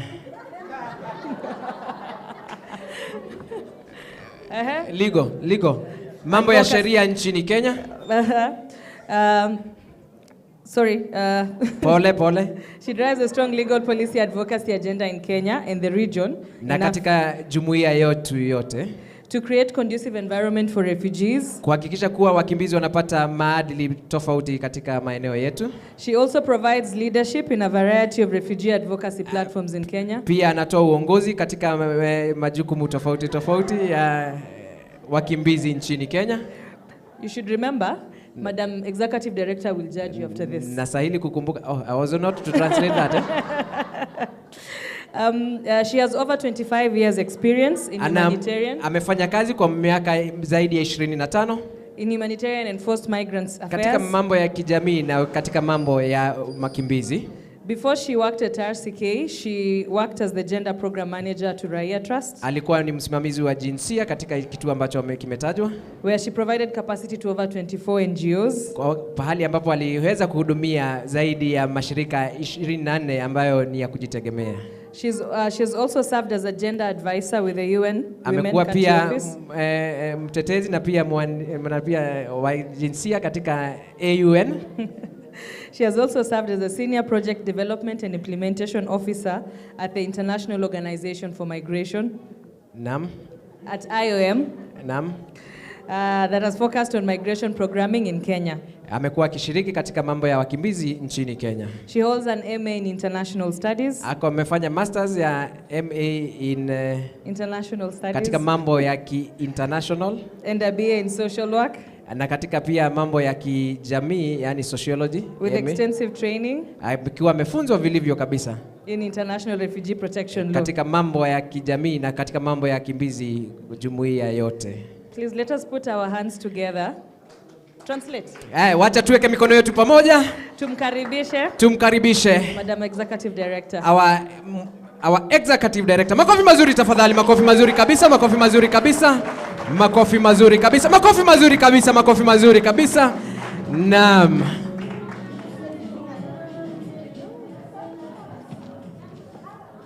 Asante sana. Maybe what is important to note is that amewak na a lot of the partners in the refugee space. Na cha muhimu kukumbuka ni kuwa amefanya na mashirika tofauti ya kijamii na pia mashirika ya wakimbizi nchini. Haya. My second guest is called Professor, I hope I pronounce your name correctly, Professor Thomas Mile. Professor Thomas Milez. He currently serves as a professor at Kenyatta University. Ni profesa katika chuo chetu cha Kenyatta. He specializes in public international law. Amefanya mambo ya public international law. Regional integration law. Mambo ya uingiano na sheria za jumuiya ya Kiafrika. Sheria ya jumuiya ya maeneo. And comparative constitutional law. He is also a co-founder and academic supervisor of Trade Lab International Economic Law Clinic at Kenyatta University. Pia ni mwanzilishi ya kitengo ambacho kimetajwa pale Kenyatta University.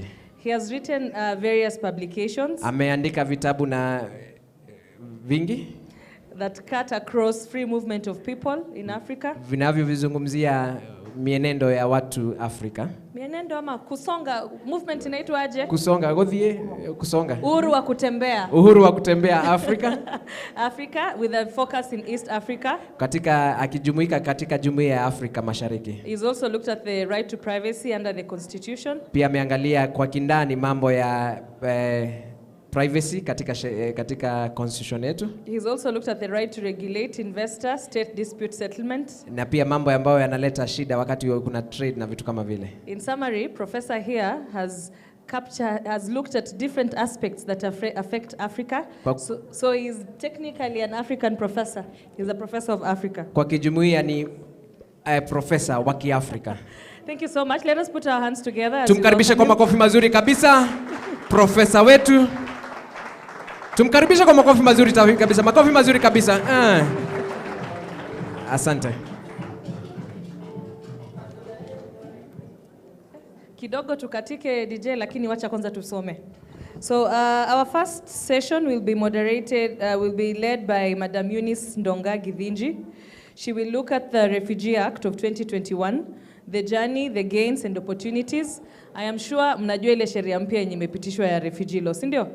Sasa wacha akuje atuelimishe, alafu tutaendelea. Asante, karibu sana.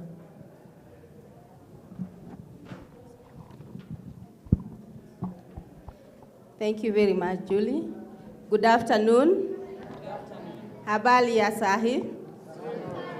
Wakibizi, habari zenu. Asante sana. It's a great pleasure for me to be here, especially at a day that we are discussing a very important aspect in this forum, integration for refugees.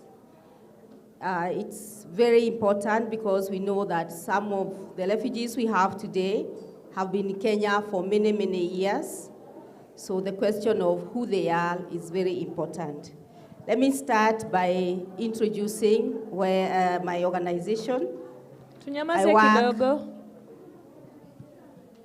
I work for Refugee, for RCK, Refugee Consortium of Kenya. This is a national NGO whose mission is to ensure that when refugees are in this country and other forced migrants, including IDPs, they live in dignity, they enjoy their rights, but at the same time, they are able to access durable solutions. How do we do this? We do this by providing free legal services, that is free legal aid, but also free legal representation in refugee status determination process, but also in other instances, especially on asylum-related cases, be they in courts of law, but also in police stations and other detention centers. We also have a perspective on addressing gender-based violence among refugees. We also have a strong policy focus to ensure that when refugees here, they have a conducive environment or policy environment where they can enjoy their rights and also so that they can live in dignity. So we do advocate for good laws, but at the same time we build capacity of both refugees and other stakeholders for the refugees to understand their rights when they are here and their obligations, but also for key stakeholders to understand refugee management from the perspective of international refugee law and the obligations to which Kenya is a signatory to. We have offices in Nairobi, in Kakuma, Dadaab, Kalobey, and Garissa, Nairobi being our headquarters, but we have a national focus so that we also are addressing migration issues across the country. I have been told to speak about the Refugee Act, its journey, and opportunities and gains in the Act. I want to begin by saying that the Refugee Act was developed to respond to many things, but among them to align it to the Constitution of Kenya, 2010. We already had the 2006 Act. In addition, it was also to address concerns that kept coming in this country, and particularly national security concerns. In addition, of course, it was also to align it to other global commitments, including the Comprehensive Refugee Response Framework and other international standards that keep being developed across the globe to manage forced migration across the world. The proposed legislation was assented to by the President on 17th of November 2021. And this law reaffirms our government's commitment to protect refugees, but also we know that Kenya has been leading in this region in terms of hosting refugees for many years. Many refugees continue to call Kenya home for over 30 years. So this is a culmination of work that started almost a decade ago to repeal the Refugee Act 2006. And initially, the aim was to amend the act, but I think when the teams, the stakeholders came together, they realized that the amendments had surpassed the threshold, and so it needed to be repealed. So I'll go straight into the journey, and later I will discuss the opportunities. And for me, the opportunity is actually the act. The act itself is indeed a huge opportunity with so many gains in the act as we'll be looking at. So in terms of the journey, on 10th September 2019, the Refugee Bill 2019 was formally introduced into the National Assembly by the then leader of government business in Parliament. In October, before October, once it was introduced, by then RCK and other stakeholders, some of them who are here, with the leadership of the then Refugee Affairs Secretariat, we formed a task force that was to support the process technically, an ad hoc one. And one of the things we realized is that because the bill had been committed to DCANS, the Departmental Committee on Administration and National Security, it was important that these members of parliament understood who refugees are. Because being a member of parliament does not necessarily mean that you understand refugee protection. So we organized a fact-finding mission with the members of parliament to the refugee camps for them to engage with refugees as human beings, to understand that they were making a law for people that have needs, people that require services, and people that need to live in dignity. So they went there. Of course, like many of us who have not interacted with refugees, when we were going there with the members of parliament, many of them thought that Kenya has been home to refugees for many years, and maybe then it's time for them to leave. But once they interacted with women, children, youth, they said, I think we need to have a law that indeed protects refugees as human beings and allows them to access services and to live in dignity. In October to November 2019, the National Assembly, as is a requirement of our Constitution, embarked on what is called public participation. And I want to mention at this point in time that it were as stakeholders, we thought it was very important that refugees also give their voice to ensure that the law that was to be developed also included the concerns and the voice of the refugees. And as stakeholders, we organized several capacity building sessions for different refugees, but also ensured that these members of parliament were able to sit in 6 urban areas where refugees are hosted. And allow me to mention them. That was in Nairobi, Mombasa, Eldoret, Nakuru, Dadaab, and Kakuma refugee camps. And in all these locations, refugees gave both oral and written submissions. Nasikia wakuna makelele mingi.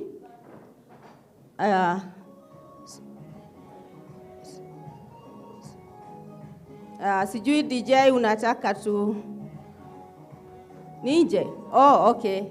So tukaenda tukafanya kikao 6 ambako nia yake ilikuwa kuona kwamba hata wakimbizi wenyewe wamepeana maoni yao kuhusu sheria ile wangetaka itengenezwe ama iundwe na serikali ya Kenya.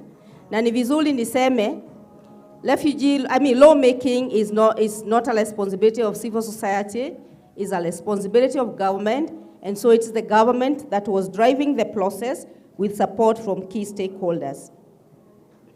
So on 2nd July 2020, the Act was tabled in Parliament for second reading, and we saw the members of Parliament from DCANS and also from those hosting areas, the refugee hosting areas, make several submissions and indeed called upon the National Assembly to pass the law. By then, they already understood that we needed a good law that would ensure that refugees are protected, but also that they are able to enjoy their rights well in this country. Like I say, lawmaking is a journey. So, for instance, from 15th of September 2020, all the way to 22nd September, like several dates, we had the bill included in the order paper for discussion in the committee of the whole house, but this did not happen because of other competing priorities. But on 23rd and 25th of February 2021, the bill was tabled for the committee of the whole house to be discussed by now the whole house. And at this stage, the bill was now, members of parliament included recommendations that had come from public participation, including those that had come from refugees. And indeed, I want to say here that a number of recommendations that were incorporated into the bill are also those that had been variously voiced by refugees.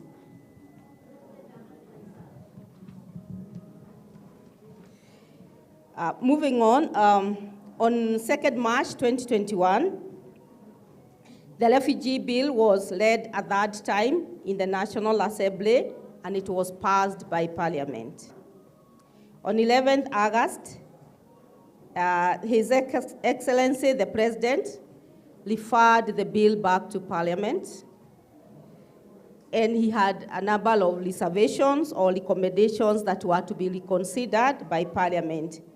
Among them, that there was need to ensure that the Commissioner for Refugees is able to support use of local products in the management of refugees. I guess purchase of local products were necessary, including maybe food. And then also inclusion of places of ensuring that they can be used as transit centers. And that is when the issue of police stations, prisons, and detention centers or facilities were included in the law as transit centers. In addition, of course, he also had made a provision allowing refugees from the East African community to voluntarily give up their refugee status and take up other options that are provided by the EAC Treaty and the EAC protocols. Of course, thereby talking about integration. Those are among some of the provisions that the President returned. And on 5th October 2021, the National Assembly adopted all the recommendations from the President without further amendment, meaning that even those 5 provisions he had returned or he had added became part of the law.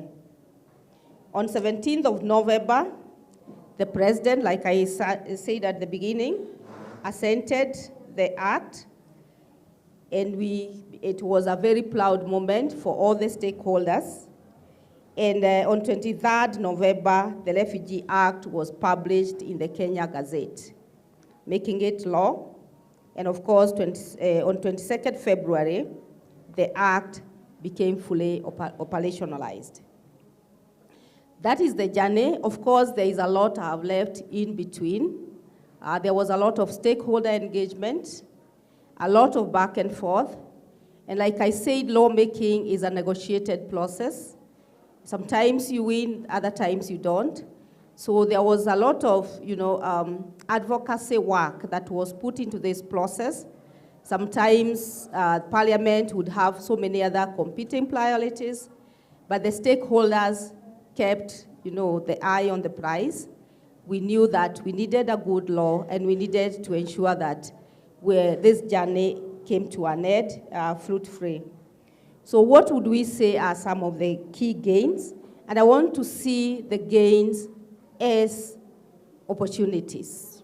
So I won't have a different session for gains and another one for opportunities. So before delving into some of the gains and opportunities, let me mention that any good law is only as good as its implementation. It's one thing to have a good law, it's another one to see its implementation, because once it is implemented, that is the only time then refugees are able to get the gains or the opportunities that are therein. I want to applaud the efforts and commitment from the government in developing and now implementing the new law. We know that the government, through the DRS, Department of Refugee Services, they have already started coming up with the regulations to implement the Act, and also many other policy discussions that are happening. And this is a good move that needs to be applauded, but there is still a lot of work ahead so that we can ensure that there is full implementation. So I will start by looking at some of the new provisions. For instance, the department.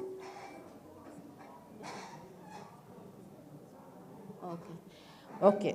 Nimeambiwa niongee na Kiswahili na Kiingereza, so nitajaribu. So kwanza, nyinyi mnajua kwanza tulikuwa na Refugee Affairs Secretariat.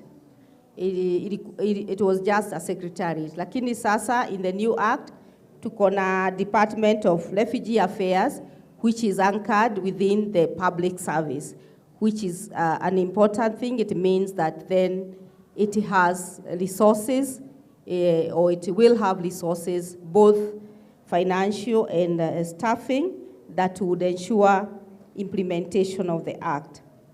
In addition, Section 9 of the act has introduced the Refugee Advisory Committee.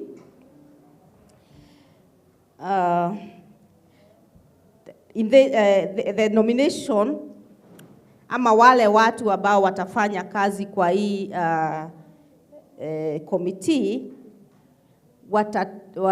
watatengwa kwa nia ya kupatiwa barua rasmi. Hiyo ni kumaanisha they will be appointed in writing, and that gives the group accountability of participation in the commissioner.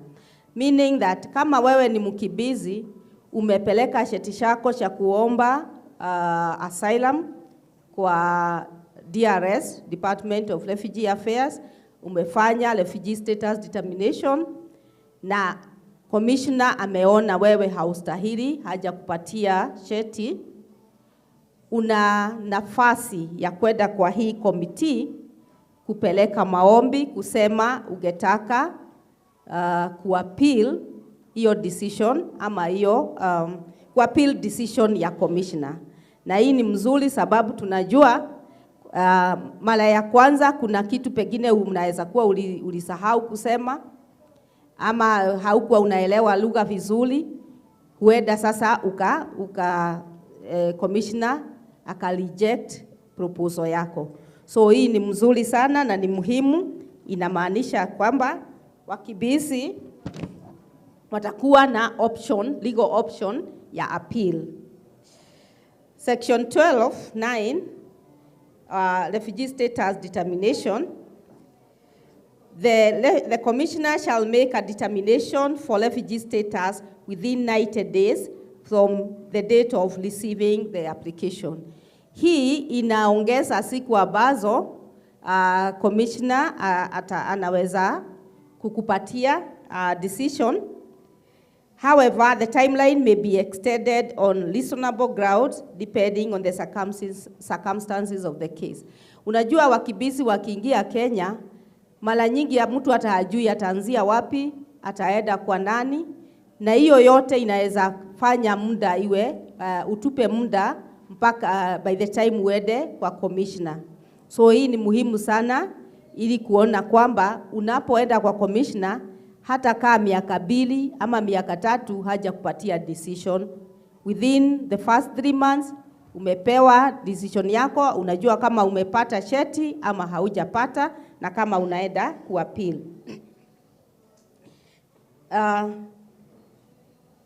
Section 14(5) ambayo pia ni ya appeal, inasema ya kwamba wakimbizi si watu wa kawaida, wamepitia mambo mingi, na pia si kama mtu yeyote ambaye ameingia nchi yetu kuja starehe ama kuja kufanya kazi. Kwa sababu hiyo watu wengine tuseme mtu amekuja Kenya, ameitisha resident permit, imekataswa, kuna fees anastahili kulipa akiappeal. Lakini kwa refugees, kwa hii sheria hakuna fees. Mtu atakuwa akipewa akifanya application for free. Section 21 talks about care for special interest groups, ama vile watu ambazo wako na changamoto tofauti watahudumiwa. Sana sana tuseme kina mama, watu ambao ni walemavu, wale ni wazee, na watu ambao wako na trauma. Sheria ikalicognize kwamba wakimbizi wakikuja nchi yetu wanapitia changamoto nyingi sana. So some have been violated along the way. Wengine wametukanwa, wametusiwa. So because of that, the government recognized that a lot refugees go through a lot of trauma, and for that reason, that should be taken care of when they are going through either refugee status determination process or appeal. To recognize that sometimes you may forget to say things, not because it didn't happen to you, but because of your mental health. In addition to that, the law introduced something called security screening. Remember, nimesema hapo mwanzoni maana ya kuangalia tuone kama tunaweza kuwa na sheria mpya. Moja yake ni kwamba serikali mambo ya national security ilikuwa important. So the law introduces security screening upon entering Kenya for purposes of detecting and containing any person who may pose a danger to the security of Kenya, and also those who may enter, ama wale wangeingia Kenya na contraband. Tuseme mtu amebeba bunduki. Tunajua kuna wakimbizi na huenda mtu mwingine anaweza kuja akijifanya kama mkimbizi. So hiyo security screening will allow for that. Na pia kuna screening ya health, medical screening, ambayo itaangalia kama mtu ni mgonjwa. Tuseme a few times pengine unasikia kuna polio. Huyo mtu ambaye ako mgonjwa, maybe amepitia through gender-based violence, anaweza angaliwa, anaweza shughuliwa na ashughulikiwe before even aende through the refugee status process. In addition to that, the law, kama mnajua sheria ile tulikuwa nayo before, ilikuwa tu inaongea mambo ya designated camps. Wakimbizi walikuwa tu wanastahili kukaa kwa kambi za wakimbizi. Lakini the new act introduces designation of counties to host refugees, meaning that sasa wakimbizi wanaweza kaa kwa county mingi, sio kwa camps. And this is a departure from the camps, and of course will go a long way towards creation of wider social and economic inclusion of refugees and host communities, and of course in utilizing area-based approach programming. Then the section 28.5.7 talks about refugee documentation and access to the labor market. Sheti ya wakimbizi. Ukipewa hiyo sheti, inakupatia mamlaka gani? Inakusaidia kufanya nini? I'm sure nyinyi wengi wenu mnajua ya kwamba saa hii ama before the act, ukienda na hiyo sheti yako, hata pengine hungepata Mpesa services, ukienda kwa bank unakuwa na shida. Lakini sasa kwa hii sheria mpya, hii sheti yako itakuwa ikikuwezesha kupata all those services. So the Act provides that refugees will be able to engage in gainful employment where they hold qualifications recognized by competent authorities in Kenya. So they have the right to civil identification documents, and that the refugee identity card will be sufficient to identify a refugee or an asylum seeker for the purpose of accessing rights and services and to contribute to the economy of this country, including in paying taxes. I think that is very important because challenge ile kubwa sana refugee wamekuwa nayo ni mtu amemaliza shule, hawezi kupata kibarua, hawezi kuajiliwa, na hata wale wanaajiliwa wanapewa pesa duni. Mara nyingi hata hawapewi kibali ya employment letter. So unakuta sababu hana employment letter, mwajili anamlipa kitu kidogo sana, na mara nyingi ni lazima ujiunge na Mkenya ili utumie sheti yake uweze kupata kitu yoyote including Mpesa services. So kwa hivyo hii ni important, ni muhimu sana, and itakuwa muhimu because the fact that now you can even access civil registration ni kumaanisha kwamba both at county level but also at the national level you are able to access services. So the refugee identity card shall at a minimum have similar status to the foreign national registration certificate for purposes of accessing rights and fulfilling obligations under the law. Please allow me some things I'm not able to say in Kiswahili, ni ngumu, ni kisheria, so nitaongea tu pahali naweza. Section 31 talks about integration of refugees in communities, and the commissioner is now tasked with the responsibility of ensuring that there is shared use of public institutions, facilities, and spaces between refugees and host communities. That kuanzia leo kwa hii sheria, sasa commissioner amepewa jukumu ya kuangalia kuona kwamba wakimbizi na Wakenya pahali ambako wakimbizi wanakaa wanaishi pamoja, lakini sio tu kuishi pamoja, wanatumia facilities and institutions pamoja. I'll give a good example. In the past, you would find that we have refugee-specific schools in the camps, which would not have all the facilities and they would not have the teachers.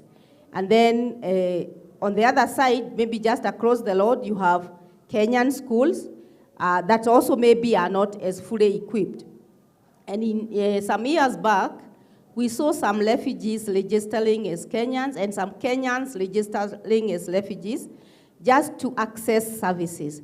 So now we are saying with the new act that it's the schools, they will be, schools will be integrated or will be using an integrated approach so that we build good schools for both refugees and host communities. In addition, this of course will address the issue of conflict of resources between the two groups. Na tumeona pia kuna inclusion ya institutions muhimu sana kama Ministry of Education in Refugee Advisory Committee, because now we are saying that services will be integrated, refugees will be receiving services together with Kenyans. So this provides opportunities for enhanced inclusion of refugees in the education sector. But we also see the Council of Governors included in the Refugee Advisory Committee, meaning that those counties that will be hosting refugees also have an opportunity to make their voice in any policies and frameworks that will be necessary in the refugee management. I'm almost done. Actually, in the next 2 minutes, I'll be done. Section 34.2 talks about sensitization of host communities on refugee matters, that it is important wakimbizi na Wakenya ambao wanaishi pamoja wakae kwa amani. So the commissioner is tasked with ensuring that there is education on peaceful coexistence, and that is encouraged. Refugees are also to be included in policy development, especially at the county level, so that refugee matters are to be considered in the formulation of CIDPs, county integrated development plans, and also in all environmental plans. And this is important because you can't have people in your county, but when you're making plans, you assume they are not there. So this is very important. And finally, it's the issue of double registration. I think I've already talked about it, where Kenyans and refugees registered, either Kenyans registering as refugees and refugees registering as Kenyans. This has been made a criminal offense, and you can be, unaweza fainiwa 500,000 or 3 years imprisonment or both if any of either the Kenyans or refugees do this. Kenya right now has been having a great problem to remove Kenyans who are in the refugee database or refugees who are in the who are Kenyans. So let me add by saying that, of course, there is the opportunity for the EAC countries, refugees from the EAC countries to take up other different options as provided for by the EAC protocol voluntarily. Kenya has embarked on doing the regulations, and a number of the issues, of course, will be addressed through the regulations. There is an opportunity for various stakeholders to advocate for effective implementation of the Act, but at the same time, like I said, we need to ensure that this law becomes important in terms of refugees accessing the rights that it has provided and also the services, and ensure that we see a change into the way refugees have been living in the country. I wish to add there. Thank you very much.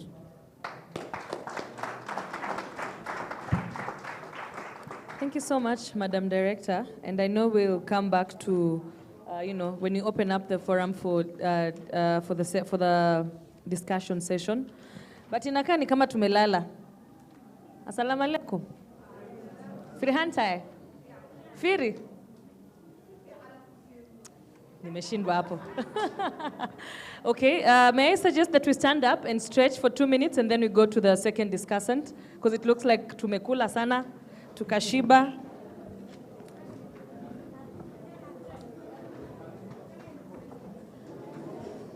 Wapi wale entertainers wetu wa Kisomali?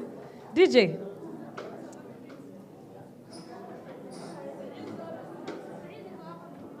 Uko hapa? Wacheze tu tukatikie. Okay.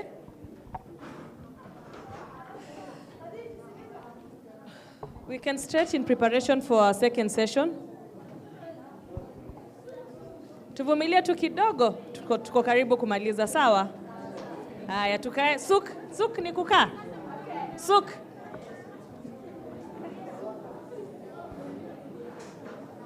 Let's have a seat.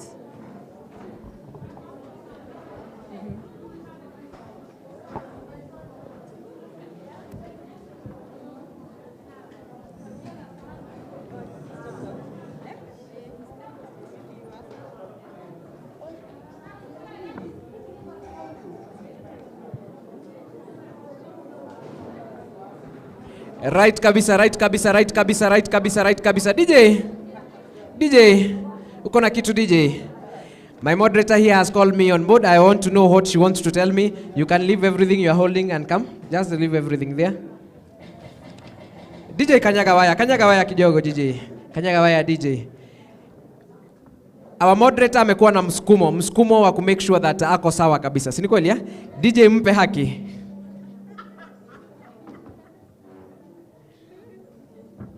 DJ mpe haki. DJ wacha kanyaga waya. Professor asharudi bana.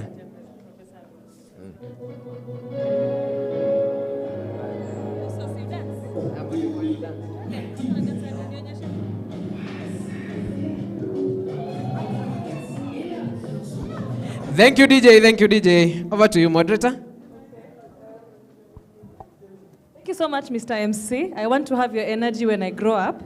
We will proceed to our second presenter, Professor Mile. Please welcome. Asante sana. Habari zenu. Kiswahili ni ngumu. As Madam Director said. So, unfortunately, or fortunately, I think for you, fortunately, I will not be mutilating your ears with my poor Kiswahili. But I'm working on that. Yeah, so when we meet next year, I hope to improve, present a better comment. But even in English, I am not as skillful as Madam Poet there, yeah, who graced us with her poem before the break, and also the team of aspiring lawyers from JQuat. I see them there. They participated in the debate contest last week, and they were very successful and also very impressive. So, hongera sana, again, from me. Now, thank you for your kind introduction. Madam Director said the aim of integration should be that the refugees call Kenya home. I'm not a refugee, but I am an immigrant. Yeah? And I'm very thankful that I can call Kenya home. I've been here for over 6 years now, working at Kenyatta University. I was requested to talk about integration. And I have subdivided my brief talk into 2 parts.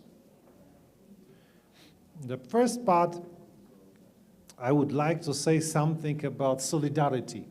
I think a key concept for the integration, but also a key concept to the very idea of law as such. I'm a lawyer, by the way, yeah, so it would be all biased towards this. In the second part, I would like to discuss briefly 3 cases. 2 from Europe and 1 from the US.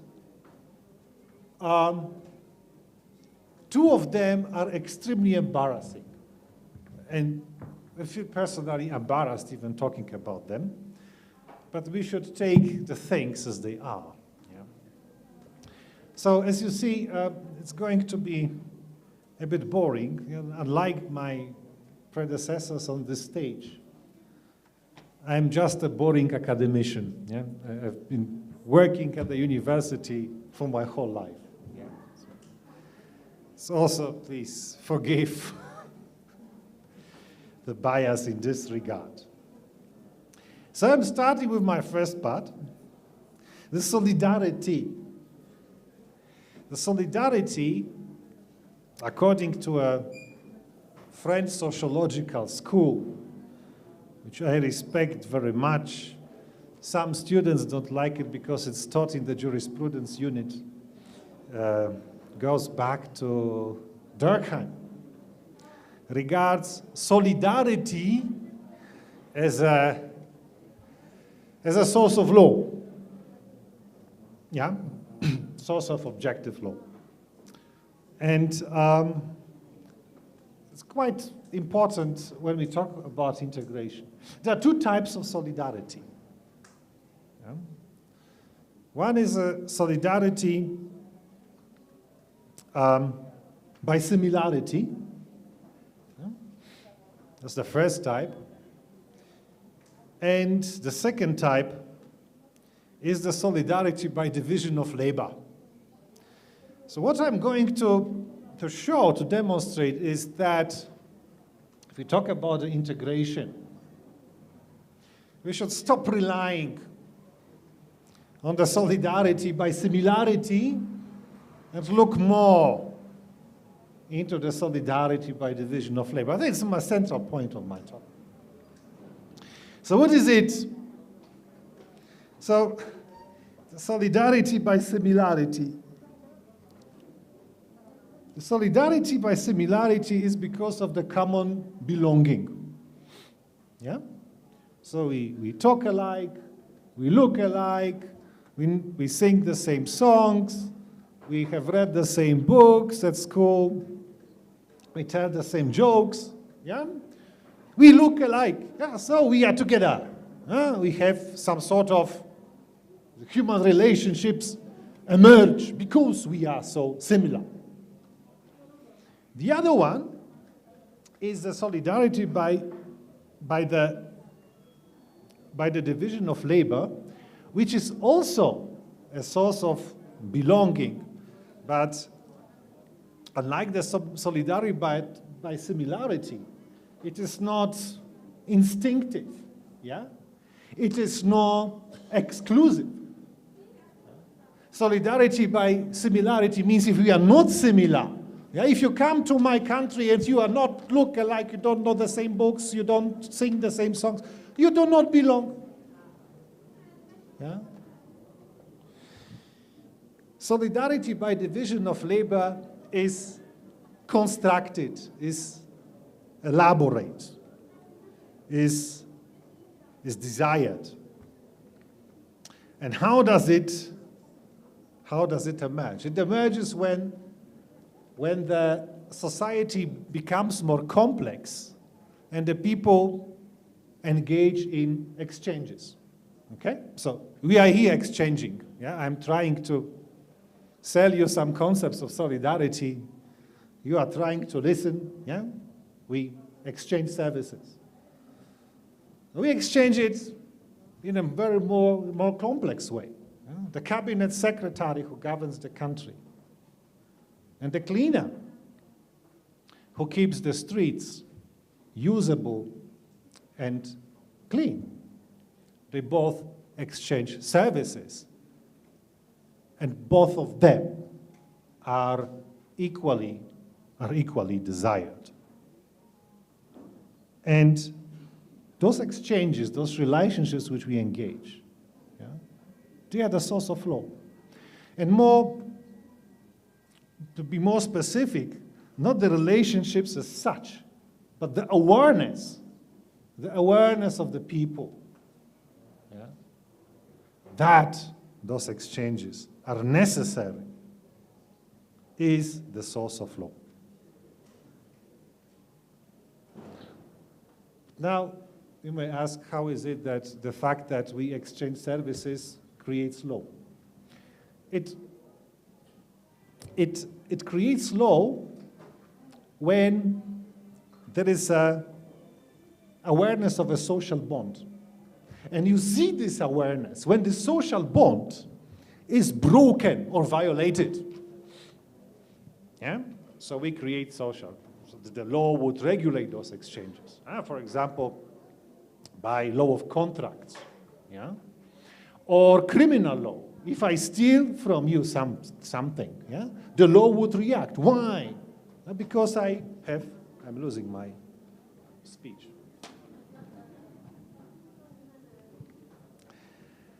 Because we have violated the solidarity. I have violated the solidarity. And the society would see this violation as something which must be sanctioned. And why must it be sanctioned? Because it must be sanctioned because otherwise we would not be in a position to engage in those exchanges. To be a society, in other words. Now, where is now the link to the integration?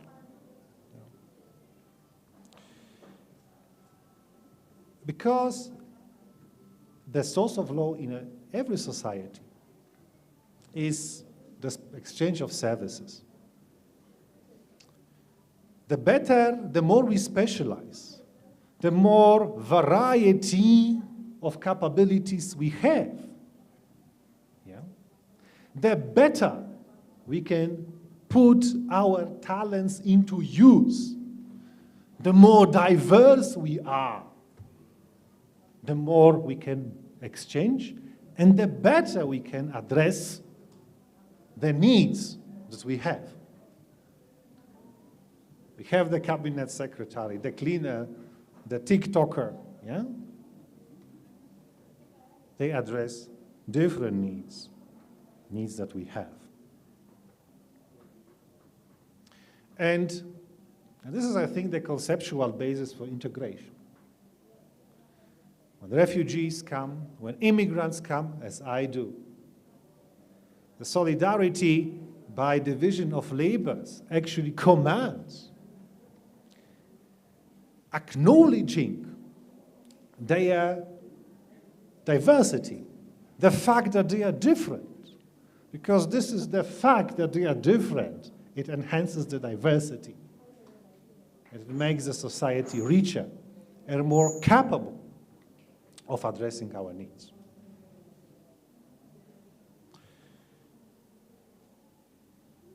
So,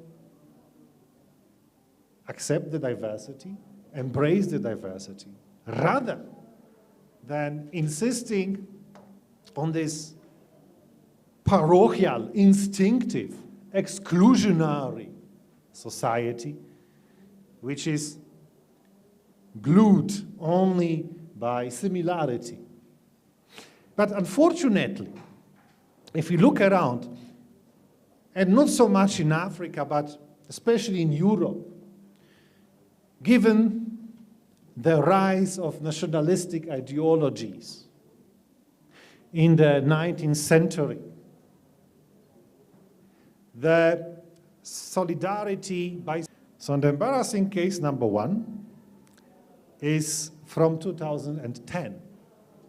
It is a case decided by the European Court of Human Rights. The case is called SAS versus France. France enacted a law which was barring Muslim women to wear full face veils in public, the burkini, and imposed for wearing such a veil a fine of 150 euros. It's a lot of money, maybe a lot of money. Just for the fact that somebody exercising her freedom of religion decides to dress in a certain way. 150 euros. This law was, of course, challenged in the court. The case went to the European Court of Human Rights, where the petitioners were invoking the freedom of religion. So how come that exercising the freedom of religion, I am fined 150 euros? And of course, the French government made a series of arguments, that trying to justify this infringement of the freedom of religion. So of course, the one argument is a French principle of laïcité, secular values. French has a history of religious wars, not between Christians and Muslims, no, between Christians themselves. Many people were slaughtered. And because of that, the French Republic is based on the principle of secular values, secularity. It bans all religious symbols from the public space. But this was not the decisive argument of the French government. The decisive argument was living together. So the ban was justified by the pressing social need. I do not associate myself with this reasoning. Yeah, I'm just citing it. Pressing social need of respect for the minimum requirements of life in a society or living together.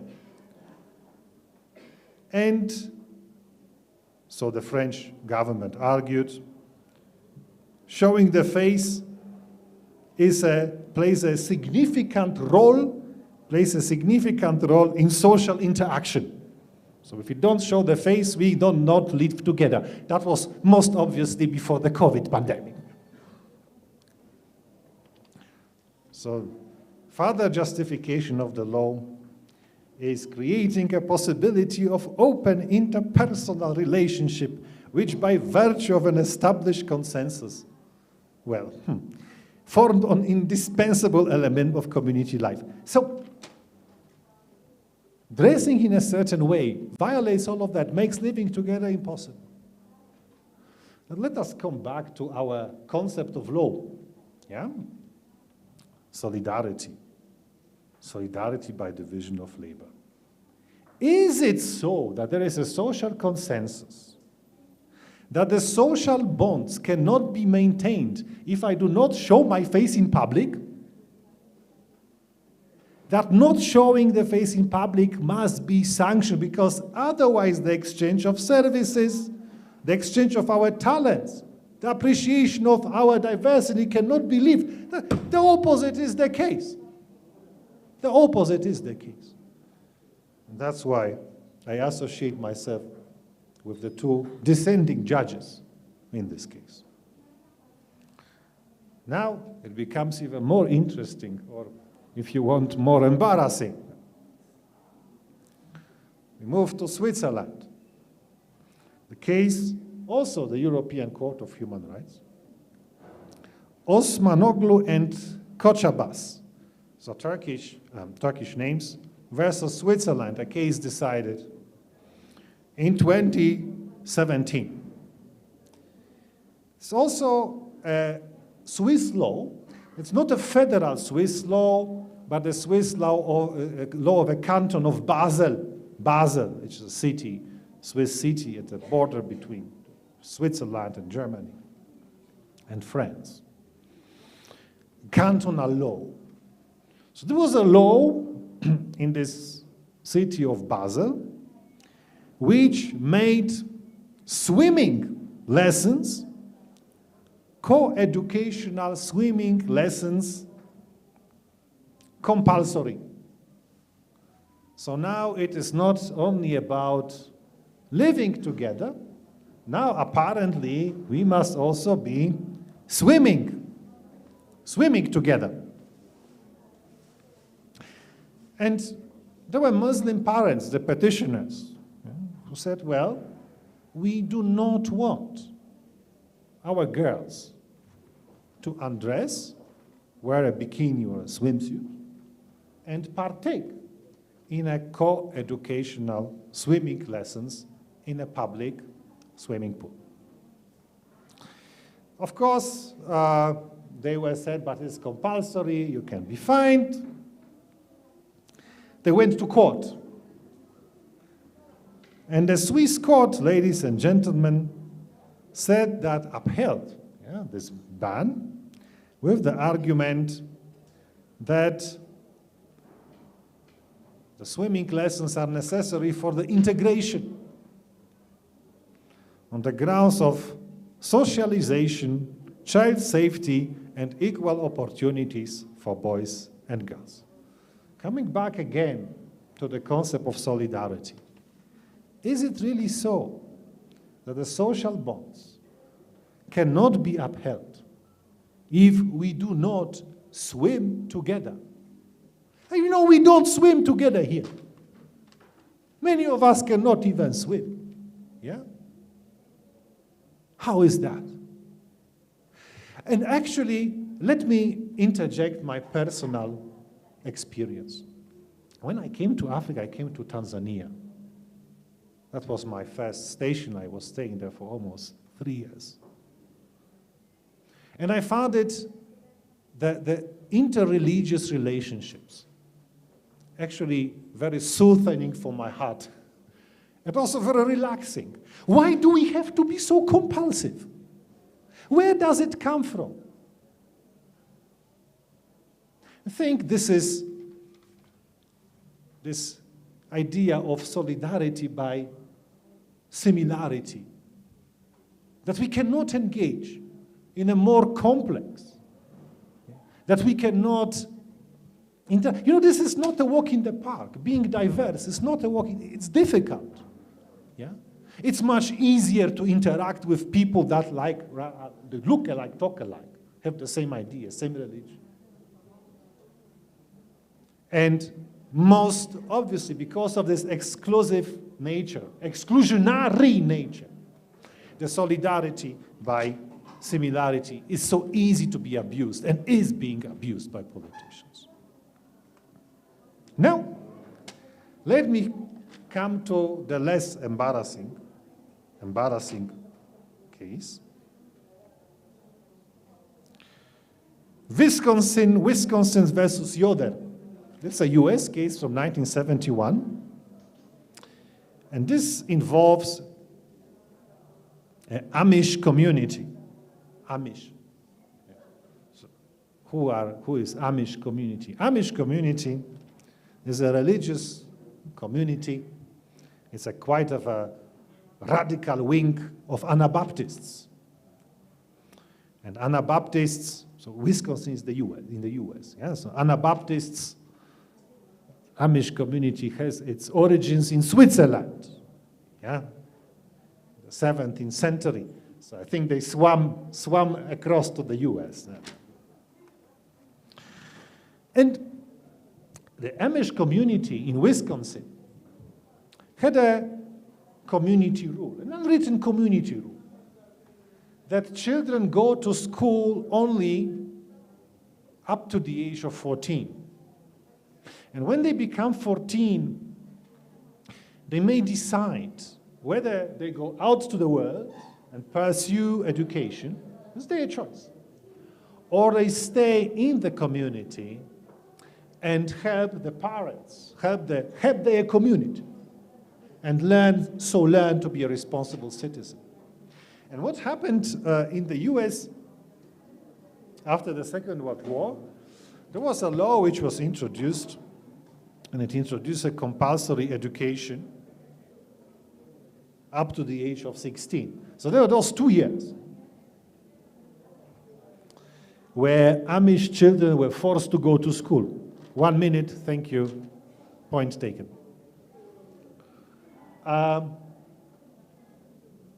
Now, parents of a child refused, and they were fined $5. They refused to pay.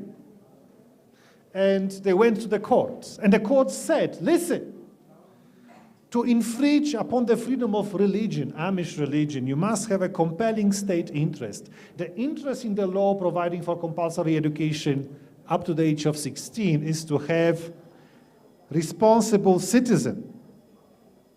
But there is no proof that those Amish children helping their parents on the farm, engaging for the community, are less responsible than those who learn to go to school. That's why the law was struck down. Different approach than the European Court of Human Rights approach. Okay, and now my final statement, because of the 1 minute. What are those judgments about, especially the last one? This is about being a member of society and creating social bonds. Being a member, it's also for refugees and immigrants, being a member of a society, creating a social bonds. And how do you do that? By being given an opportunity, not by becoming similar to those who are already there, but being given an opportunity to make the best use of your talents, of your capabilities. And rather than making you look alike, swim alike, and talk alike. So that's what the solidarity by division of labor would require. Thank you very much.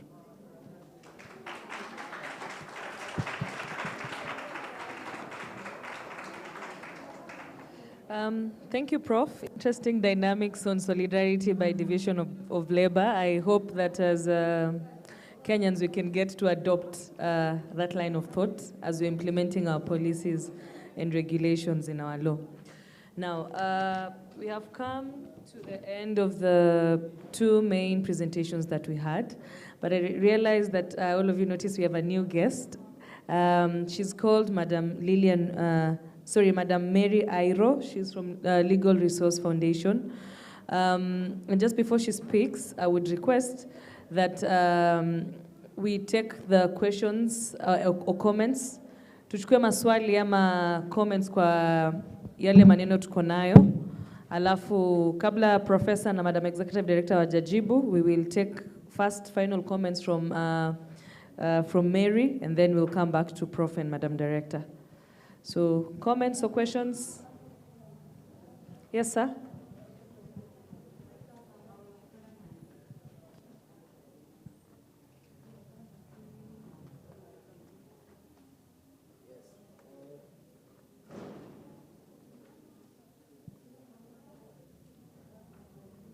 Yes, good evening, good afternoon, everybody. Yeah, my name is Bizo from L'Africana. Yes, it's good to hear what we are hearing now, and it is really interesting. But I had a few questions. First of all, to the Executive Director of RSK. She mentioned in her intervention that there were three things which made the President send back the Refugee Act bill to Parliament. And one of the issues was transition area. And she mentioned, I heard her mention police, prison, and so on. I'd like her to elaborate on that, to explain how these transition places are regarding the refugees. Yes, there are good things which are in the bill. That is my second question now. At what extent? Because we understand that now the act is there. And now what is remaining is now the operationalization of the act itself. You have mentioned that the act now allows refugee documents to be accepted into mobile transfer, mobile money transfer transactions. Yeah, up to now, I have that card. We are not yet allowed to do anything with it.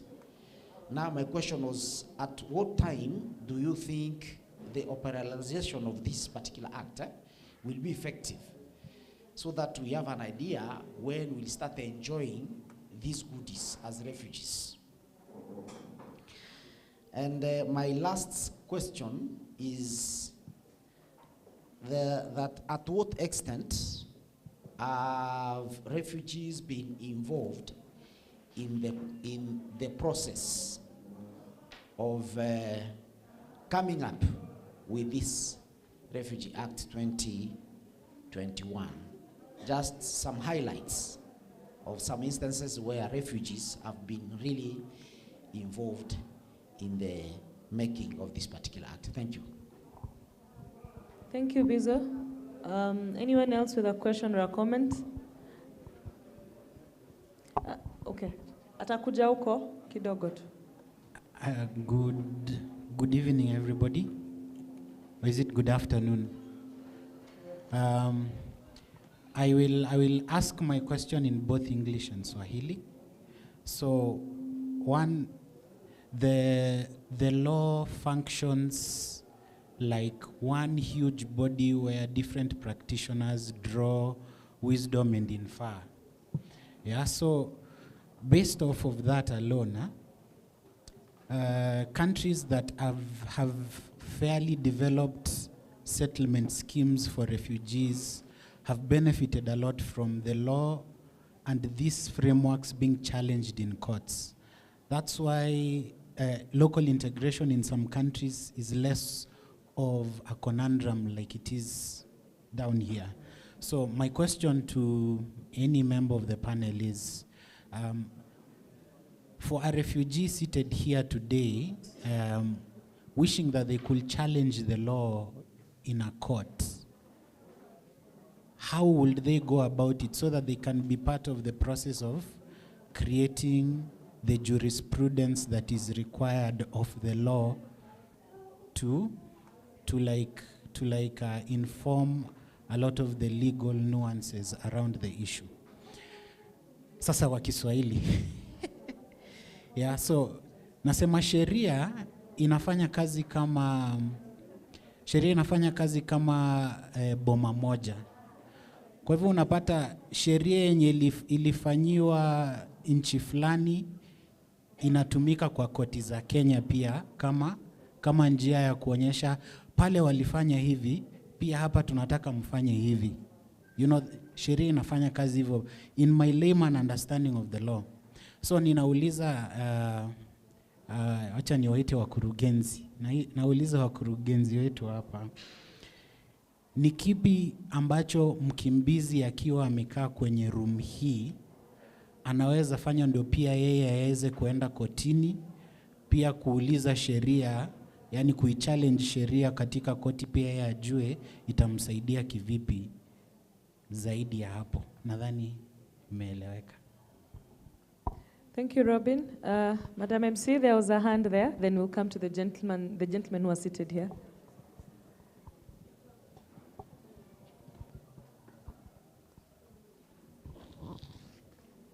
Naam.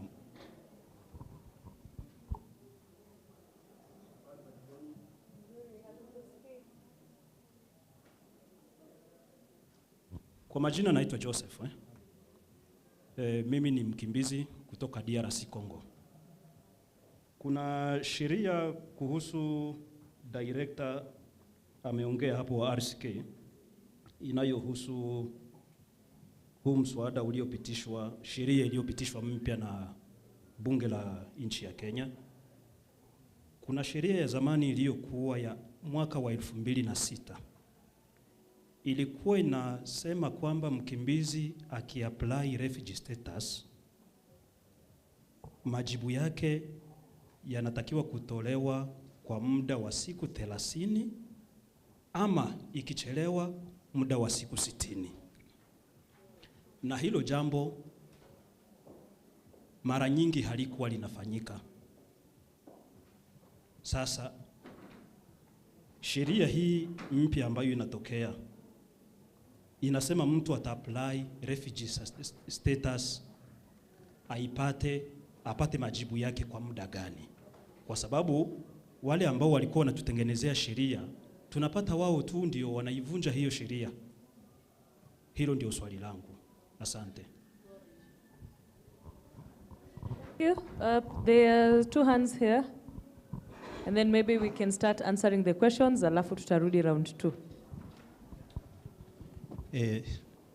Mimi nauliza swali kuhusu mlisema integration kwa right. Sasa refugee akishapata integration hapa Kenya.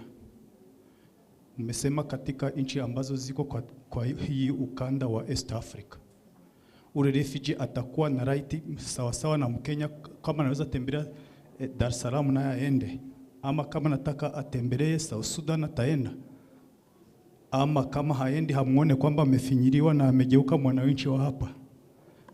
Cha pili, wakati tulikuwa tunapewa service na UNHCR, sisi tulikuwa tunapewa service for free. Newcomer akikuja anaingia anapata service, hata na mwenye anaingia kwa protection anapata service, lakini wakati ziliingia kwa serikali sasa imekuwa biashara. Ni kusema ukipigia simu ili uombe appointment unapeana kitu tena pesa zisizo ndogo. Ukiwa na mtu mmoja ukimwomba 5,000, kama mtu akiwa na watu 5 kweli atapata service kwa hii Kenya. Sasa ikiwa imekuwa hivyo, nyinyi wanasheria mtatutetea kivipi wakati mmetuweka kwa mikono ya serikali na sisi hatuwezi jitetea? Cha tatu, wakati sisi wananchi wenye watageuka wananchi na tuko ma refugees, ukitenda makosa, mimi niko chairman wa ma refugee. Wakati unatenda makosa unaenda kortini kama watu wengine. Lakini wakati wanakukata fine, inabidi mtu akuje akusimamie kama Mkenya, sababu refugee hawezi simamia mwingine refugee. Hiyo ni kesi yenye nimepata juzi kwa wiki iliyopita. Wakasema eti refugee hawezi simamia mwingine refugee, mpaka utafute Mkenya, na Mkenya akisikia ule mrefugee amefanya dhambi hawezi kubali kusema etanamjua, wakimtafuta watampata. Ule refugee anakaa mule, atakaa mule milele na milele kwa sababu amekosa mtu wa kukuja kumtoa ndani. Kitu cha tatu, ni kama wakati watu mulisema nchi za East Africa, mimi niko Congolese. Mulisema nchi za Afrika zinapata integration. Sisi hata sasa hivi wanagombana pale kwetu. Na nikusema sisi hii ya kuwa kwa ukanda wa East Africa, sisi haiwezi tusaidia kitu. Wakati mnatuweka katika hii East Africa sawasawa na Mtanzania mwenye alikimbia, sawasawa na Muganda naweza enda kwao akitumia kitambulisho. Sasa sisi amuone kupotea kwetu.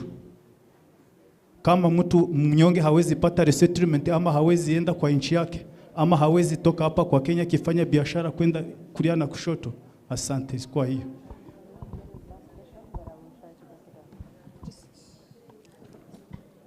Excuse me, sir, we see you. Please allow us to answer these questions and then we'll come back to you for round 2, okay?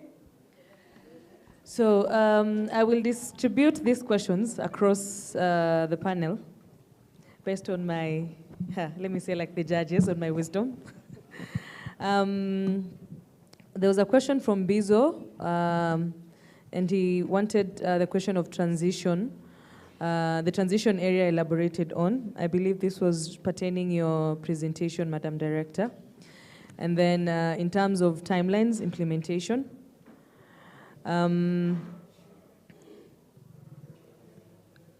Mary, I think I would assign this third question to you. The question, the extent to which refugees have been empowered in the process of developing the Act, participation. Prof, sorry, I will distribute the question of challenging of the refugee law in Kenya through jurisprudence and litigating in court, drawing from your presentation on the 3 litigated cases. I think let's answer that and then we'll respond to the other batches.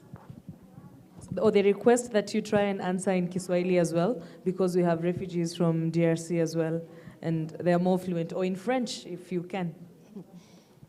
Okay, thank you very much. I will take the first question from Bizo. Tunyamaze. Mr. MC, tunyamazeni. Swali la kwanza ameuliza kwa nini tukatumia police stations ama detention centers kama reception centers. Hiyo ndio swali yako. Yeah, that is a very good question. First, because we know that asylum seeking ama kutafuta ukimbizi si criminal offense. It's not a criminal offense. So there is no reason why a refugee who has come to seek asylum should be put in a police center or a remand center or even a prison center. That is for sure. But I think I want to imagine the drafters of this law were looking at the resources and capacities of government. Even as we talk today with the Refugee Act, hata kwa ile sheria mzee hatukuwa na reception centers. Saa zingine RCK imeenda mara mingi ama other stakeholders kwa police stations kutoa wakimbizi huko. Sasa I want to imagine in the wisdom of the president, he felt that there was need to put refugees somewhere temporarily as they were being transferred or taken to the right place. Because the law says temporarily for the purpose of either giving emergency service or allowing them to move to the next level of registration. So it is not, they are not being put there to be punished as criminals.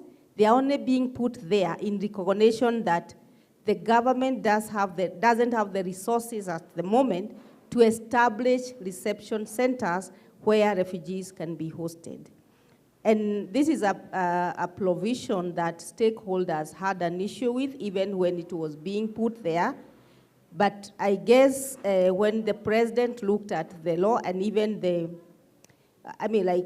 realized that if it is left empty, then it may create problems.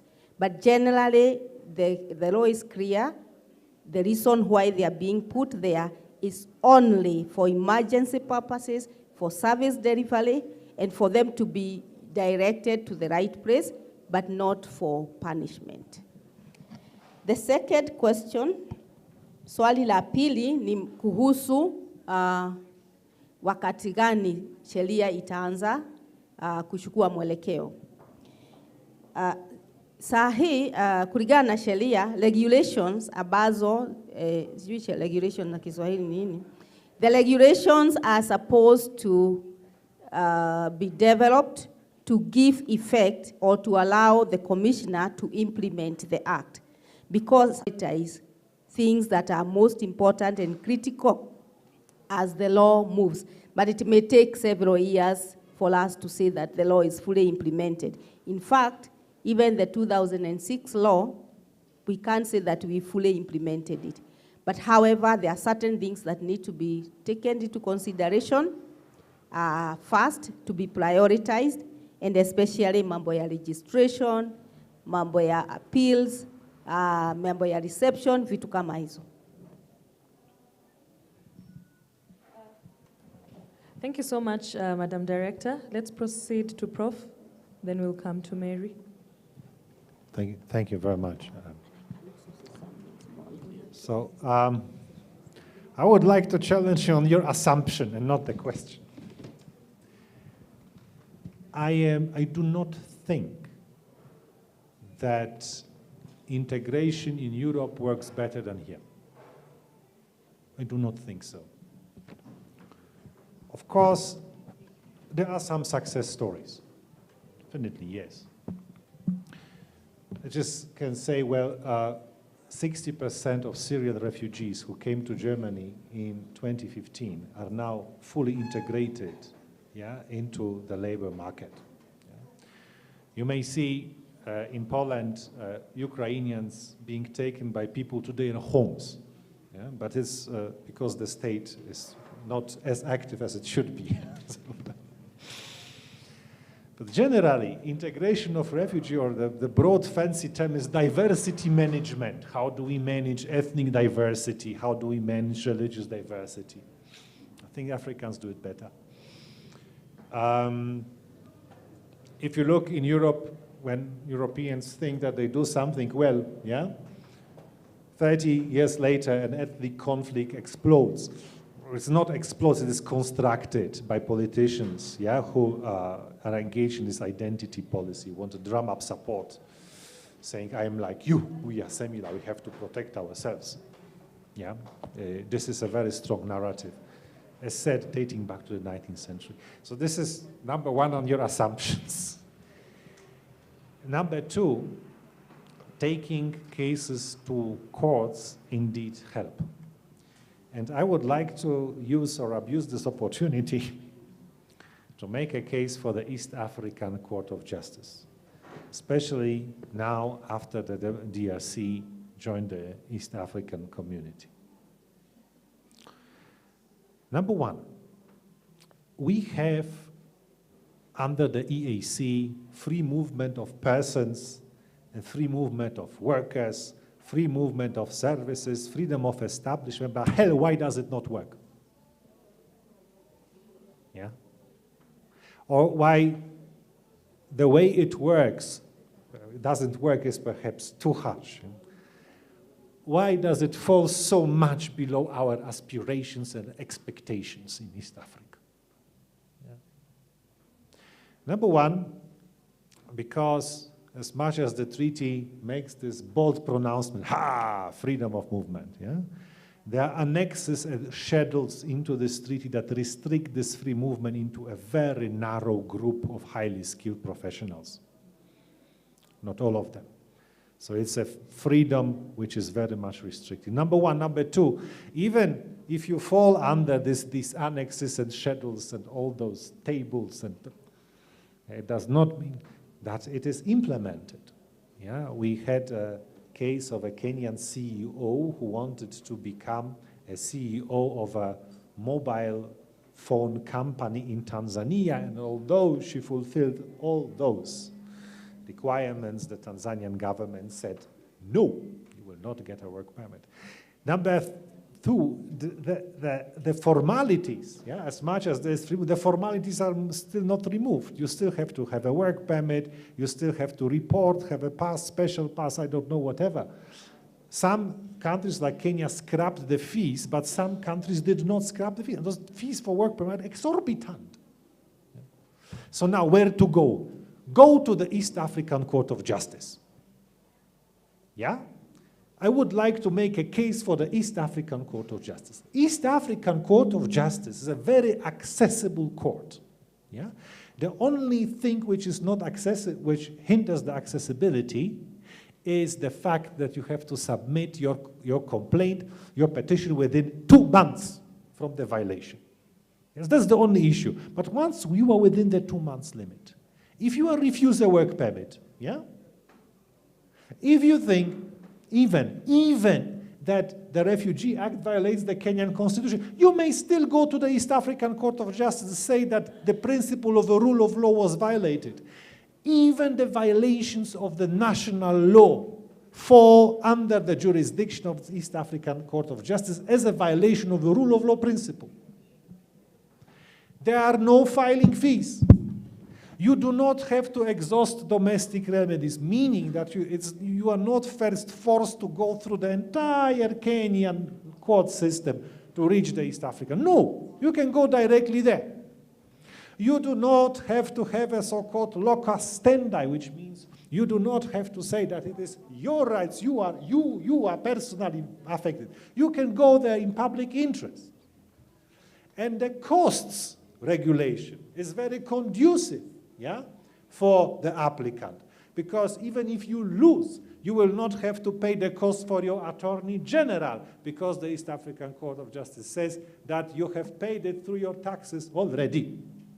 And then recently, the East African Court of Justice can award you damages. And those damages may be very high. In a recent case, it was a Rwandan case, UTC, United Trade Center, I think, versus Rwanda, Attorney General for Rwanda. $500,000 were awarded as damages for a violation of Rwandan law.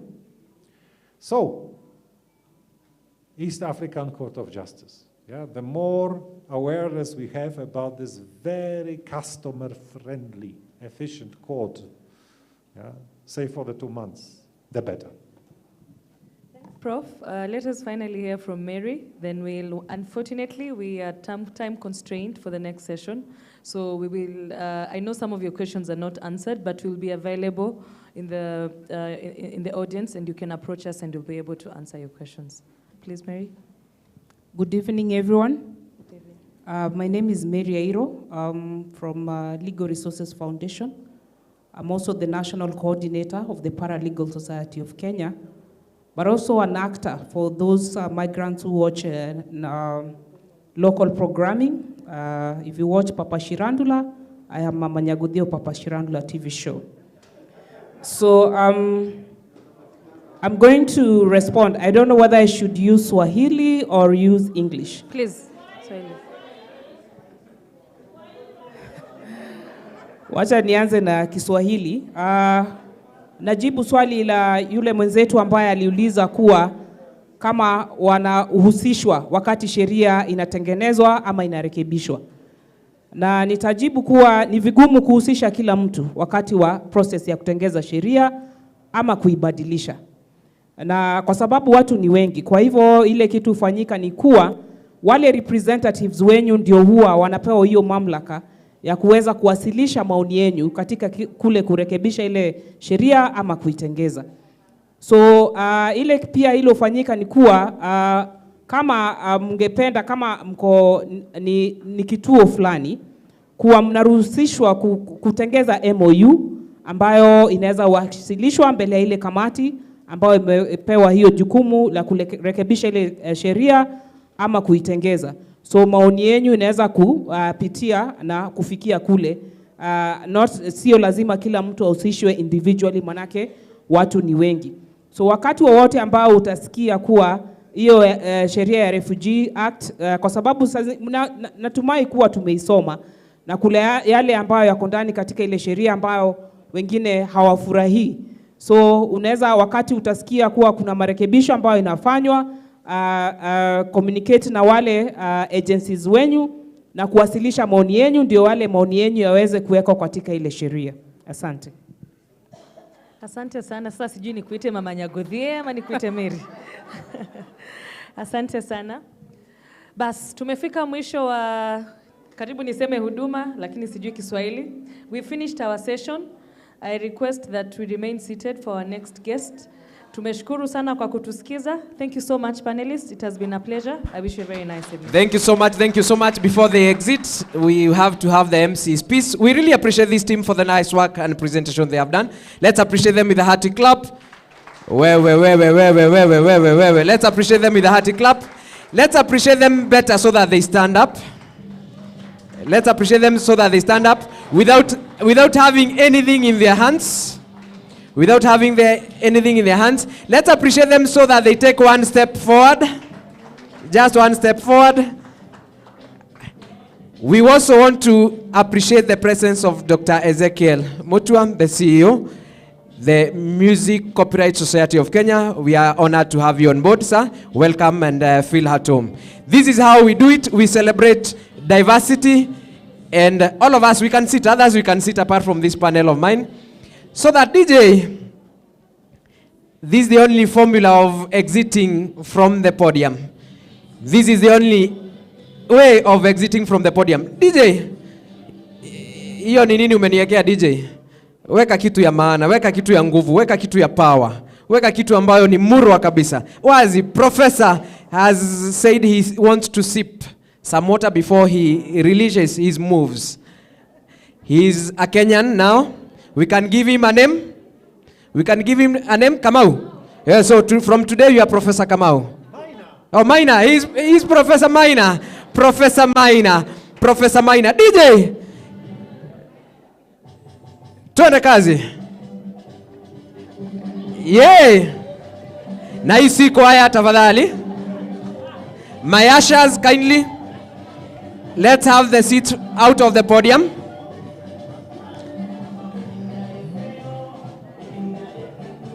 We can see who was a Girl Guide and who was a Scout.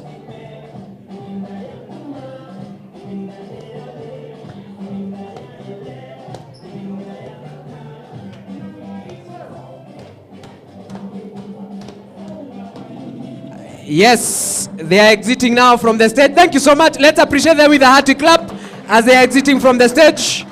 Wonderful, wonderful, wonderful, wonderful. Thank you so much. Our moderator, thank you so much for the nice work you have done. We are really rushing because of time, but I'm sure that the engagement is ongoing. I'm also sure that we have been able to get in touch with them. Na tukitumia pia lugha yetu ya Kiswahili tunasema ni asante kwa sababu ya uwiano na ushirikiano ambao tumekuwa nao, na ni muhimu kuwa tunaendelea kujipanga. Wakati na wakaribisha wana skit waanze kujitayarisha, nitakuwa nikimkaribisha mchungaji kuja tu nikuulize swali moja. Mchungaji kuja tu nikuulize swali moja. Najua kuwa unafanya kazi katika chuo chetu cha St. Paul pale Limuru. I believe so. Yes. And tunajumuika pia na naona pia amevalia cheche ama amevalia ile kola kuhakikisha kuwa anawakilisha dini. Je, ni jukumu gani ambalo sisi kama wana shule ama wana vitengo tofauti vya masomo ya hali ya juu na pia kama wana dini, mchango wetu katika utangamano na kuhakikisha kuwa wakimbizi wanajisikia wakiwa nyumbani hapa ni upi? Asante sana programa. Nataka kusema ya kwamba kama wanadini na pia kama wanachuo tuko na jukumu kabisa ya kuhakikisha ya kwamba wakimbizi na watu wa kutoka sehemu tofauti wanajisikia wako nyumbani wakati wako huku Kenya.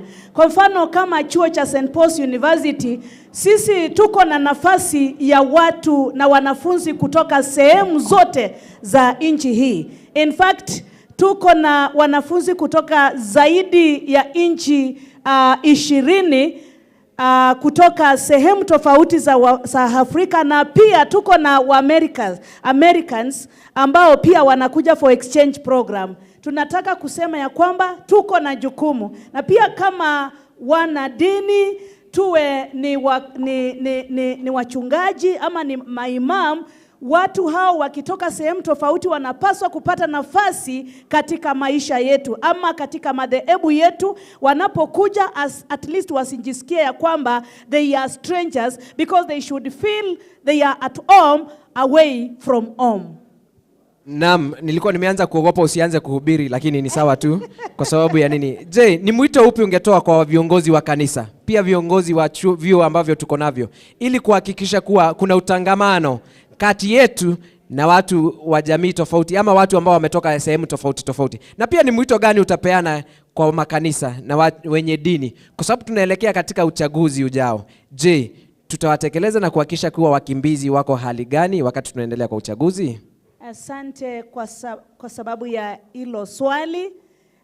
Nataka kusema ya kwamba kanisa na pia dini hiko na nafasi kabisa ya kuhakikisha ya kwamba hata wakati huu tunaoelekea wa elections, kila mmoja ako na nafasi ya kuhisi ya kwamba ako na amani na ya kwamba hajadhulumiwa hata wakati election, during or before, during and after elections. Na sisi wanadini na pia wanachuo tunahitaji ya kwamba, because we are learned, we need to translate theory to practice, and that is exactly what St. Paul's University is doing, coming from the university and also from the lecture hall to the community, to reach out to people of all different cultures and of course interpret theory to practice. Thank you very much. Makofi mazuri kwake tafadhali, makofi mazuri kabisa. Na tunakutuma na wito na mwito kuwa at the end of the day, when we are even engaging ourselves into the electioneering period, that we have to take care of ourselves as much as we also take care of our refugees. And we have said that we are not referring to them as refugees, we are referring to them as brothers and sisters who are also coming from different parts, but sisi ni wamoja. Labda ulikuwa umetuletea kitu, unaweza tuambia nini ulikuwa umetuletea na ni namna gani? Kwa sababu naona umebeba mkoba. Ni wangu ama ni wa nani? Huu ni mkoba kutoka kwa the Corporate Department of St. Paul's University.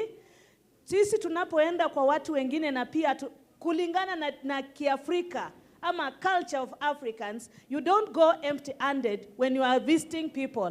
So we were visiting KU today, the School of Law, and so we have come na mkoba na kikapu kutoka St. Paul's University just to present to the Dean, School of Faculty, as the School of Law, so that they may remember that St. Paulians were around. Wonderful, wonderful. So where is the Dean? Dean, kindly, where are you? Dean, School of Law? Or maybe from, a representative. Or a representative. They are here, they are. Ni wewe Dean, boss? Vile mnatembea si nyinyi in the next 5 years, you will be the Dean. Kindly? Yes.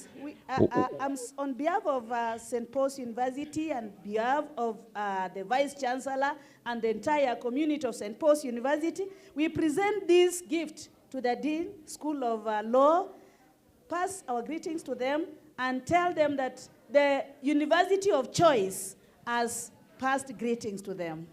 Wonderful, wonderful. It ends with a marketing tag, yeah? The University of Riang ni, ebu ngoja kidogo tusome t-shirt. Ebu geuka tu madam.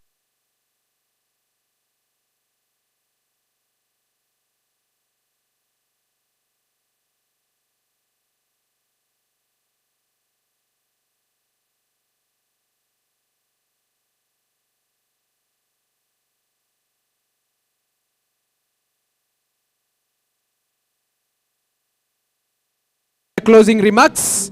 Remember also, DJ, remember also, we will be giving gifts and rewards to different teams. If you look on my right side, you can see quite a number of t-shirts. We also have a keyboard to give.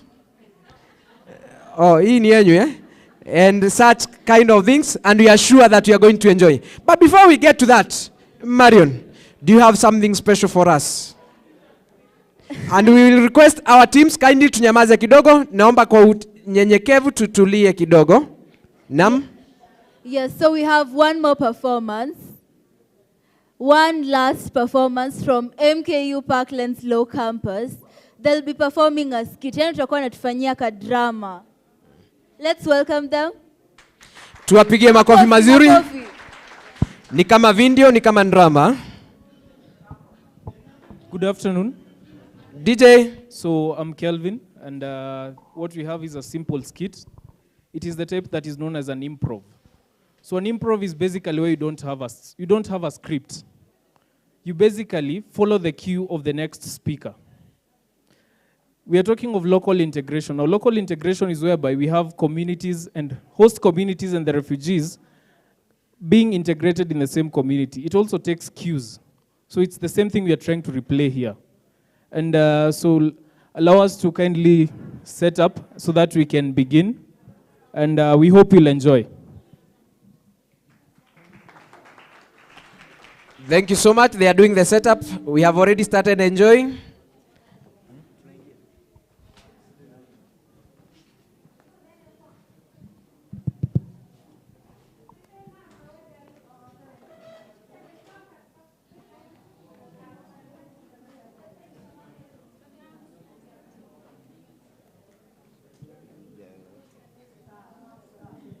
Sumaya, my love. Yes, Jack.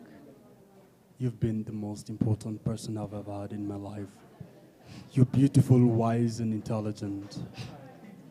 I've been loving you from the day that I met you. I just want to make you the mother of my kids.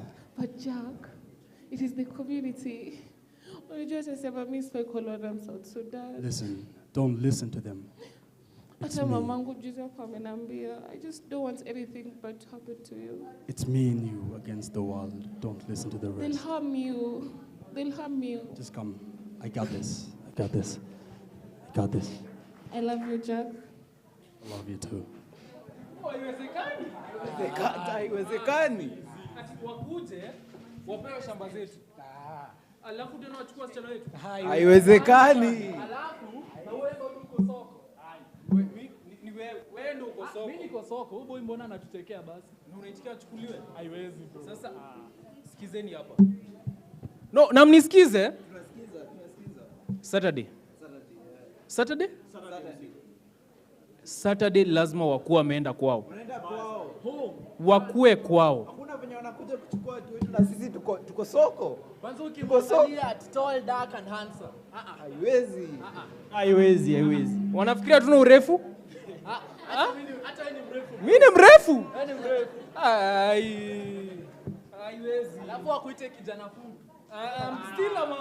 Ati fupi round. Wewe acha wewe sasa. Saturday wanaenda kwao. Saturday waende kwao. Guys, a short man is not a boy. That is it. Unasema? Relax. Even a medicine man is treated. No, naye amekwambia tuko hapa kuwa wise. Bibi lazima upate na wao ndo wanachukua mabibi zetu. So we sasa naenda wapi? Sana huo fala Sasa Saturday inaleta lori. Lazima tuchome waende. Tafuta watu. Tafuta watu. Mimi nitaleta vitu. Sawa? Vijana wako. Na tutafanya kitu. Lazima. Tutafanya ile kitu. Watajua huku ni kwetu. Huku ni kwetu. Na watajua wajui. Bas. Ai, lakini unadanganya. Umeona nywele yake? Imagine tukikuwa na yeye na hiyo nywele na yangu ni ya still wire. We can have very very beautiful jeans. Ni ukweli. Warembo. Hatuwezi sema vitu kama hiyo. Hawa ni watoto wetu na ni sisi tumewazaa. Na ni sisi lazima tutawachunga. Hakuna story ya diversity. As of now, our cultures imeanza kudisintegrate. Imepotea. All because of this diversity thing. No, we cannot accept. Lakini ujiona hiyo nywele. Hata mababu wetu wako wanafanya hivyo. Haiwezekani. Okay, sawa. Unakumbuka juzi Joni akilima? Hiyo mboga, umaiona hiyo mboga? Ndio ako na nguvu. Imagine tukiomba hiyo mboga tupande hapa, sote tutakuwa na nguvu kama Joni. Tutakuwa strong. What will happen to our sons? Watakuwa na nguvu. Wataoa kina nani? Mwenye kuna nywele mzuri. Think about it. Are you sure? Mimi ndakuwa na mwenye kuna nguvu na nywele. The chief must hear about this. We are past the level where we trade lies to eulogize the dead. We are past the level where we are held by stereotypes. The chief must hear about this. Come on. Come on. Nenda kuambia chief amtaki nywele poa. Mkubwa. Meng'ara, kuna maiti imelala bila nguo. Meng'ara buda.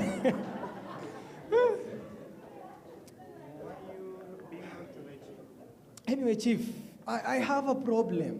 What's happening? My heart is burning. You see, chief, I am a wise man. You see, chief. Are you claiming you are wiser than the chief? Not at all. But chief, we are living in uncertain times. And the world is not the place that it was 10 years ago. Chief, I am not like you sleeps with 2 years. I sleep You with mean one. you have 1 year? Oh, young man, what's wrong with you? Just go straight to the point. What's happening? I sleep with 1 ear on the ground, the other one is hearing. Okay. So as I was walking, I heard things that disturbed me. You see that tall dark guy who you can't see unless he smiles. What do you mean? This man who breathes above sea level. Young man, I don't understand. You see this guy who... You mean the Sudanese boy in the neighborhood? Yeah, exactly. Why are you being abusive, young man? The men in our village have decided on Saturday they are going to cause havoc. What? Even the women who are not beautiful are saying that he cannot marry. Cause havoc in my community? Imagine, with your beards. Young man, are you insulting my beards? No. Okay. But we need to do something. Oh, Let us convene a meeting. I understand. That's why, like... Let me see. I'll think about it. At least you have a big head with brains. I'll think about it. I'll think about it. Please, all of us, we are welcomed to the meeting by the chief. Okay. I think whatever that young man said is serious. Let me make a call. Hello? Chief alijulia wapi man? Hello, Mr. Kireu. Mimi naona chief anataka kutupatia. Okay. You are the commissioner for the refugees. Lakini ukiangalia hivi, Yeah. chief si ni kierere sana. I need you to come to my community because I hear some disturbing issues. Sijui anataka kuongea kuhusu. Yes, Ni hata yes. unajua ni aliruhusu watu wakuja That people in my community are planning to cause Hawa havoc watu walikuwa against waende the Uganda. refugees. Hizi shamba ni zetu. Yeah, I just Ni want you zetu. to come and sensitize them on a few issues because we can't live in such a society. By the kijana ya chief ana bibi. Yeah, Kijana ya kindly, chief ana kindly. bibi. Na chief ndio huyo hapa. Thank you so much. And please remember to come with the girl from kituo cha sheria. Lakini Yes, the unaona, Sudanese shida girl. ni moja. I mean, it's the only perfect example for them. Mimi naona It's huyu okay. chief Thank you, Mr. Kereo. anaenda kufutwa kazi. Huu chief anaenda kufutwa kazi. Huwezi niambia kitu kingine. Lakini acha tuende hiyo mkutano tusikie huyu chief anasema nini. Young man, you're the one who called me. Okay, please help me call the whole community for the meeting so that they can convene. Our friend from the commissioner is coming. The girl from kituo cha sheria is coming, okay? You are a very good young man, but please don't insult the refugees. All of us are welcomed. Did I greet? Pardon my manners. Hello. Hello. I like your hair. Hello. I like your hair. I am Munga. Oh, anyway, we have all been invited to the chief's meeting place at the Baraza. You told me something about refugees. I don't understand, but all of us, let's go and listen. Ha, oya. Hey, rada. Hey, nasikia tumeitwa. Nasikia tu. Nani amewasema? Omsa amewasema anyongwe. Afanywe nini? Uko shua jazoea kunyonga.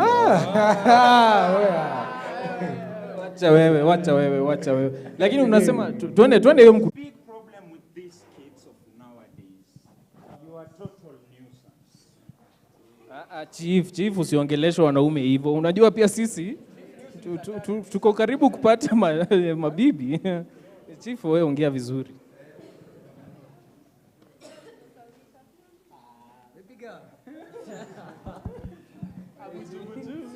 Ladies and gentlemen, Bwana Chief, I'm here on behalf of Mr. Kereo. Ameniambia niwaambie. Nasikia mko na shida hapa ya refugees, So, waende kwao. So, here's the issue. Mnataka waende kwao, si ndio? Sasa nikuulize wewe. Mtu akitoka kwao, unadhani jua nataka? Si ndio? Ni jua nataka? Wewe unaweza toka kwako sahihi bila sababu? Nimetoka kwangu. Nimetoka kwako. Ukitoka hapa, hali ya nyumbani kwaje? Wewe shughulika na yako. Sasa ile kitu iko. Refugee, mtu akitoka kwao. Okay, from now, anyone who will respond as she speaks, you will know the wrath of your chief. I am not only dark in the face, I am also dark in the heart. Try me. Try me, young man, try me. Asante sana Bwana Chief. Kwa hivyo nawaeleza kuwa when a refugee leaves home, mtu akitoka kwao nyumbani, akuje nchi geni, it's because things are not good at home. Mambo si mazuri nyumbani. Wewe sasa unataka kumfukuza, unataka aende wapi? They don't have a home. Home is a place where you find peace. Hakuna amani nyumbani, unataka aende wapi? Na mmefikiria hivi, hawa watu wakikuja hapa, tuwapatie kazi, Sasa walipe tax. Si mnajua bei ya maziwa itashuka? Are you aware? Sasa, hii kitu ni very easy, very simple. Wenye mnasema, wanachukua wasichana wenu. Wasichana hawajakuja wanawake peke yake, even the men are there, exotic, mali mpya, mali safi, Kwa hivyo hakuna haja, let us not fight, Let us welcome them. Tukiwakaribisha hapa, tuwapatie kazi, tujenge uchumi, mambo ya kuwe shwari. Ama namna gani? Do we still have an issue? Na mjue by then nimekuja na UN, Msinyame hivi. Aya, asante sana. Asante sana Chief. Thank you so much. We really appreciate your talk. I believe that this has changed your thin mindsets, because indeed they are so Chief thin. ni In fact, young mtiaji. man, Si nimekushow? you are Chief just ni a mtiaji. short, round ball, but what's wrong with you?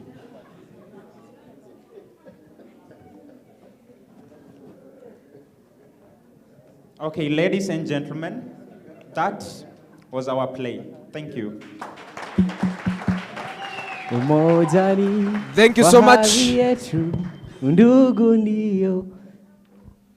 Thank you so much. Thank you so much. Chuki na ukabila hatutaki hata kamwe, ni lazima tuungane, tuijenge nchi yetu, pasiwe hata moja anayeitenga nchi yetu. DJ, do you have that song? DJ, do you have that song? DJ, do you have that song? DJ, do you have that song? It's all about integration and unity is key and let's integrate. Eric Wainaina, haya basi, na mefahamishwa kuwa bandi yetu ya kutoka MKU Parklands wako tayari. MKU Parklands, kuja, chukua kwa keyboard. Tusimame sisi.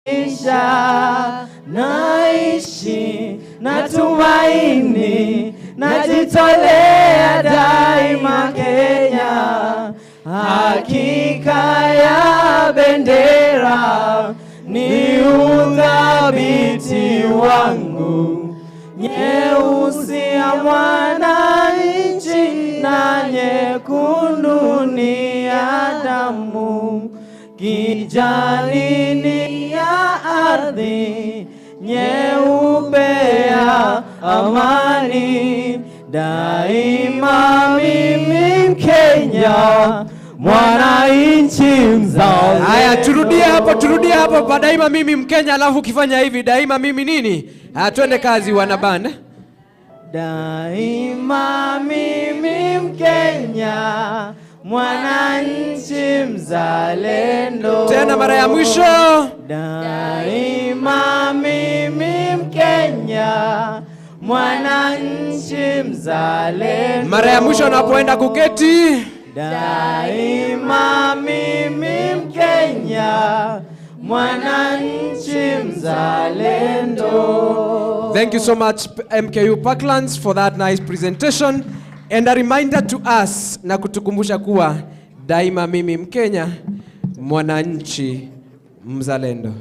Imekuwa ni siku ambayo imekuwa ya kukata na shoka, imekuwa ni siku murwa kabisa, siku ambayo tumekuwa na mazungumzo ambayo yanazungumzia wenzetu ambao tumesema hatutaita wakimbizi, wenzetu ambao ni dada na ndugu zetu kutoka mahala pengine. Tumekuwa pia na hali ya entertainment ama kuwakilisha tamaduni tofauti. Tulienda mjini kule Bujumbura, Rwanda, tukarudi tukatoka hapo tukaenda Somali, tukaenda pale South Sudan, tukaenda Ethiopia, tukakuja Kenya. Na tumekuwa ni siku njema zaidi, tumeweza kutangamana na pia mazungumzo ambayo tumeanza siku ya leo ni mazungumzo ambayo yanastahili kuendelea.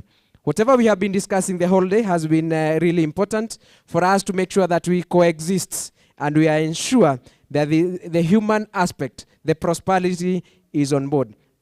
We are having viewers who have been following us live through our transcripts, and I'm requesting the organizers of this event to make sure that the translations of whatever presentations we have had this day inafanywa.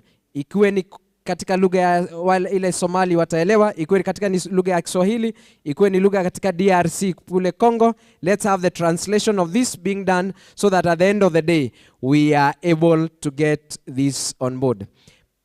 After the keynote speaker, or as the one who is going to make the summation of what we have been having the whole day has presented, we'll have a presentation of a few gifts to the participants. Remember, this engagement has been going on for some days. We have had some competitions, we have had some coach sessions, we have had some issues to do with the football competition. We have also had some debates going on board. And who are the winners? We will be knowing in a few.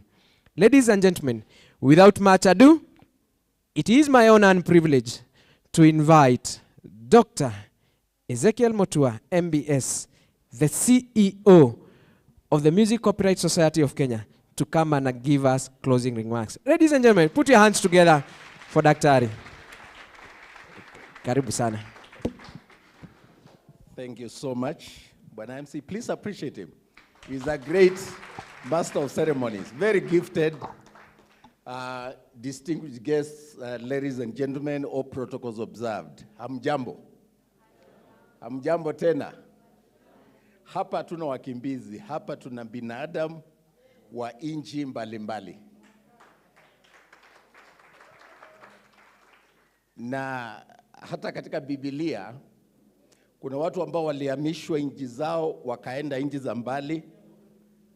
Do I speak English or Swahili? Swahili, eh?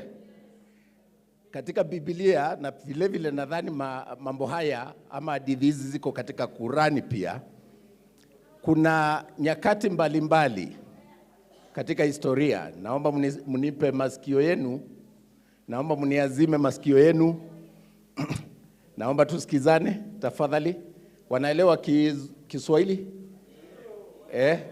MC, you might want to be on that side. I know they will respect you. Where is the guy who was saying kuna maiti imeumia, imelala bila nguo? I just loved everything about you guys. Your skit was out of this world. Amazing stuff. Na nilikuwa naelezea kwamba nina furaha sana sana. Wanasema kwa Kiswahili furaha isiyo na kifani. Sijui kama yangu iko na kifani, lakini nina furaha kuwa na nyinyi jioni ya leo. Tunapoadhimisha siku hii inaitwa ya wakimbizi duniani, lakini nadhani jina bora zaidi ingekuwa ni siku ya kuadhimisha ubinadamu. Ni siku ya kukumbuka baadhi ya binadamu ambao walitolewa sehemu zao katika nchi zao, baadhi yao ambao wanaishi uhamishoni, wanaishi katika makimbilio kwa sababu mbalimbali. Baadhi yao kwa maana kulikuwa na vita katika nchi zao, wengine walikuwa wana habari, labda waliandika habari ambazo hazikupendeza katika nchi zao, serikali zao zikawa zinawaandama. Wengine labda walifanya mambo ya kutetea haki, ikawa ipendezi watu wengi. Na katika maisha utajipata wakati mmoja ama mwingine, kuna baadhi ya mambo kama wewe ni mtu ambaye una mwelekeo, utafanya hayatapendeza umma ama watu wengi. Na inaweza kuwa ndio kiini ama chanzo chako kuteseka. Watu wengi ambao wameleta ama wamefanya mambo muhimu katika maisha na katika dunia, walikuwa watu ambao kwa muda fulani waliteseka, walionekana hawafai. Watu walijiunga makundi mbalimbali na kusema yule anaongea ukweli sana, anatumulika sana, na wakaweza kupata shida kwa maana walisimamia ukweli. Katika dunia ya leo, na imekuweko tangu enzi za Adamu na Hawa, imekuwa kusimamia ukweli ni kitu ambacho kinaweza leta furugu, lakini furugu tulizonazo duniani zimesababishwa na mambo mbalimbali. Internal conflicts, Some of them, like I've said,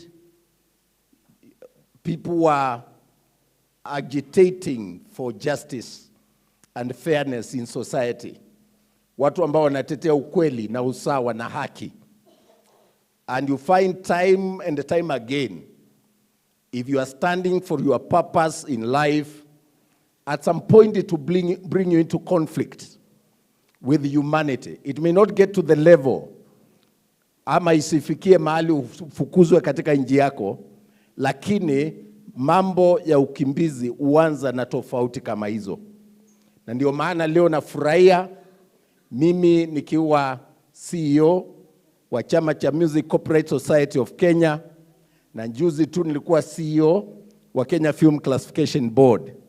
Mbeleni hapo nilikuwa secretary wa information katika nchi hii, nilikuwa director wa information, na hasa nikiwa director wa information niliwahi kubahatika kufanya kazi na mashirika mawili ya kimataifa, UNESCO nikiwa na ofisi kule Paris, na nikawa mwanakamati wa UN Secretary General's Committee on Information.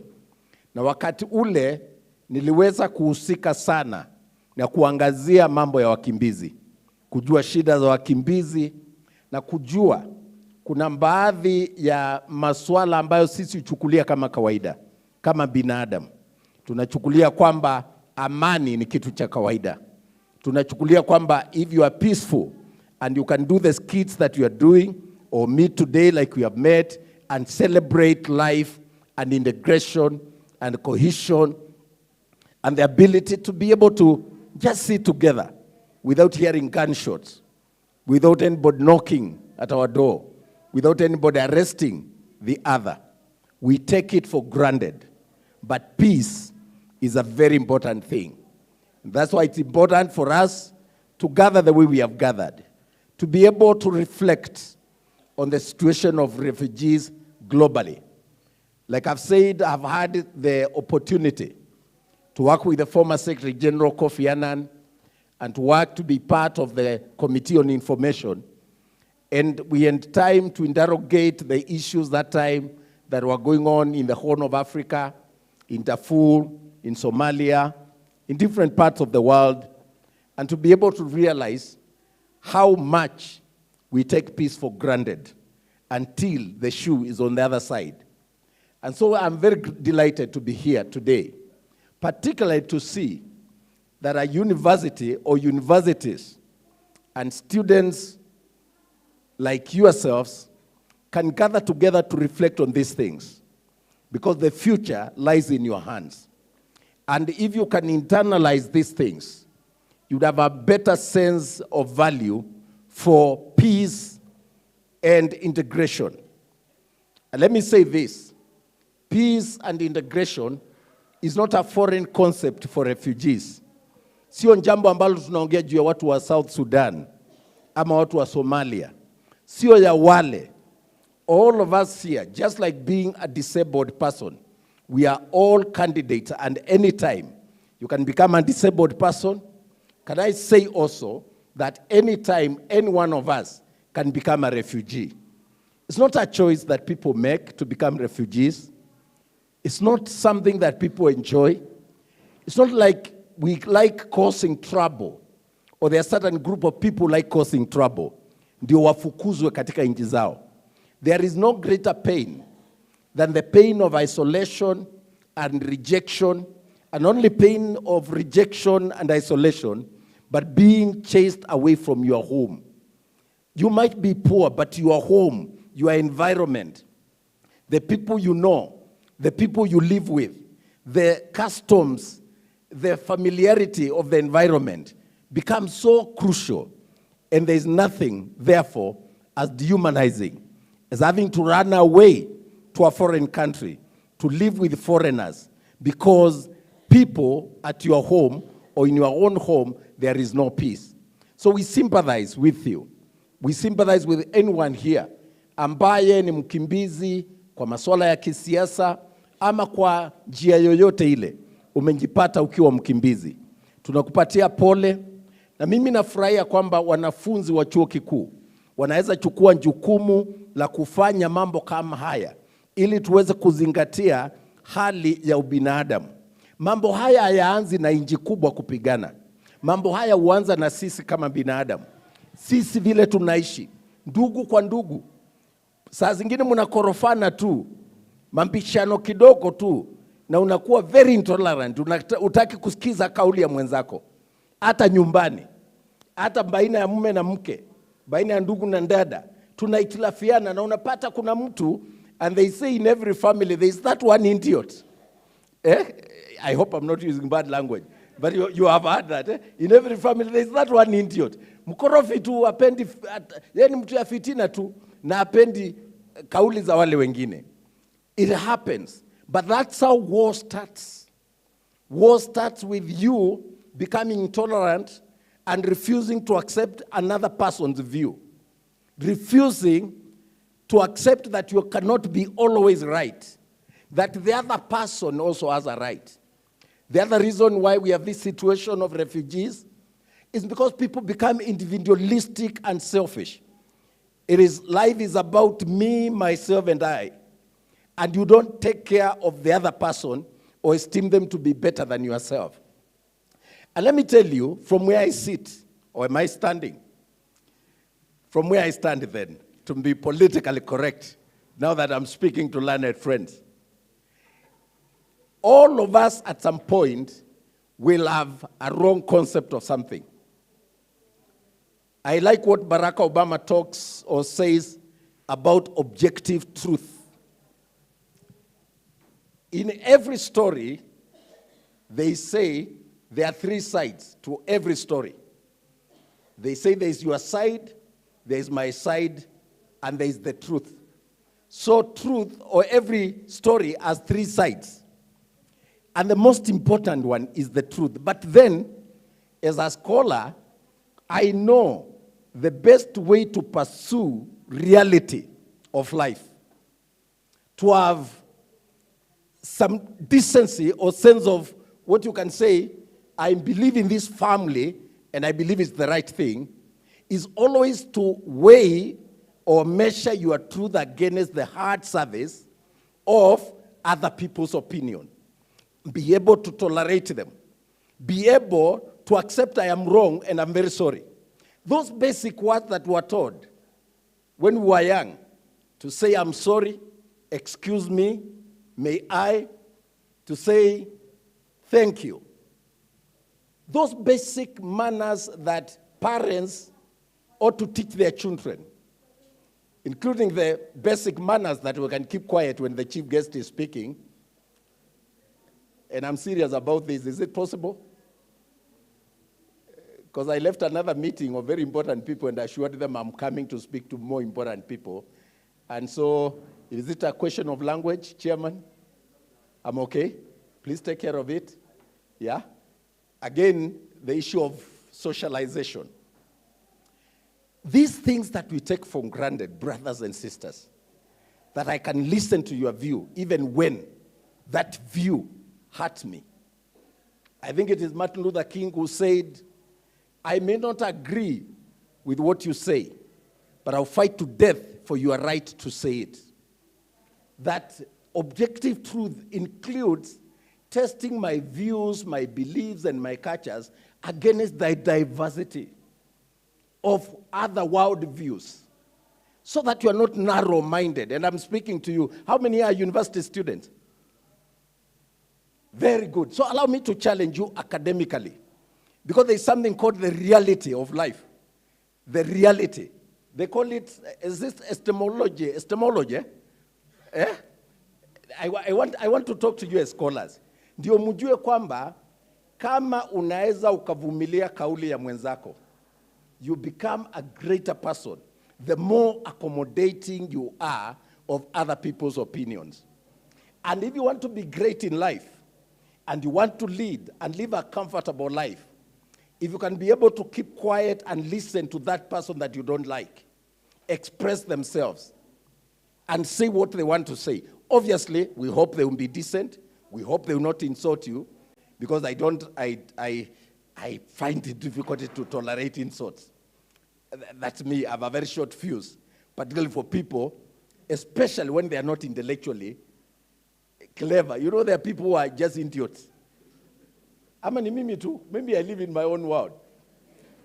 But I find it difficult to tolerate, you know, so I don't have that time. It is just a selfish agenda. And I think I'm allowed to uphold that principle of selfishness where you do not have time for people who disrespect you, who tear you down, who insult you. That's not the kind of respect I'm talking about. I'm talking about someone saying, yes, that's what you think, but I also think this way, and we can all agree. And I can tell you, our families will have peace, our communities will have peace, if we can go out of this meeting saying that I'm willing to listen to the other person's side of the story. And don't judge people until you know them. I'm one of the most judged people in the world today. Mimi, I've even appeared on Trevor Noah. If you Google that clip, it is all lies, but it's because some local media, some journalists wrote about me a lie. That lie was picked by The Independent. The Independent gave it to another one. It became an international story. And before I knew it, Trevor Noah picked it. And so I appeared on Trevor Noah. I always believe there is no bad publicity. At least I'm being covered by Trevor Noah. You know, it is quite something to appear even in a local newspaper, not in the obituary. Can you imagine there are people who never appear, even on obituary, anakufa na hakuna pesa ya mazishi. So I'm okay to be covered like that. But thing is, I have been misrepresented. And it's painful when people misrepresent you. But it is that hard test of being misrepresented, lied about, scandalized, that makes you a better man and a better woman. That you can tolerate the pain of misinformation about you. Don't get too edgy. If you want to go far, and you guys are scholars, learn to absorb and to be able to say, I am greater because I can tolerate. But don't tolerate people bring you down. Don't tolerate people think you cannot make it. People say it cannot be done. Do not tolerate naysayers and skeptics. But tolerate somebody who has a different opinion. I have seen it, and the media calls me moral cop. And that moral cop, when it was put on me in 2016, it was meant to paint me as intolerant because I brought a narrative that we need to use the media to shape the culture and the values of our children. And that film, drama, theater, music need to be used as a platform to make humanity better, not worse. And that we, as Africans, we have our own stories and our own narratives. A Nigerian poet called Ben Okiri once said, if you want to poison a nation, poison their stories. Make them negative. Let people not look forward to anything positive in the evening. Let your circles of friends be negative and toxic. And that's how you die quickly, of depression and bitterness. There are some people walikasirika tu tangu asubuhi. Paka waleo hata tukifanyiwa skiti hapa wakati tulikuwa tunacheka, hawacheki, walikasirika. And they live like that. Na mimi huambia hii maisha haitaki makasiriko. Haitaki makasiriko. Maisha ni mzuri. And so the media tried to twist that narrative and called me a moral cop. I embraced it like a badge of honor. And I can tell you, I have tested my truth about values and the power of the media, particularly social media, in shaping our narratives, in telling our stories, including the stories of refugees, including the stories of integration and diversity. And I do know we are better off as a country when we have diversity, plurality of thought and opinions, but we are able to choose that which is right, because I believe in the diversity of views and opinions, there is always the objective truth. It's possible to say this is our culture. We are Africans, and the way we were brought up, and I've seen it here represented as I conclude, in the skit that you have presented. We share with one another. We embrace one another. We shake hands. In fact, in Africa, they believe that until we shake hands, there was no greeting. Greeting includes shaking of hands, or some part of the body. I believe the hands most of the time. There are people who still shake their legs. But they make it more dramatic. Are they Nigerians? I think Nigerians make it more dramatic. There's a way they do it. But whichever way, we have our own culture that makes us enjoy life. And I came to tell you that those different cultures, the diversity of our views and our opinions, the way God created us in our shapes and sizes, it's what makes humanity what it is today.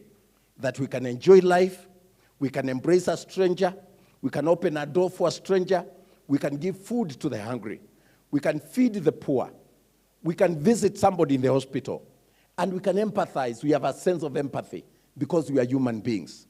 As I conclude, I think that sense of empathy, the ability to embrace someone else, to feel for them, to put yourself in their shoes, is the challenge I want to give you today. So think of yourself today as a refugee. Difficult to imagine for some of us, a reality for someone in this meeting today. People who are just minding their own businesses and doing the right thing, but circumstances of life have made them have the tag refugee put on them. But I want to tell you, you are no less a human. You are as important. We know, and that's why I will end where I started, that in the biblical times, in the days of the Quran, it's recorded that there are people, and this entire universe belongs to that God and is your father. And so you are not a refugee anywhere. You are not alone. You are not rejected, because he who holds life, he who rules over the rulers of the earth, holds you in his hands. And so it's okay with you. You'll be safe and you'll prosper, even in a foreign land. Number two, challenge to all of us who are endowed and you are living comfortably. You have a home. Some of us can live with our doors open because we are secure in the neighborhoods where we live. Never, ever take peace for granted. Never, ever assume that that was your portion in life and it can never be otherwise. Like I've said, all of us are candidates of being disabled, either out of age, out of accident, out of anything. You might be fine as I am today. You can be anything tomorrow. Same with the refugees. You could be as fine, settled, secure, peaceful in your country. But the next minute, anything can happen. Let us never take peace for granted. So what should we do? All of us must tolerate one another. All of us must love our countries. All of us must love the cultures that define who we are. Because people without a culture are slaves. We must embrace unity. We must embrace integration. We must embrace diversity of opinions and hold each other like brothers and sisters. I'll finish by quoting a song by Michael Jackson. Is it Make It a Better World? Who knows the song? Who can sing it? I have a reward for that. Or you can try. Come, my sister. Try, even if you don't. Oh. The band. Yes. How are you? What's your name? Leila. Aha.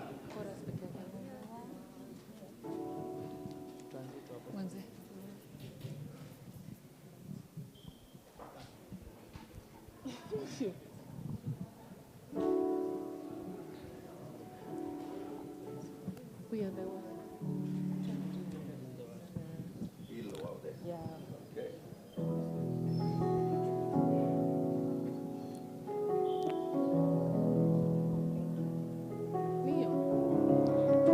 Dr. Ezekiel Mutua and the choir. Heal the world. I'm okay. Heal the world, make it a better place for you and for me and for the entire human race. There are people dying. If you really care for the living, make a better place for you and for me. Heal the world, make it a better place for you and for me and the entire human race. There are people dying. If you really care for the living, make a better place for you and for me. There's a place. There's a place in this heart, and I know that it is love. And this place, it was brighter than tomorrow. And if you really care, you'll find there's no need to cry. In this place, you'll find there's no heart or sorrow. There are ways to get there. If you care enough for the living, make a better space, Make a better place. Heal the world, make it a better place for you and for me and the entire human race. There are people dying. If you really care for the living, make a better place for you and for me. In the world, make it a better place for you and for me and the entire human race. There are people dying. If you really care for the living, make a better place for you and for me. Wow. Please get their names. This one must get a something. Eh? Get their numbers, Felix. I'll need the numbers for those three. Each one of you must get some dinner, something wonderful. Please appreciate them. So these are the powerful words of the late MJ. He says, there is a place in your heart, and I know that it is love. And this place, it was brighter than tomorrow. And if you really try, you'll find there is no need to cry. In this place, you'll feel there is no hurt or sorrow. Then he says, there are ways to get there. If you care enough for the living, make a little space, make a better place. So heal the world, make it a better place for you and for me and for the entire human race. There are people dying. If you care enough for the living, make a better place for you and for me. Thank you, ladies and gentlemen. Wow. This is powerful and wonderful. And we really are honored and appreciate that you have always been a man with a stand in the society. And we really appreciate. Let's appreciate this gentleman for the nice work he has been doing. We really appreciate. And we are looking forward to more engagements with you. There are quite a number of forums that you can engage the young ones, because we want to make the world a better place for who and who? We want to make the world a better place for who and who? For you and me, or for me and you? For me and you, or you and me? You and me, huh? Me and you, and we really appreciate. Some of us are your followers in social media, and we like you because you have a stand. And that is the most important. And that is the fiber we want in the society. Actually, I'm about to say that in 2027, we are looking forward to you doing something else politically. Let's appreciate him with a hearty clap. And we are honored to have you. And I can assure you, as a faculty member, I work in MKU, we are entitled and we have an opportunity for you to come and engage with our students.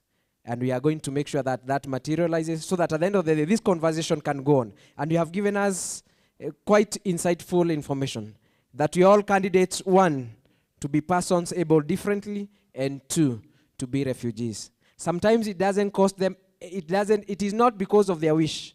Not that they had done anything wrong, but they find themselves in places they don't want to be. That is why we have to make the world a better a better place. Thank you so much. Once more again, let's appreciate our keynote speaker for the nice sentiments that we have. And even that was the best way of ending this session, because even the Bible says in the book of Ecclesiastes chapter 7 verses 8, that it is better the ending of something than the beginning of it. Hallelujah. Sadaka ikuje.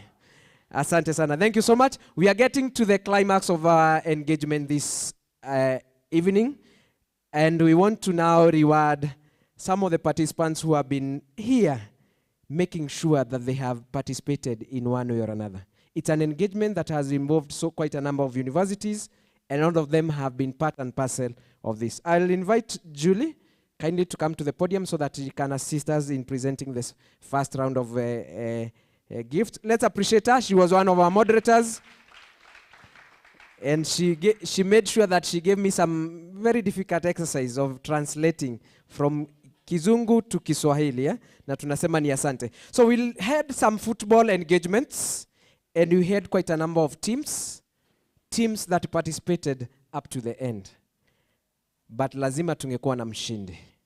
Lakini kabla hujajua mshindi ni nani, nitatangaza the first runners up position, and there are some certificates there. You will maybe take the certificates for a team called Kazi 5. Let's appreciate the team Kazi 5. Kazi 5. We can have one of the officials or one of the coordinators coming on board to take the reward on their behalf. To take the reward on their behalf. Kindly come and take this reward on their behalf. Let's appreciate them. Let's appreciate them. Let's appreciate them. Thank you so much. We really appreciate. Watu wa NTV na Inoro mmeenda wapi? Ngoja kidogo kuja. Watu wa Inoro. Mtu wa Inoro unasema unatoa taa ili tujue umepiga picha. Toa hiyo kitu ina. Yes, thank you so much. Thank you so much. Ngoja kidogo. Wewe kaa kama mtu anachukua certificate. Weka vizuri certificate ionekane kwa kamera. Hivi uiangalishe pande ile. Yes, thank you so much. We really appreciate. Thank you so much. Thank you so much. Thank you so much. Mtu wa Taifa Leo umepiga? Taifa Leo, asante sana. And finally, we have the winners. The winners of the same category. The persons who are able to take the position number 1. Kikuyu All Stars. Makofi kwa Kikuyu All Stars. Makofi kwa Kikuyu All Stars. Hey! And something nice, before you present the certificate, something very important to note is that this guy comes from South Sudan. And the team he's playing for is called Kikuyu All Stars. You can see the integration that we are having. Sikualia, tumpigie makofi mazuri kabisa. Thank you so much. And I can also say he's a student doing economics in Mount Kenya University. Actually, he's my student. Thank you so much. We really appreciate. Thank you so much. Wonderful. I'll be asking Julie to take your position and sit. Thank you so much. Asante. Tumpigie Julie makofi. Zawadi ya kupeana zawadi ni makofi. Tumpigie makofi mengine tafadhali. Thank you so much. We really appreciate. I want to welcome on board Dr. Mercy Kalete, kindly to step forward. I have heard somebody saying, Thank you so much. She was also a moderator in our first session, and she is also a good dancer. I don't know if we have time, but we will check after we have finalized on everything. We have to know between yeye, daktari na daktari, nani ataweza. Si ni kweli, eh? So Dr. Ezekiel anza kufanya hivi, eh?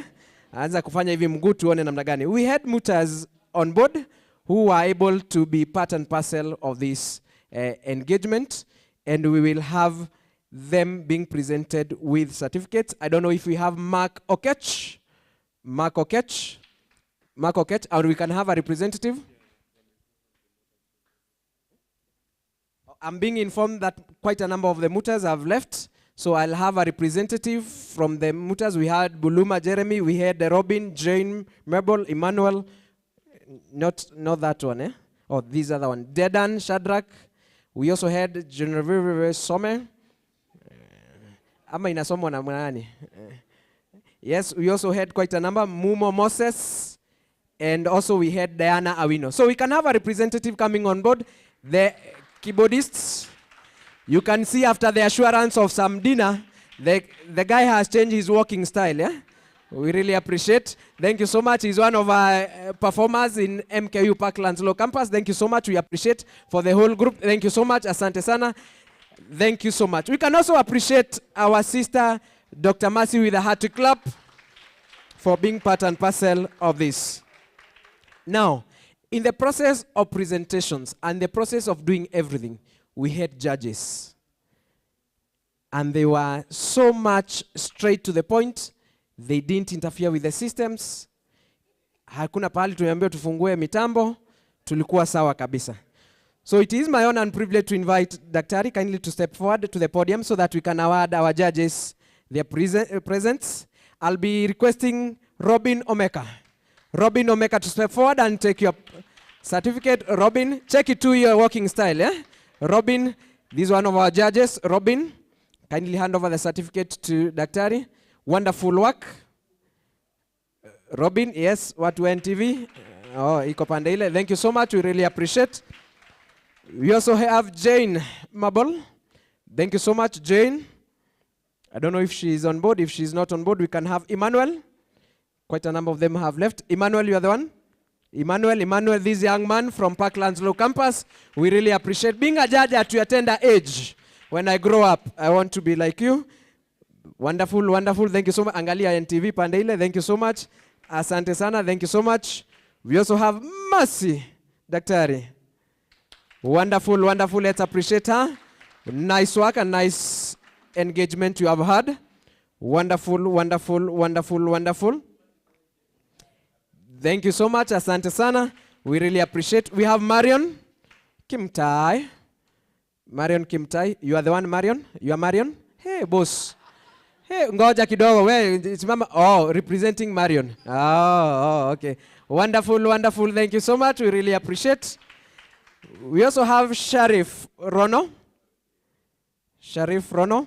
Sharif Rono. Here he is. Wonderful, wonderful, wonderful. Anataka umpige picha na kamera yake. Boss, umepewa simu umpige picha. Ama iko na password.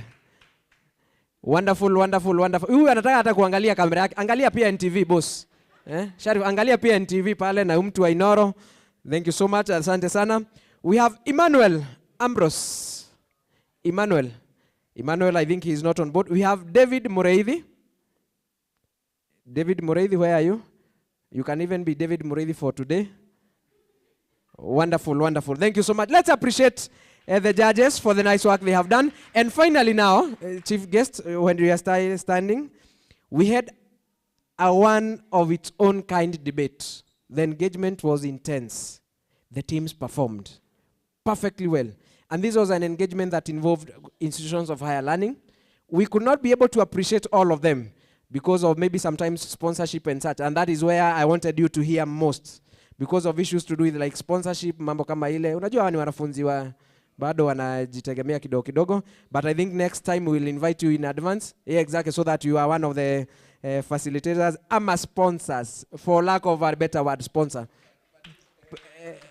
Partners, one of the partners. Let's appreciate him because of next year as part of the parcel of the partners. Now, we want to appreciate the three teams that performed well. Is it your university that took the top honors in regard to this? I can see watu wa Makerere University wanasalimiana pale. Taking position 3 under the debating zone. The University of Nairobi. Position 3, University of Nairobi. Where are you? The team, kindly step forward. The team. I can see how you are smiling. I know you are the ones. The University of Nairobi. You get fantastic t-shirts together with certificates. The University of Nairobi. The University of Nairobi. The University of Nairobi. Wonderful, wonderful, wonderful, wonderful, wonderful. This is a very important team. We really appreciate. The competition was very stiff. Munaweza ekelea mkono ili ikuwe ni representative wa nyinyi wote. Thank you so much. Asante sana. Let's appreciate the team for the nice engagement that we had. We really appreciate. Those are yours. Thank you so much. And now, taking position number 2. And they will be awarded certificates together with t-shirts. Position number 2. Position number 2. It is position number 2. Unlocking infinite possibilities. Mount Kenya University. Yes, the team from Mount Kenya University have taken position 2. Wonderful team, wonderful team, wonderful team. Each gets a certificate and a t-shirt.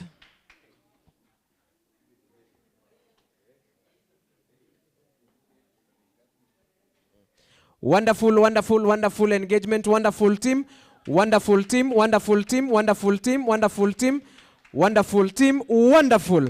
Let's appreciate them, wonderful, wonderful, each with a piece. Yes, weka t-shirt, weka nini vizuri vile inaonekana, certificate isikuwe tu ni karatasi tu, weka vizuri kijana mwenye macho ine. Utasoma baadaye. Utasoma baadaye. Huyu kijana anapenda kusoma. Uko first year? Lazima. Wonderful, wonderful, wonderful. We really appreciate. Wonderful. Thank you so much. Asante sana. Yes, yes. Thank you so much. Asante sana. Thank you so much. And finally, in commemorating the Refugees Day in the world and in Kenya, finally, which university takes the top honors? Which university takes home the crown? Ladies and gentlemen, the first position goes to Jomo Kenyatta University of Arts and Technology.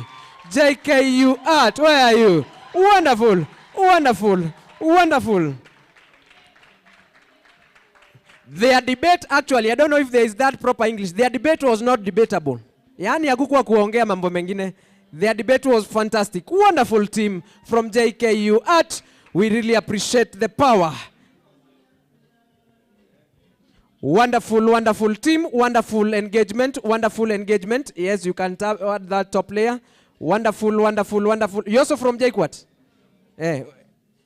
Oh, okay, okay. Wonderful, wonderful, wonderful, wonderful, wonderful. Thank you so much. We really appreciate a photo for that. Wonderful, wonderful, wonderful, wonderful, wonderful, wonderful. Thank you so much. Our winners, JKU Art. Wonderful. We are going to be here next year to see if at all we have them. And now finally, the last gift. Yeah? The last gift, I will be requesting, I don't know, one of our sisters from outside Kenya. Dadangu kutoka DRC Congo. Dadangu kutoka DRC Congo ako wapi? Yes, watapeana wakiwa wawili. Dadangu kutoka DRC Congo. Na nani mwingine pia kutoka wapi? Kutoka South Sudan. Kuja pia hapa. Hawa wawili ndio watakupea zawadi daktari. This is an engagement, and then to ensure that at the end of the day we really appreciate and we are really honored to have you on board.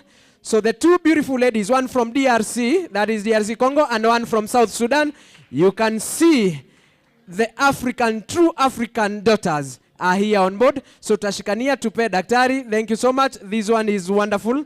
Wonderful, wonderful, wonderful. Let's appreciate this. Wonderful, wonderful, wonderful. Thank you so much, daktari. Ya mwisho. Zawadi ya mwisho ni handshake. Kabisa, daktari. Thank you so much for honoring this invite. Thank you so. Na kuna picha ya? One more. Oh, we are issuing him a shirt, not a t-shirt. On top.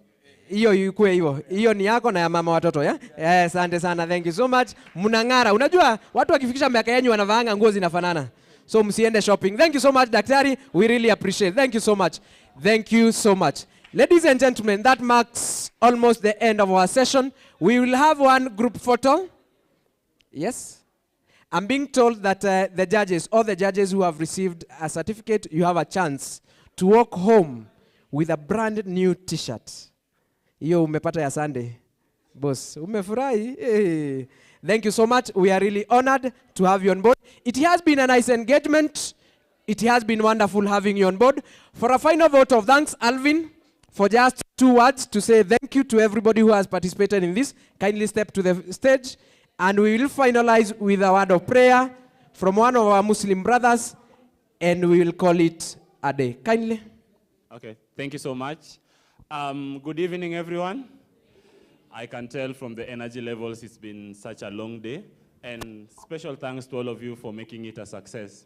Now, as I began by saying, is that we we are called upon. This is just not a day that we are celebrating it because it's a day that can be there. Those of us who took part in the debate, you appreciated some of the problems that comes with being a refugee. And so we are being sent out there to be peace ambassadors. When whatever you do, always strive out to advocate for peace because you don't want to find yourself on the other side. To our chief guest and all other guests that who have been present, who have been here from the start of the day until the end, we would like to appreciate you. Let's give them another round of applause kindly. Thank you so much. Then to also each and every one of you, we appreciate them in absentia, those of us who are here, our panelists, who took us through various issues affecting refugees. We can also appreciate them kindly.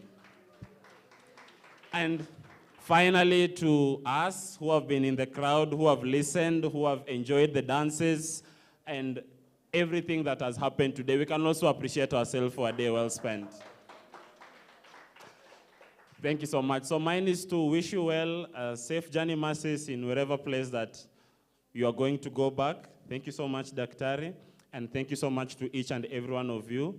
As Kenya Model United Nation and as KU, we are grateful and we are elated to have hosted this event. Thank you so much, and I wish you well. God bless you. Thank you so much. Thank you so much. We really appreciate. Thank you so much. It has been wonderful having you on board. My name is MC JC Mwas. I'm a lecturer at Mount Kenya University. You can get me through social media platforms, that is Facebook, Twitter, Instagram, and also through Mpesa. Those are the names that will come out. Let's all be upstanding. Together with Marion. Marion has been my co-MC. Kindly come on board, Marion. Let's appreciate Marion for the nice work. She is my student. And we are also making sure that we mentor each other so that at the end of the day, she becomes a relevant person. Piga hiyo, sina mtu. Thank you so much. So ladies and gentlemen, before I invite our brother to conduct the final prayer, I want us to do some exercise. Kidogo tu, si kweli, si mnanijua, si ndio? Kidogo tu, kidogo tu. Daktari, tunafanya exercise kidogo tu. Baada ya maombi tutakuja hapa sisi wote kwa stage, tupigwe picha moja kwa sababu ya gazeti ya kesho. Sawa? Haya, twende kazi, twende kazi. Twende kazi. Haya, increase the speed kidogo, increase the speed kidogo, increase the speed kidogo. Alafu DJ ikanyagua waya. Twende kazi DJ. Yay!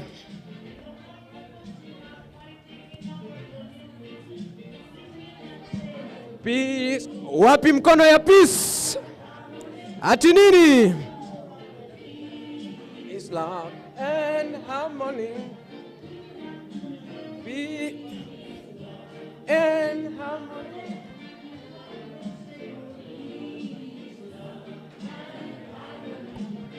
Aya DJ, we will go on with that song after the final prayers. So kindly ndugu yetu Muislam najua akuja tuongoze kwa maombi. Tulianza na Mkristo, tunafunga na Muislam. Karibu ndugu. Let's believe as I pray. A'udhu billahi minash shaitanir rajim. Bismillahir rahmanir rahim.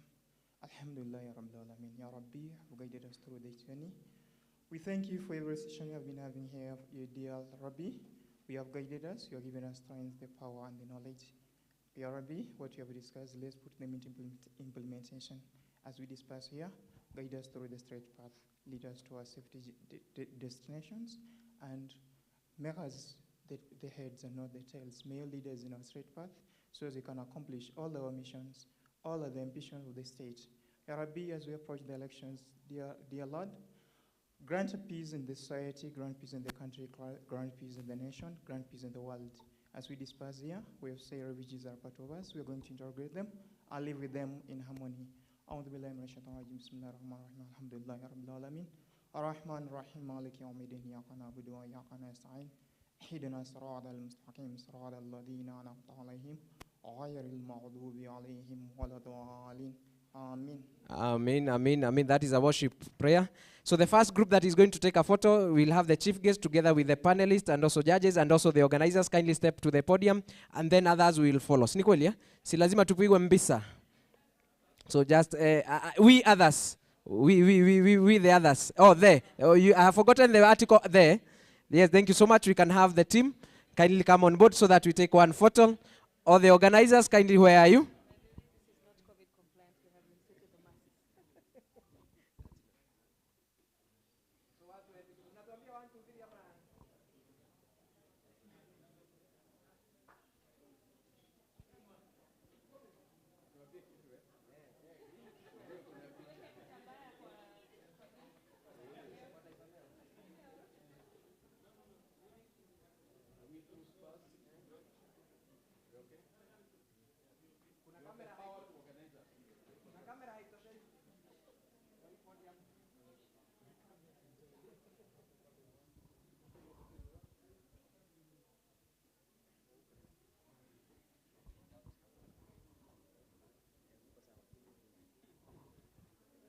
sawa? Yes, we can have our students joining us. Kindly join us for a photo. Join us.